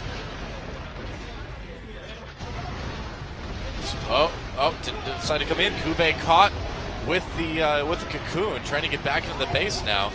Expression forces the ultimate. Coco doing tons of damage from the side. He could come in any moment now. There we go, the escape from Kube, and here comes Coco. Now it's the Jace show. There's a double kill. Can he grab the triple? He's going to try. There it is. Oh no, it's taken by Pierre. Oh, he did get it. Okay, never mind. There's the ace, and that's going to be a very quick game number one for Longzhu. Coco got Jace. That's what happens. GG. Jace buffs a Coco buffs, Doa. That last fight when the Lamb's Respite was popped, you could see Coco licking his chops, thinking, oh boy, moment that's done, I'm getting in hammer form. He hammered them down, and Coco literally was a one-man army that Samsung, even with 5 members, had no answer to. That was a very, very good game for Coco. 5-0-4, 100% kill participation. No Dustblade of Jack-Thar, but I'll give him a pass mark on this one. Yep, and a good early game, too, from Chaser to help get Coco ahead. And I mean, Ambition, he's like, yeah, I've seen that one before. I love. Should have warned him. And Ambition versus Coco. That was the story here, and it's Coco who takes the win for the ex-CJ players. Yeah, so Longzhu, again, they basically need to 2-0 all of their remaining series to have a chance at playoffs. So for now, anyway, playoff hope's still alive for Longzhu, but that could all change next game. And Samsung, with a good chance to come back, this is definitely a series that we could see go to 3 games. If you're a Longzhu fan, every game is must-win for them this early in the season. With 2 weeks left, they still have to win every single game. But excellent performance in Game 1. It made a lot of sense. The draft was strong. They played to their win conditions. Well played, Longzhu. That's right, so don't go anywhere, guys. We'll be back for game number 2, Longzhu versus Samsung, right after this.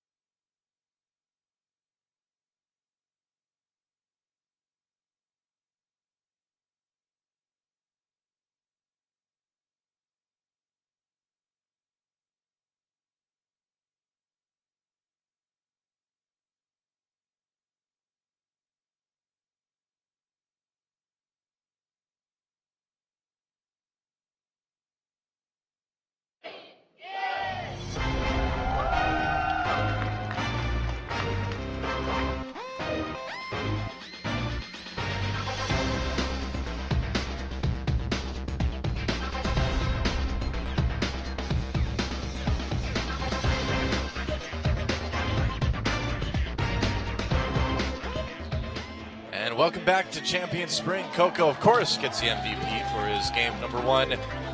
Jace-splosion. 100% kill contribution. And that's because he killed literally everybody on the Samsung side. He did it very quickly.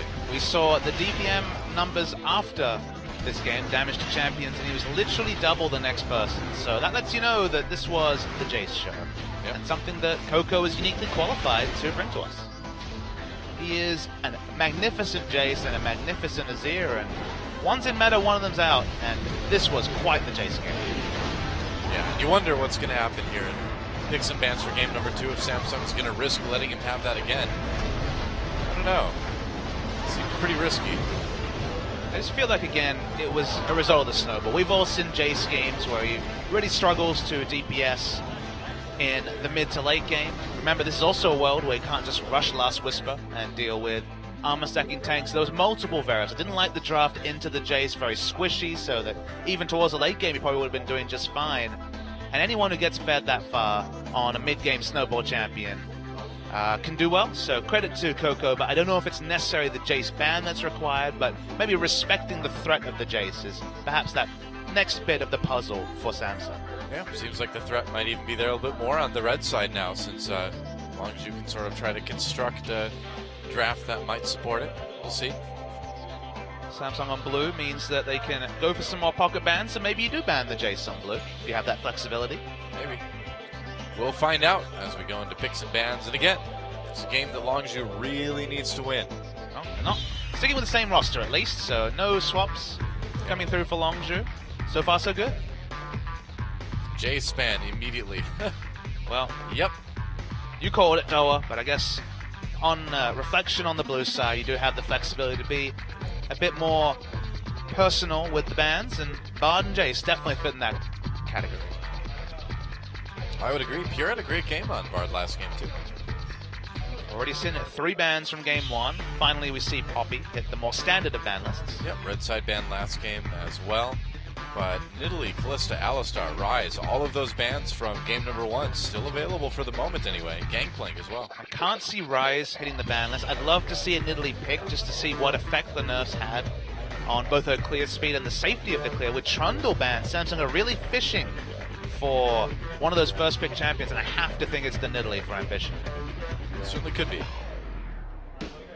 One last ban on Longzhu's side, so what do you take out here? GP's still up, Kalista, Alistar, Nidalee. A lot of good choices. You're gonna ban the Kalista, okay, so the Nidalee is open.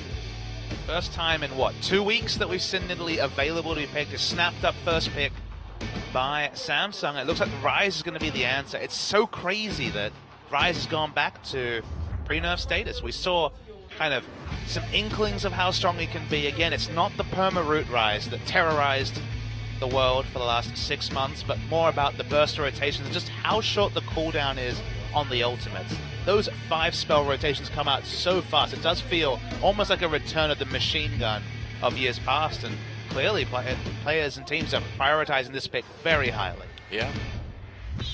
And that Ryze, I suppose it could still be a bit of a flex, couldn't it? Top or mid lane. Don't really know where that's going to go quite yet. And we return to the meta. We return to the champions that are playing top. A lot of melee champions that Ryze can definitely trade favorably a bit, both with the auto attacks and, if away from minions, the damage rotations. So, yeah, absolutely. Could definitely be a top lane Ryze, but it retains the same problems of Ryze of yore, where very squishy. If you're against a Maokai, you bring the jungler up, you press W, the Ryze dies on the turret. That's still the reality of Ryze top lane, but certainly a possibility. So Maokai Sivir, the next 2 picks for Samsung. A lot of pressure already on the side of Samsung. Coco thinking about picking Varus or just trolling. I would guess probably trolling at this point. I don't know. Varus, very, very popular. All right. No troll, but it's just, I was just surprised to see him pick a mid so early. So what are they leaving? They're only leaving the jungle pick. Yeah. That's why I assumed it was got to be. That's why I assumed it was going to be something else, because picking a Varus like that seems a bit risky, doesn't it? Surprising that maybe this is just their indication of what they think is powerful. They feel like the Varus is just at a power level where they need to lock it in and not give it over to Samsung, because Crown, until last game, has looked very impressive on the Varus, but maybe we're going to see a super risky jungle pick at last pick, the likes of Sejuani or something crazy like that. I feel like Sejuani Rise Varus was asking to lose and be run over in the early game, but outside chance that Chaser's got a Chaser special. It's possible. So maybe some really safe picks coming out from Samsung. I mean, the Braum is excellent. They're going to be dealing with the Poke from Varus, so having the Unbreakable deal with that's good. Crown needs to go to a mid laner, and just like Kuro, he's always had Victor as a staple, so even with the Victor nerfs, going to do just fine, except probably lose out in the long-range trades against the Varus. The question is, why has Longzhu left their jungle pick for last? I wonder. What would work well with this? Well, I mean, everything's available. Literally no junglers were banned. So Kindred is the strongest dueling jungler against the Nidalee. Bit of a skill matchup there when it comes to skirmishes. Whoever gets the drop usually does well. Elise. Seems kind of odd to wait till the very end to pick the Elise, though. Elise is definitely one of those situations where you have Rise top, so you need a jungle pressure. You need a jungler that has control elements that can do picks. So I think you're kind of pressured into Elise given the draft you put forward, because if you have Rise, Varus as your lanes, and Nidalee starts getting the aggression, getting the ganks off with the Maokai CC, or getting the snowball on the Sivir Braum lane, you just might get run over to the degree that Samsung were in game one. So it feels like, honestly, Samsung are in the proactive position that Longzhu were in the previous game, and let's see if Ambition can recreate what Chaser and Coco managed in game one. I suppose, to be fair, you know, you'd pick the Varus if you're worried about Samsung taking it too, since you don't have the Jace to respond to it now. But just surprising to see that jungle pick end up coming in last for Longzhu. Again, risky draft from Longzhu. Varus Rise is not a lot of power in the solo lanes. Varus at level 7 can have some lane control, so maybe he'll be able to farm just fine. But again, both these laners lose flash at any point. They are super, super diveable, super, super susceptible, even with their not being CC from the jungle from Ambition. And we finally get our eyes on patch 6.6 Nidalee. After the nerfs have come through, after theoretically she should be a lot riskier and slower in her jungle clear, finally we're going to have a competitive data point to really put the patch notes to test. Well, if anyone's a good Nidalee to test that with, it's certainly Ambition too, one of the best Nidalees we have here in Korea. That he showed prowess on last year, but largely seemed to abandon in a lot of games. Hasn't got a lot of games on it, but when we see him play it, it's reminiscent of his mid lane Nidalee so many moons ago. Oh yeah. Banned out against him a lot. So, Longzhu, again, we've said it before, but it's worth repeating in a situation where they really do need to 2-0, if possible, to stay alive in this tournament. If they lose this match today, their playoff hopes are over. Let's see if they can do it. It's time to get in the game.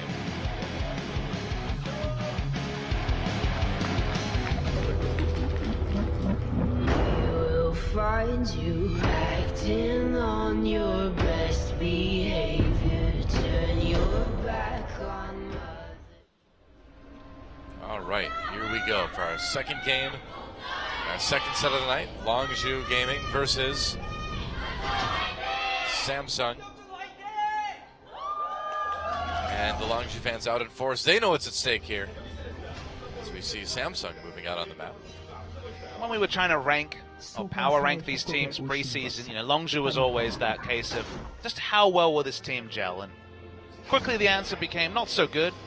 When it came to working out just who that 5 is. Again, we have no way to know if we'll see these Longzhu players in the next series or going forward, but this is the lineup they're fielding today.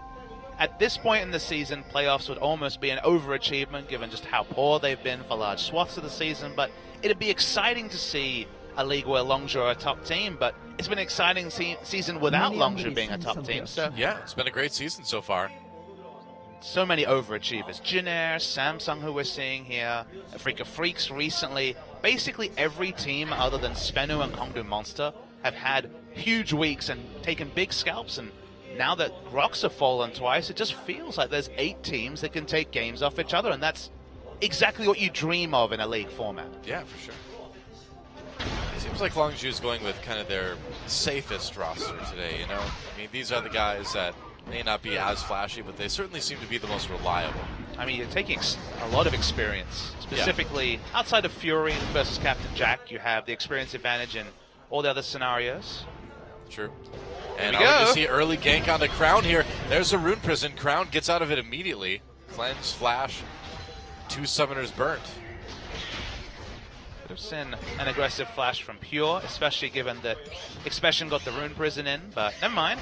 They get the Summoners, so double Summoners taken is still a victory for Longzhu, and hey, it's another laning phase where Coco has a significant pressure advantage. Double Summoners down, literally at 2 minutes. Well, it's probably a pretty good idea to get Coco ahead if you're Longzhu. Samsung may try something tricky themselves too. Coco is really far up here. He's got to be careful, but they have a good angle on it, but Ambition prioritizes the red buff. Look at how much lower health Nidalee is in this clear compared to previous patches. Wow, yeah. The big change that came through was that before you'd throw a spear, it would root the minion in place, so you could go for a much earlier pounce into the minion thing, and you'd also take an extra couple of auto attacks less. Nidalee has very low base health, so just riskier and slower in the clear now is the big change with 6.6. Yeah. Barely killing the deadly Rift Scuttler. Ah, yes. Dangerous stuff. The Rift Coward. Right. Definitely changes maybe the Rift Intimidator. No, it's still the Rift Coward. I can't talk tonight. I don't know. What does a Rift Coward even mean? It means he's living on the Rift and he's afraid of everything. Strange. It's pretty self-explanatory. Definitely seems like an ironic title. I wouldn't want to be the Rift Coward. Well, all he does is run away, man. That's true. And if you try to attack move, you can't attack the Rift Coward, so he's not really seen as a combat unit as far as Riot's concerned. Oh, wow, Expression doesn't get the turret. Takes a ton of damage in return. Finally comes in for that last auto, but that was a little bit awkward. Well, that wasn't clean. Not really.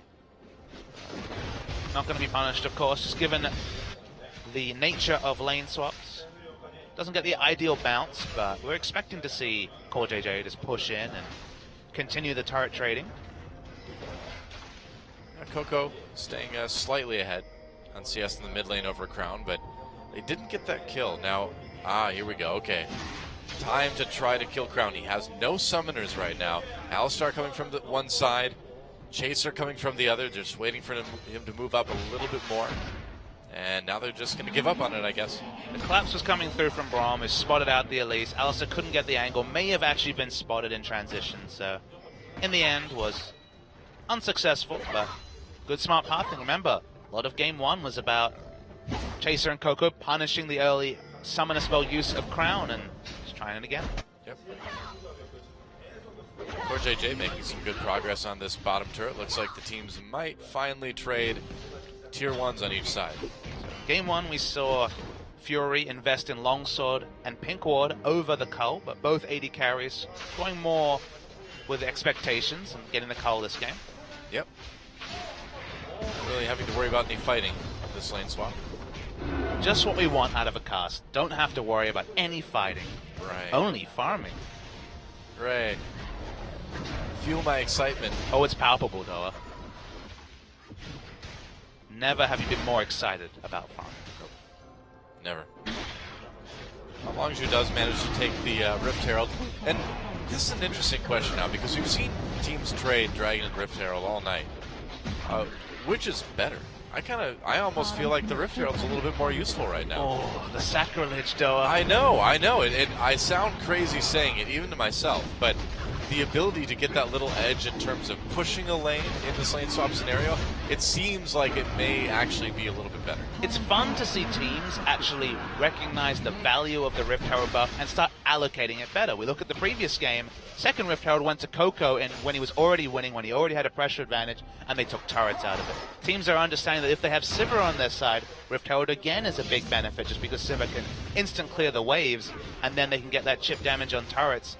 And in this, I feel like there's two champions that we see in the meta that really synergize with Rift Herald. Sivir's one, and obviously Samsung didn't pick up the Rift Herald, but Elise is the other one just because she's a ranged jungler.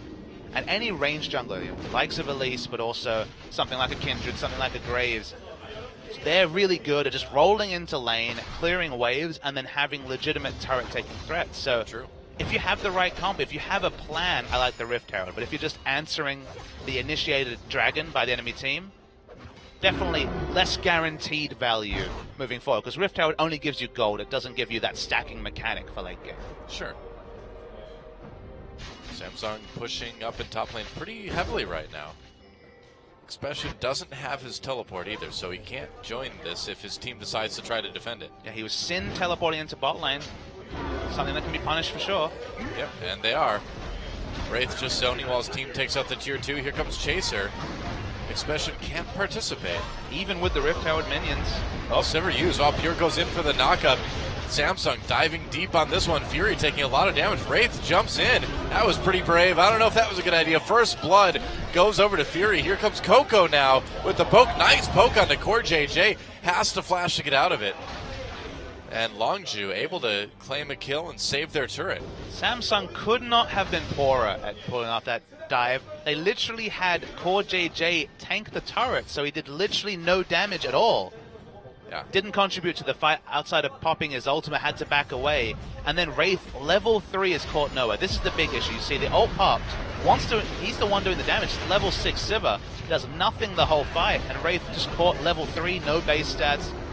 Longju chased onto him. That could have been a smart move from Samsung. They would have got both a kill and a turret, and they ended up with nothing. Yep, even got the flash from Core JJ at the very end, so that went extremely well for Longju. Need to be better at juggling aggro. Desperately, desperately poor from Samsung. Yep. Seems that way.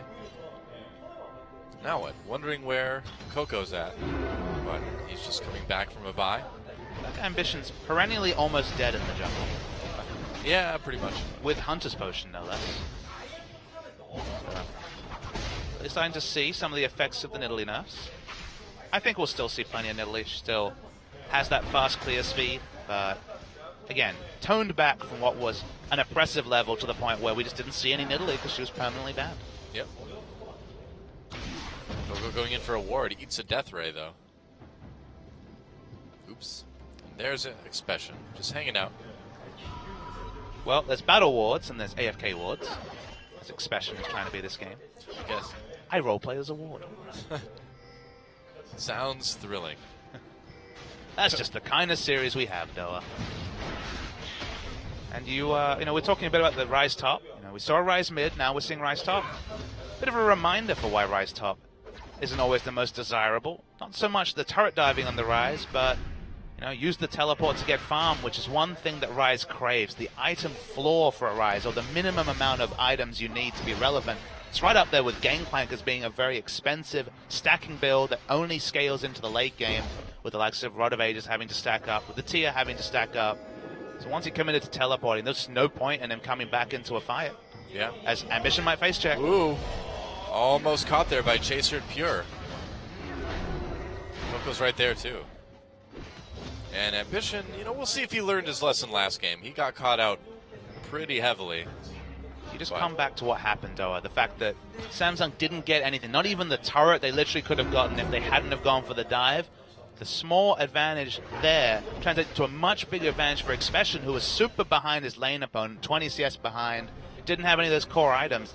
Teleported to bot greedily. Samsung looked to punish, failed, and thus Expression is the big winner from the failed turret dive by Samsung. Yep, pretty much. Oh, flash engage onto Wraith. Chaser right there. Fury coming from the top. Wraith trying to get away. He's going to flash over the wall. Expression right there, though, with the teleport. They've caught him. Nice culling. Expression trying to slow people up. There's a kill coming in for Fury already. Or JJ on the run. I'm not sure if they can catch him. Coco's going to come down and try. They might not even need him. No, double kill for Fury. Expression just gets up there with the flash Rune Prison. Really nice move from Longju. Expression's teleport was excellent. It's something that he's been a lot better on this season, is getting the on-point teleports. Nice to see. Coco not needed, as you mentioned, and Longju grow what has been an early advantage for them, and that turret still alive. Yep, kept that tier 2 alive. They've hardly taken any damage at all on their mid lane turret. Kube doing a bit to the bottom lane, though. And to the Rift Herald. Spawns before Dragon does, and Longju might even be looking to fight for this next Dragon. Maybe. Let's watch that again. Just a really nice pick from Longju. I mean, out of context, it's just like Pure went crazy with the flash headbutt pulverize, but Expression had an excellent teleport ward to get into so deep. You can see on the map this pink ward. You're going to watch the extended chase, and this must just be W coming back off cooldown. Flash available. The instant cast CC of The Rune Prison has always been one of the most attractive points of having Rise on your team comp. Allows the rest of the CC to hit. The pick CC, remember, Varus, Elise, Rise all have very strong single target pick CC, and Alistair with the AoE CC, and well chained by Longzhu. Definitely. Longzhu maneuvering their way down the map to maybe think about taking this dragon. It would be their first. Pretty big win for a team if they can start monopolizing Dragon, even though Rise hasn't even started his first full item completion yet. Yeah, pretty much. Doesn't hurt though to get that second or that first Dragon round. A little bit of stats. It's one of those big wins. When you opt into Rise top and Varus mid, you think of the myriad of scenarios where you're behind in both lanes, but when you can win little skirmishes like that, you find the pressure to pick up objectives that you didn't even pick for, that are bonuses, to be honest, and you feel good. As finally Core JJ works off the demons of the first time they tried to take that turret. Yeah, they may end up actually trading though, because Longzhu is ready to do damage to the spot lane turret. With the freshly prepped Rift Herald. Yep. So in the end, it'll just be a trade. Longzhu getting their turret much, much easier.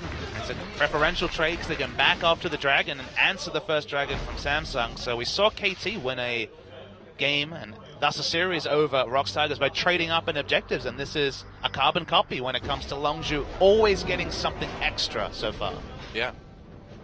Pings went down immediately onto Dragon after that tier 2. Looks like they're backing off for the moment. Expression doesn't have teleport. Be careful. Expression not moving down though. Maybe he will after he clears this wave. We'll see. Well, if they can just have a standstill over Dragon, that's more time for Expression to stack up his now Rod of Ages and pick up farms. So that's also a win from a Longzhu perspective. Take what you can get, and with no teleport, seems like Dragon isn't a realistic objective, at least for another minute or so based on that cooldown. Probably. 52 seconds. Gotta say, Nidalee been pretty irrelevant so far. Yeah. Ambition really hasn't been able to do any ganking, hasn't been able to counter jungle too effectively either. Hasn't been the Peanut of a month ago when it comes to just monopolizing jungle pressure. Yeah. Or the Crash. Ah, yes. Of triple kill into suicide fame. That's right. The most good-bad player we have in Champions Korea. I believe that's the only eloquent way to describe Crash. Yeah. Good-bad. He's totally good-bad. He's like really good, and then sometimes he's really bad. Swings like a pendulum, that young boy. I think he will be a top jungler one day. It's such a shame to see him on the bench, but Chase has been good this series so far. Yeah. You got to go with what's going to give you the best chance of getting a win. And again, you know, I think this Longzhu player composition today, using Expression, Chaser, Coco, Fury, and Pure, really seems like the safe roster, you know?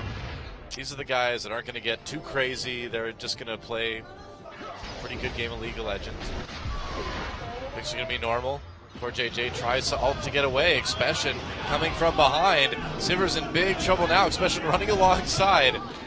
And that is Core JJ just caught out. Nice teleport from Expression. These teleport wards and teleports have been super on point. They've shot calling from this lineup. This 5 has been really impressive. That's the second time they've had literally the perfect ward for the teleport play. Yeah. Good timing too. Yeah, really nice. No other way to put it. Excellent play from Longzhu. And, you know, it's not going to be a perfect game once again, but close to it. Yeah, that's right. Longzhu looks like they're going to pick up their first dragon of the game. I guess give them that nice little stats boost. So if Crash is the good-bad jungler, is Samsung the good-bad team? Maybe. Maybe. Because, like, Afreeca are at least consistent in how they play, and I guess Samsung are too, but I just have no idea if they're going to win a series or not until we actually hit the Rift. I always felt like Jin from like last year was a really good bad team, where they you know, they'd play really well, they'd beat top teams, and then just randomly lose to one of the bottom teams. The Robin Hood, as the Korean fans call them. They rob from the rich and then lose to the bottom-ranked team. Yep. Rob wins from the rich and give them to the poor. That's what they did, literally. The poor. Yeah. That was the Jin story. Feels like Samsung, you know, I don't really want to call Longzhu a bad team, but Samsung do seem to find equitable trades in beating the ROX Tigers than promptly losing instantly to Afrika. I'd imagine a lot of teams up a little bit ahead in the gauntlet would be much happier to see Longzhu coming into that than Samsung. Such a long road for Longzhu. Oh yeah. It requires them to win 4 games to show consistency they haven't done all season. And maybe this is the time, finally, where they've worked out that 5-man roster. But they've flat out to deceive so many times. We've gotten excited and then come crashing down to earth so many times that I just can't give them my heart, Doa. Nope, I wouldn't either. Longzhu taking their, I believe that's the 3rd Rift Herald of this game for them. You might be correct, yeah. Sivacomp is always the one I think of picking up the Rift Herald, and hasn't happened. That is the 3rd for Longzhu as Cuvée. Oh, Cuvée gets caught by that cocoon. Here comes Pure with the headbutt pulverize.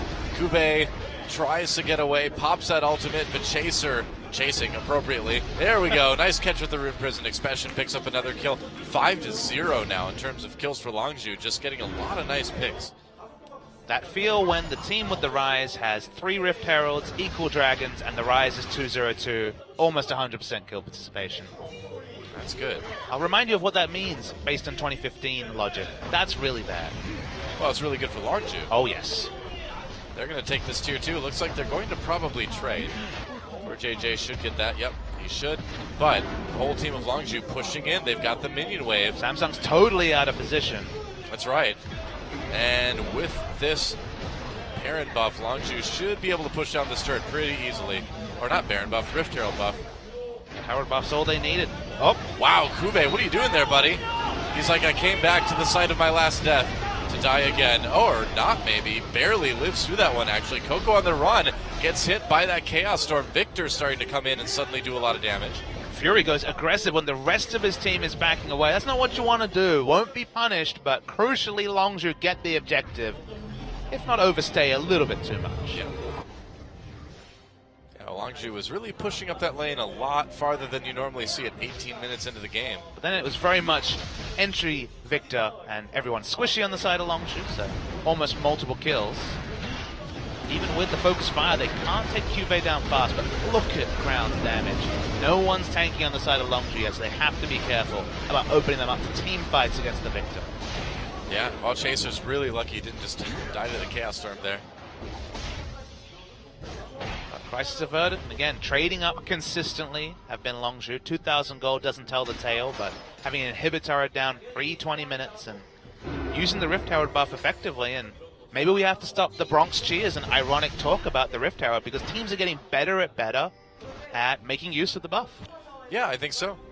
I think they're doing just a really good job, I feel, of working the Rift Herald into the rotations they're already making, right? It's not necessarily the buff, it's just kind of being able to put that buff to make something they were already going to do stronger, it seems like. But it's taking the Rift Herald as a building block and translating it into more and more objectives. Trading up, as I've been calling it tonight.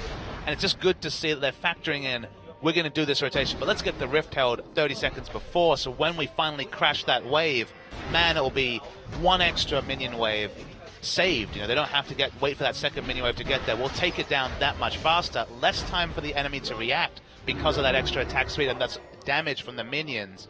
And if we've learned anything from League of Legends when it comes to Lee Sin's flash kicking or Q flashing or flash ulting, it's that if you can cancel animations, if you can give shorter windows to react for the enemy team, of course, then it's a big factor. Definitely. I almost said that sentence, but it's getting late. It worked out. I know what you mean. It's getting late.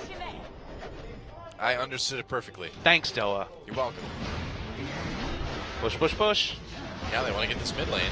Good zoning with the culling. Blocked by the shield for the most part. Dragging up in less than a minute, too. So if Longzhu can get this pressure properly, they can take that, too. But end up not doing a whole lot. Do you reckon you could write a pamphlet on proper pressure? Maybe. I don't know. Yeah, Longzhu have been pretty good about it most of the game, although they don't have the Rambo-fed Jace this game.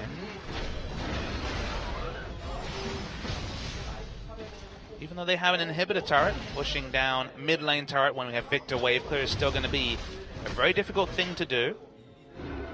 Haven't been trying to set up a scenario where they go and attack this inhibitor from Samsung, but after losing that last skirmish so heavily, they're probably reticent to get involved in a true 5v5. Probably. That's a powerful rise. Seraph's Blaze completed, 10 stack Rite of Ages. Here he comes, Expression just rocking through, pops that ultimate, doesn't quite find anyone to land the Rune Prison on though. Ult cooldown is so short, even without using any spells, it's at 50%. I believe it's sub 30 seconds now. Feels like a bit like the Mimic Distortion cooldown from LeBlanc. Right. Longzhu, though, does find a window to take this dragon, so this will be the lead for them in terms of dragons. Up to 2, and that's going to help them push those turrets even faster now. Just have to rotate around the Victor. A turret dive, getting Crown to once again blow his summoners like Chaser was able to, and Chaser and Expression were able to at 2 minutes into the game, is the critical factor, because big issue is that we have a story where Crown and Core JJ are playing Victor Sivir, about the safest wave player you can ask for on the side of Samsung, so long as you're going to have to be smart in rotations, because the brute force 5-man mid is not going to help them win this game. Yeah, some more picks will certainly do them good too. See if Expression can pick up a Void Staff. I have to think that the Amp Tome in the inventory will be that, because if he's able to solo kill the Maokai or get him very low, then that will create the 4-1 pressure that for now has been absent. Rushing down bot lane. Interesting to see the trades between the full tank Maokai and Expression. It's only the one magic resist item, but Merc Treads and Spirit Visage should mean that Expression doesn't quite, pre-Void Staff, have the kill pressure on the Maokai. Yeah. Looks like Expression is going to try to push down and push back Kube there. Fury pushing the top lane, but unlike some other AD carriers we've seen tonight, he's got vision and he's also got his jungler nearby, so probably not going to get killed. Definitely seen some risky plays on both sides. Oh yeah. The Rocksiders still seem to be allergic to wards.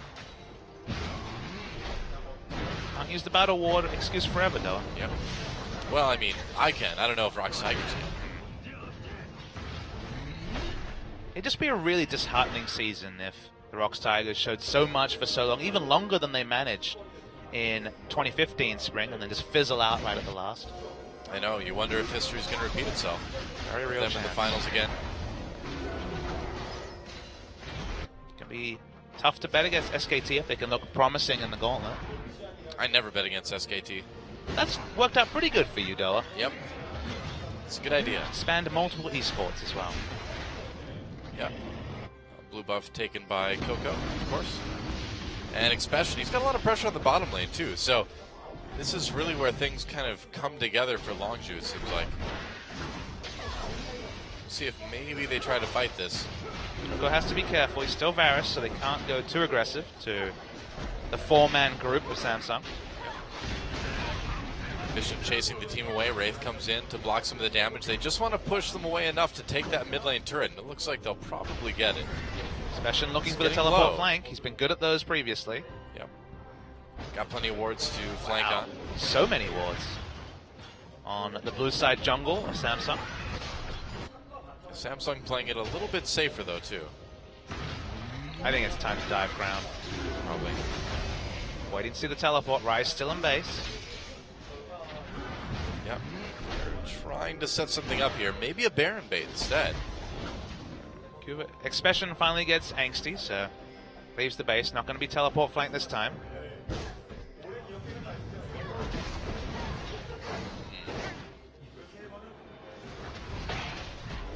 Longzhu kind of really doing everything they can, I suppose, in this game. Trying to apply as much pressure as possible. It's still impossible for them to push out Victor and Sivir without a pick onto one of those wave clears. So for now, the mid lane turret is just a bridge too far. Such a surreal game where you have the top lane inhibitor turret down, but no way to pressure the mid lane outer turret. Yeah. Well, it's surprising that Longzhu was able to push so hard in the early game. Good use of the Rift Herald. Yeah. I just think it's a mistake. I feel like the moment the dragon spawns, you pay the minimum amount of lip service and just find a way to go towards this inhibitor. The only reason I can see for Longzhu not trying to brute force down a naked inhibitor is that they don't feel that they can win a 5v5, which definitely has some elements of reality to it. You're talking about Victor Sivir and a stronger team fight comp on the side of Samsung, but your Ryze is so strong that it just feels like milling around mid, passing farm, sharing farm with Samsung isn't what Longzhu should be doing based on how ahead they were for the first 25 minutes of this game. Probably not. But closing has never been a strong suit for this team yet this season. Longzhu's definitely the Jin Air of 2015 when it comes to struggling at closing games, but this is something interesting. Yeah, Longzhu going for this Baron, trying to sneak it with just Chaser and Fury. So far, I don't know, Chaser's taking a lot of damage here. Okay, so we'll need to repel very shortly. Heal used. Fury's got to come up. I think they got this. It seems like they do. Yeah, Chaser very, very low. Fury low as well, but there comes the reinforcements, and Longzhu sneaks away that crucial Baron. It's really sneaky play from Longzhu. We saw the attempt at a Elise Azir duo Baron in previous weeks, but very successful with what was effectively a Lucian Elise duo Baron. Early in the game, 28 minutes, Samsung had no idea, not even an inkling that it was happening. And that should actually be a pretty big thing for Longzhu. Yeah, well, we'll see what they can put together with it. Guarantee is that Expression will push this minion wave up to the aforementioned naked inhibitor, and then see if Samsung can kind of work through the puzzle that will be multiple minion waves pushing towards their turrets and where best to put their resources. Yep. Dragon now being taken by Longzhu, just using that Baron buff. I guess to sort of intimidate. And also, when you get the Baron buff, then you don't have to worry about the other team taking it. So, third Dragon goes over to Longzhu as they move into the mid lane. But is the Baron enough to take the outer mid lane turret? Clearly not. Maybe. Eventually, probably. Starting to get a little bit of chip damage onto it, but Ryze can't get an angle and certainly isn't Maokai when it comes to turret dives in the mid lane. Can't turret dive Samsung there. Still have wonderful wave clear even with the Baron buff, but it's getting lower and lower. It's very true.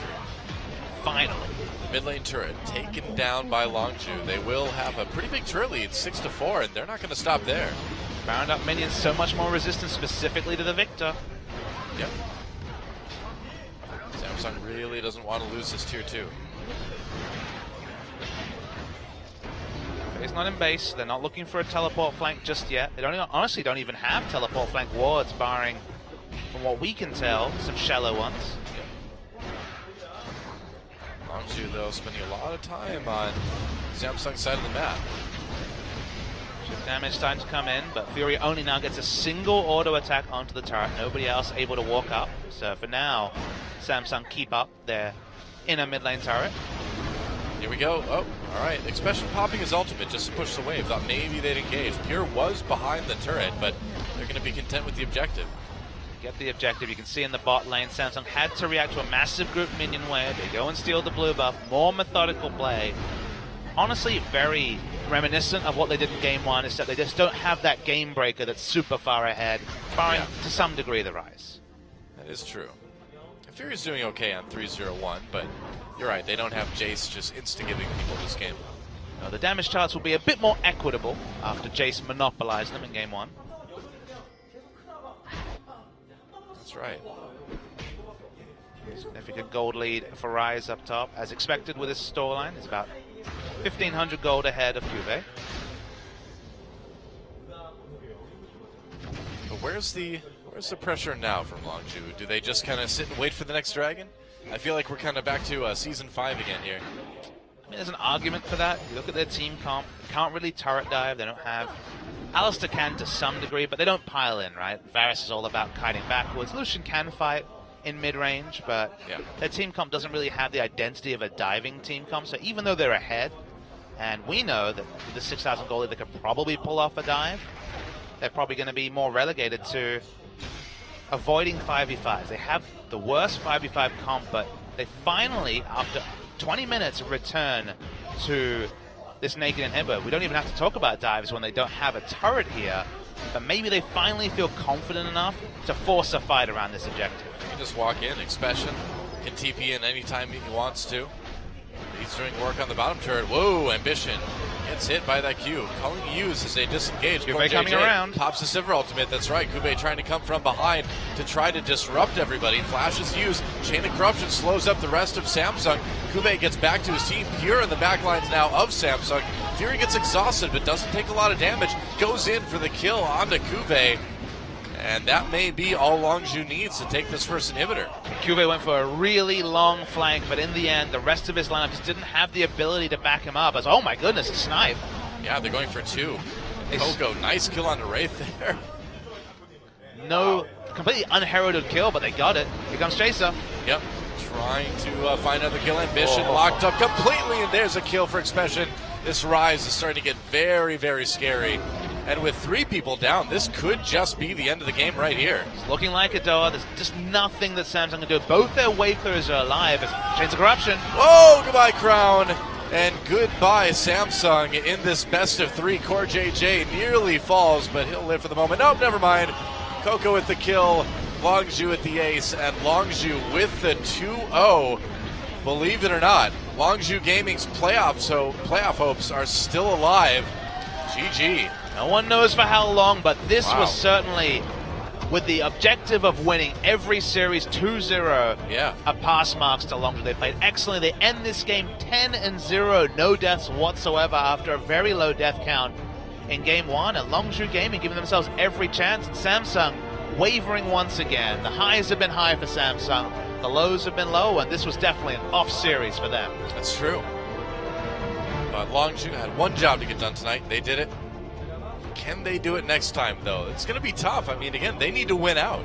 It's worth noting that this is echoing of their 2-0 clean win over SKT.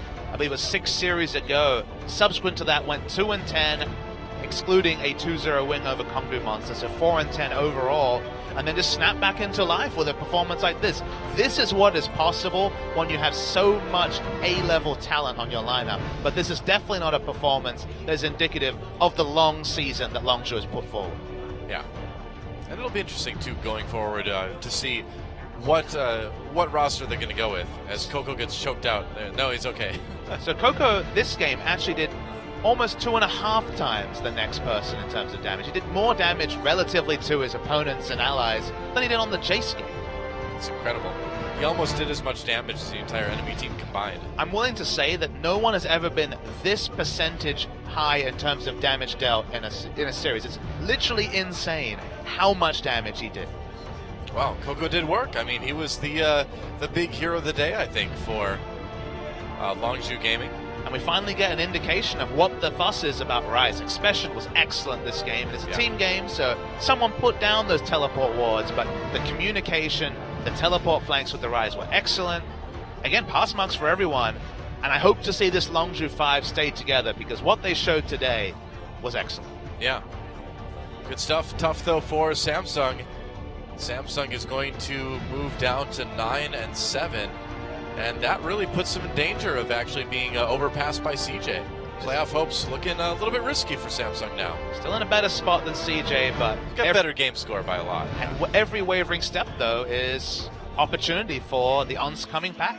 That's right. MVP for game number 2 is Expression. Had that great game on Rise, so it will be Coco and Expression for our MVPs. It was the teleport flanks, though. They were beautiful. It really was. Wraith thought with his flash over the fat wall that he was safe, but no, there's Rise. We're going to see. This was the consistent story. Rise was always there to profit, and even though he fell behind in the early game, Samsung failing that turret dive bought him time to catch up in the farm disadvantage he had, and then ever since then, the moment the Rod of Ages came in, it just felt like he was there for every gank. Yeah, I mean, every time you thought you could get away, Expression comes from behind with that Rise. You are locked up, or from in front this time. This was just the power walk from in front, as you mentioned, but he was in the right spot at the right time multiple times, and this is why Expression's in the lineup over Flame. They felt they played the team game with Expression better than the team game with Flame, and although Flame's had some excellent Gangplank games in particular, and is of course a famous legacy Rise player, hard to not have Expression play a next series after a performance like this. Yeah, very true. So it's time for an MVP interview with the victorious Longzhu Gaming. And of course, Robin will be translating for us. And go ahead. Oh, not yet. No, almost. Yeah, there we go. Okay, go ahead now. Thank you very much, Papa Smithy and Doa. Great to have you guys back. You keep moving your mouths, but I have no idea what you're saying because I have no radio. Nobody else knows Let's either, get don't into worry. the interview booth as Samsung Galaxy has been taken down by Longzhu. It's been a while since we met you, Coco. How does it feel to be here after a while? Yeah, I had a little bit of a hiatus here, and it does feel kind of awkward, and hopefully I can visit more frequently. Now, had you guys lost today, your playoff contention would have looked really grim.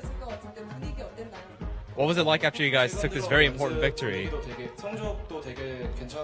Well, recently our scrims have been going really well, and the team atmosphere has therefore become much more positive. And yeah, it felt like we were going to win coming into this match because of that. You took out your Jace, your famous Jace. What does it feel like to play Jace again? Well, my coach always tells me, he says, oh, when you're in danger, you take out your Jace.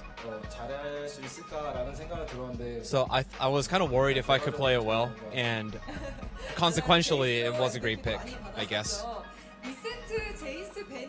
Now, in the second game, they banned the Jace. Did you feel great about this? Yeah, I did feel pretty great about the fact that my main champion got banned out, since it was used as a ban card. Now, people say that the way you laugh is similar to the way Chaser laughs, and people make fun of this. What do you think about that? Well, I guess we look similar, but I am confident that I look a little better than him. As you displayed a lot of great synergy with Chaser today in the matches, do you have anything to say to him? Well, I thought you would get the MVP, but sorry for robbing it away from you. Moving on to Expression, the R is silent. Again, it's been a while since you've been here. Well, yeah, I got the MVP first few weeks, but I wasn't able to be here, so yeah.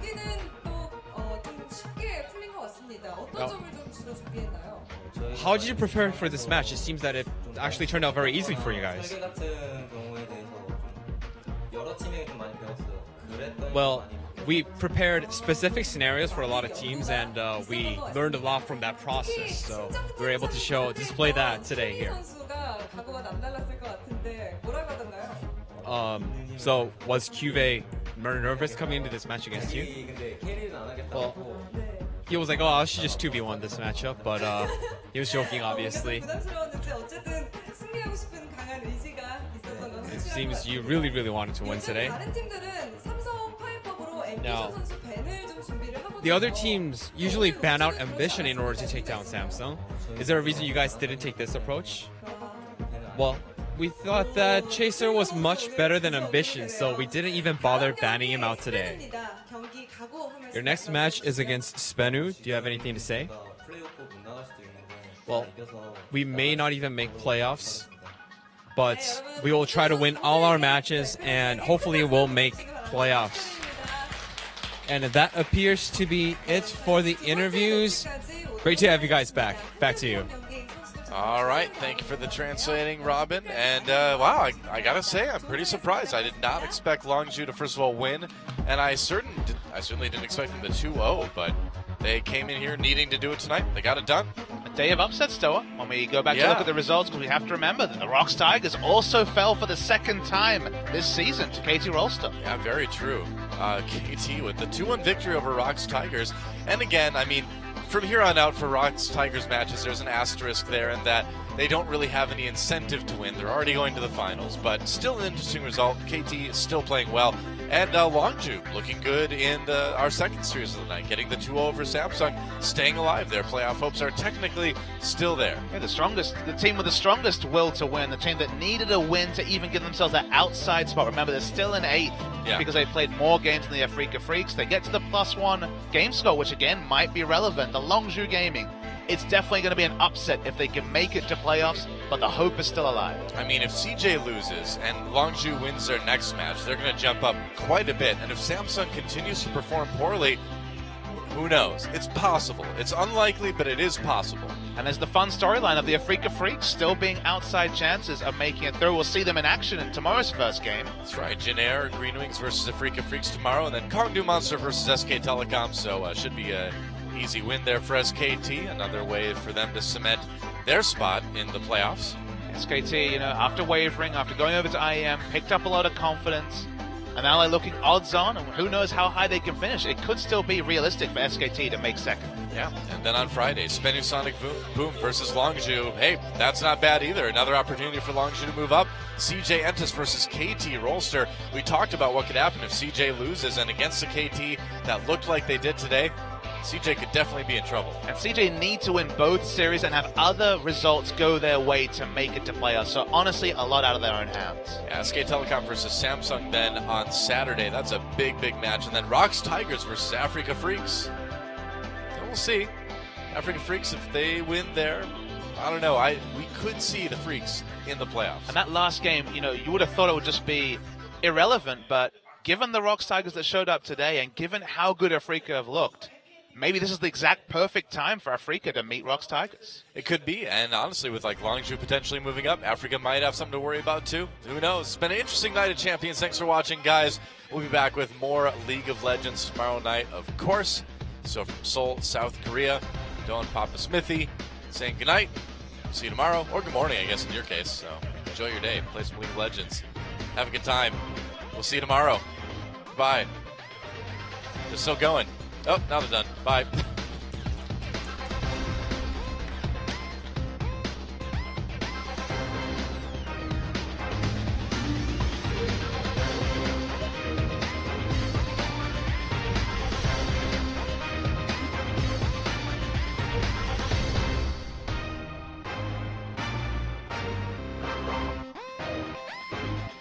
I let it fall, my heart, and lose it fell. You rose the clay. It was dark, and I was over until you kissed my lips and you saved my hand.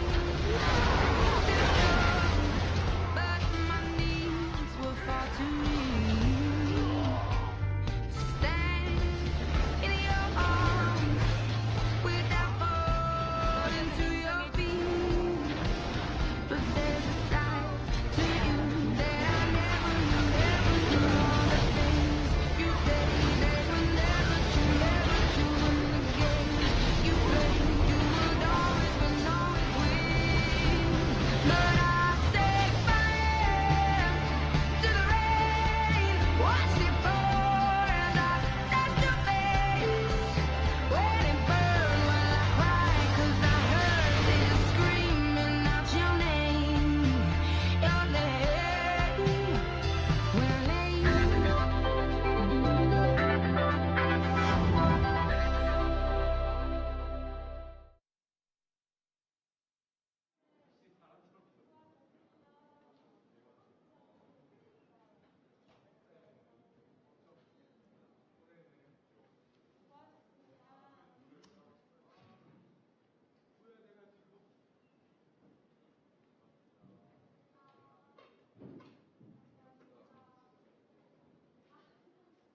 고맙습니다.